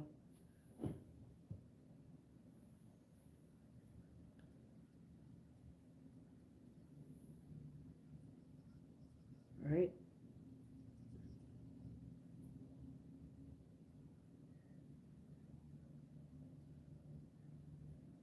All right. right, folks, here we go.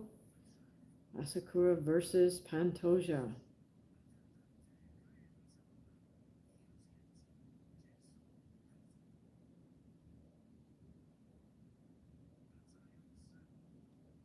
Pantoja looks focused as heck.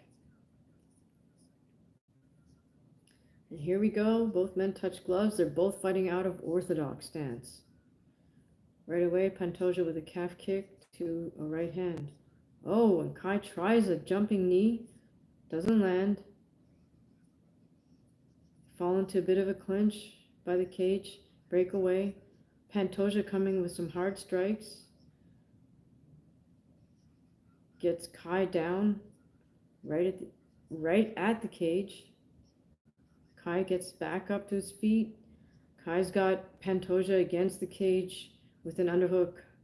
Pantoja's defending with a wizard grip. Kind of in neutral. Kai's using his knee. Pantoja is posting with his leg against Kai. Defending the position well. Kai's trying to throw knees. Breaks away, but Pantoja gets Kai down. Pantoja is in Kai's full guard, or sort of half butterfly guard. Pantoja's got one underhook. Kai's got one overhook on the same side. Pantoja's just keeping his head down. Kind of probably going to maintain top position. Rest telling Kai not to hit Pantoja on the back of the head, which I didn't think he was, but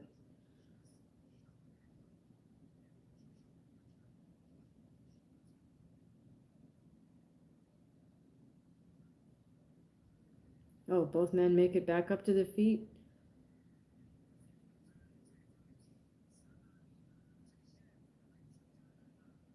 Back in the center of the ring, or the cage rather. Kai opens with a right hand, inside kick from Kai. Kai switches to southpaw stance for a moment, throws another inside kick, back to right side.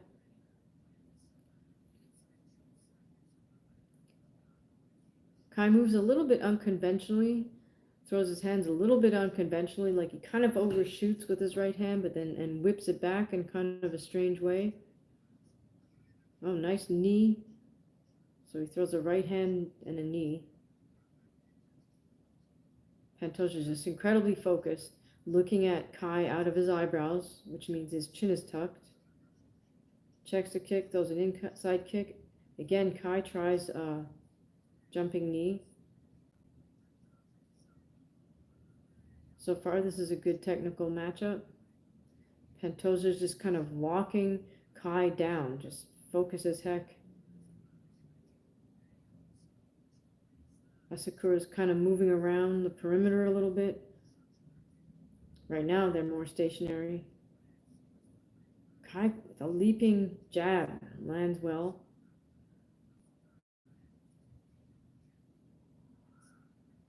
When Pantoja comes forward, Kai just moves laterally to get out of range. Has Pantoja miss with the right hand. Oh, Asakura goes for a head kick. Doesn't land effectively. He's very unconventional, I would say, Asakura, in terms of how he holds his hand and his movement. Oh, good jab by Pantoja. Good knee by Pantoja.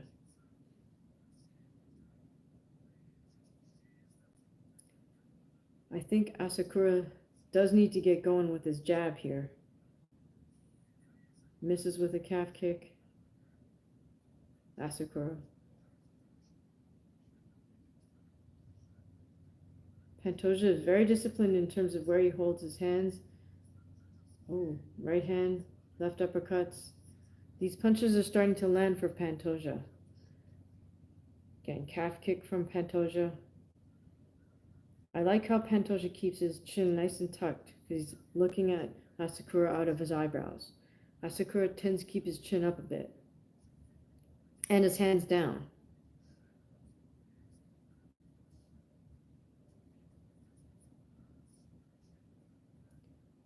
Not so much offense from Sakura at the moment. Tries another jumping knee, doesn't land. 10 seconds, under 10 seconds left. I think we got to give this round to Pantoja. Kai tries a jab. Switches stance, and that's it. Pantoja 1-0. It's absolutely, I agree with you.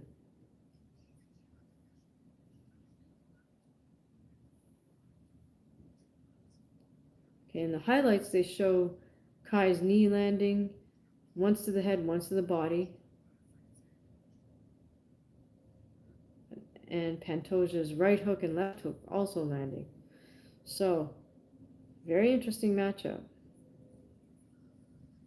Right, no idea why Kai's cut man is holding a bag of ice on his chest. Not helpful. Now the cut man is, what's he doing? I can't tell what the cut man's doing something.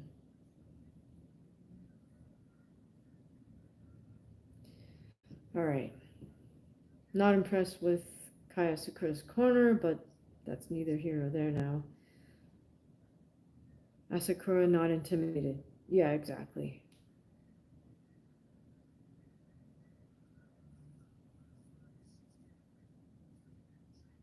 That's probably a little bit different fighting in front of an American audience than a Japanese audience, but you know, that's another story. In terms of the whole, as I was saying, pomp and circumstance of the Ryzen promotion that Asakura is used to, it's tons of, like, you know, lights, whatever, strobes. I don't know if they also do confetti and stuff, but there's lots of showmanship.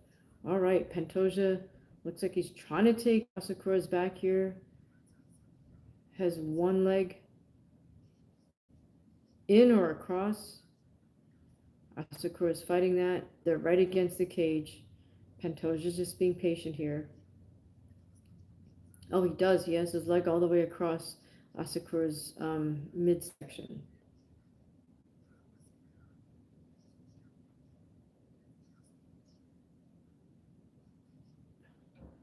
This is a very interesting position. So now Asakura's occasionally is throwing punches with his free hand.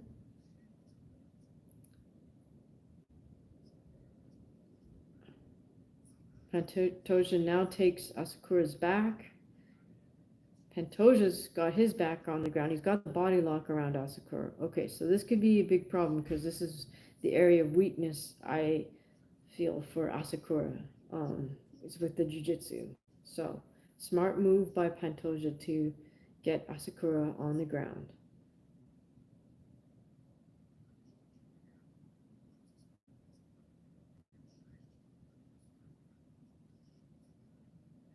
Asakura is fighting Pantoja's hand to try to keep the rear naked at bay. But it looks like Pantoja's got it locked. Oh man, it's pretty deep. Pantoja has this locked in pretty deep. Asakura's going to have to fight like the Dickens. Oh, and he put him out. That's it. Wow, and still. Holy cow. Yeah, that was the area of weakness for Kai, I would say, is the jiu-jitsu. So that's again why I'm saying, why did he get this so-called striking coach and this so-called wrestling coach from Syndicate? Why didn't he get, you know, a strong jiu-jitsu coach to help him work on the subs? Because what he would do in Ryzen is just basically defend on the ground, but you know, you can't just count on defending a crappy position in the UFC. He got away with just being defensive. Looks like Kai's kind of apologizing to his corner, but no diss, I think. In all honesty, if you were a coach for this guy and you knew you couldn't teach him sufficient jiu-jitsu to hang in the UFC, you should tell him, hey, you know what, I could teach you wrestling, I could teach you this, but I can't teach you the jiu-jitsu, and that's what you really need, so you really should hire a jiu-jitsu coach. I mean, I'm happy to stay on your team, or you can let me go if you can't afford to keep me and this other jiu-jitsu coach that you're going to hire, but you do need to get a jiu-jitsu coach more than you need me. I mean, you gotta be honest with your fighter. You gotta identify the biggest area of weakness and then make sure they address that. Because otherwise, as much of the striking or the wrestling you work on, obviously, if he has a big hole in his jiu-jitsu game, that's where Pantoja is going to hone in on, and that's what he did. Gil says Pantoja is a cool customer. Almost definitely. He was incredibly focused. Not sure what he's saying to people outside the ring. Is he motioning to somebody?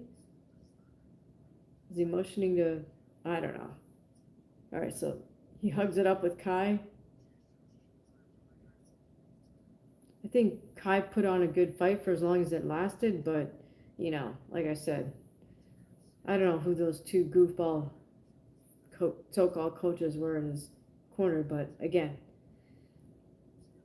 you got to tell him, look, dude, you know what? Your striking's decent. You don't need me. You need a jiu-jitsu coach. You need a jiu-jitsu coach and some jiu-jitsu partners more than you need to work on your striking and XYZ. All right. Bottom line here, you're only as strong as your weakest link. Kron GRACIE showed us that in terms of his striking. Kai Asakura shows us that in terms of his jiu-jitsu. Now, if you could maybe meld Kai Asakura with Kron GRACIE, maybe you'd have a complete fighter, but that's not how it works. All right, so we got Joe Rogan in the ring, in the cage with Pantoja. Pantoja's hugging up his family. Joe's just patiently waiting.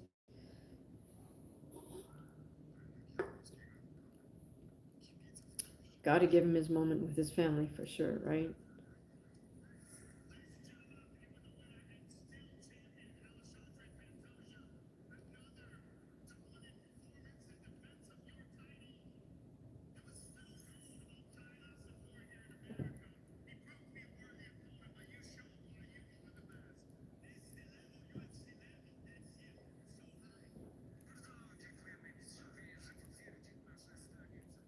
Okay, so Rogan gave Asakura props by saying he was a worthy opponent, but he also said, of course, Alex was dominant, which he was, on the ground.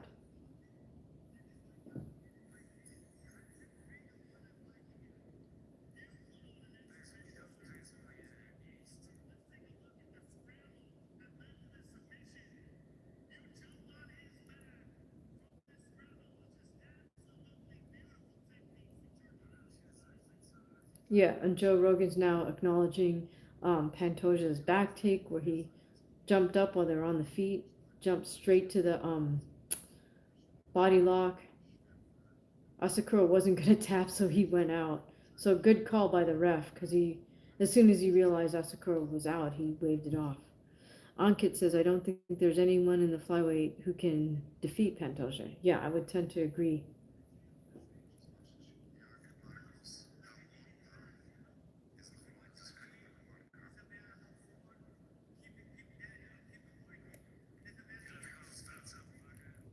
Okay, so again, I'm listening to a foreign broadcast, so it's hard for me to hear what Pantoja is saying.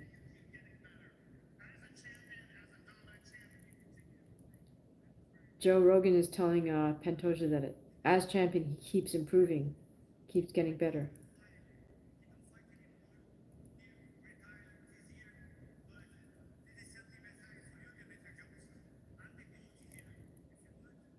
I think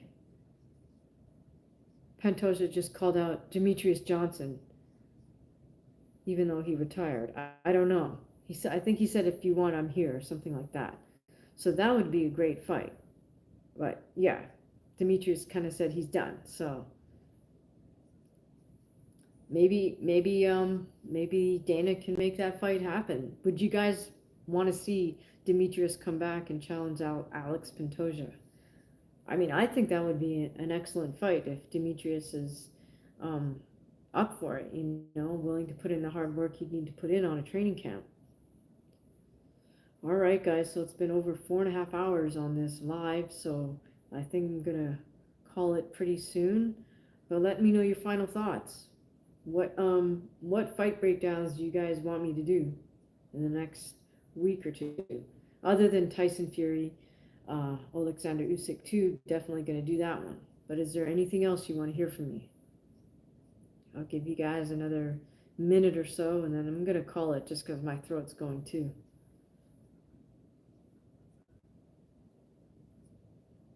All right, I really appreciate you guys being here. I appreciate you tuning in.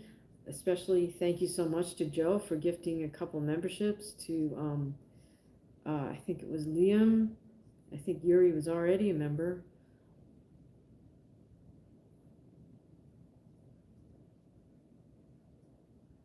Ankit is saying Colby versus Buckley. Okay, yeah, interesting.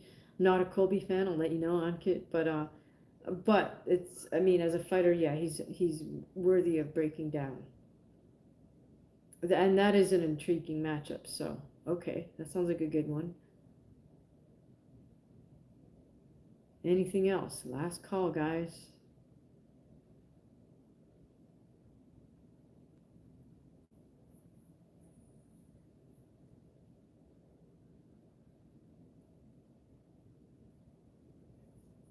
Gil says, thank you. Thank you very much, Gil. I appreciate you tuning in tonight.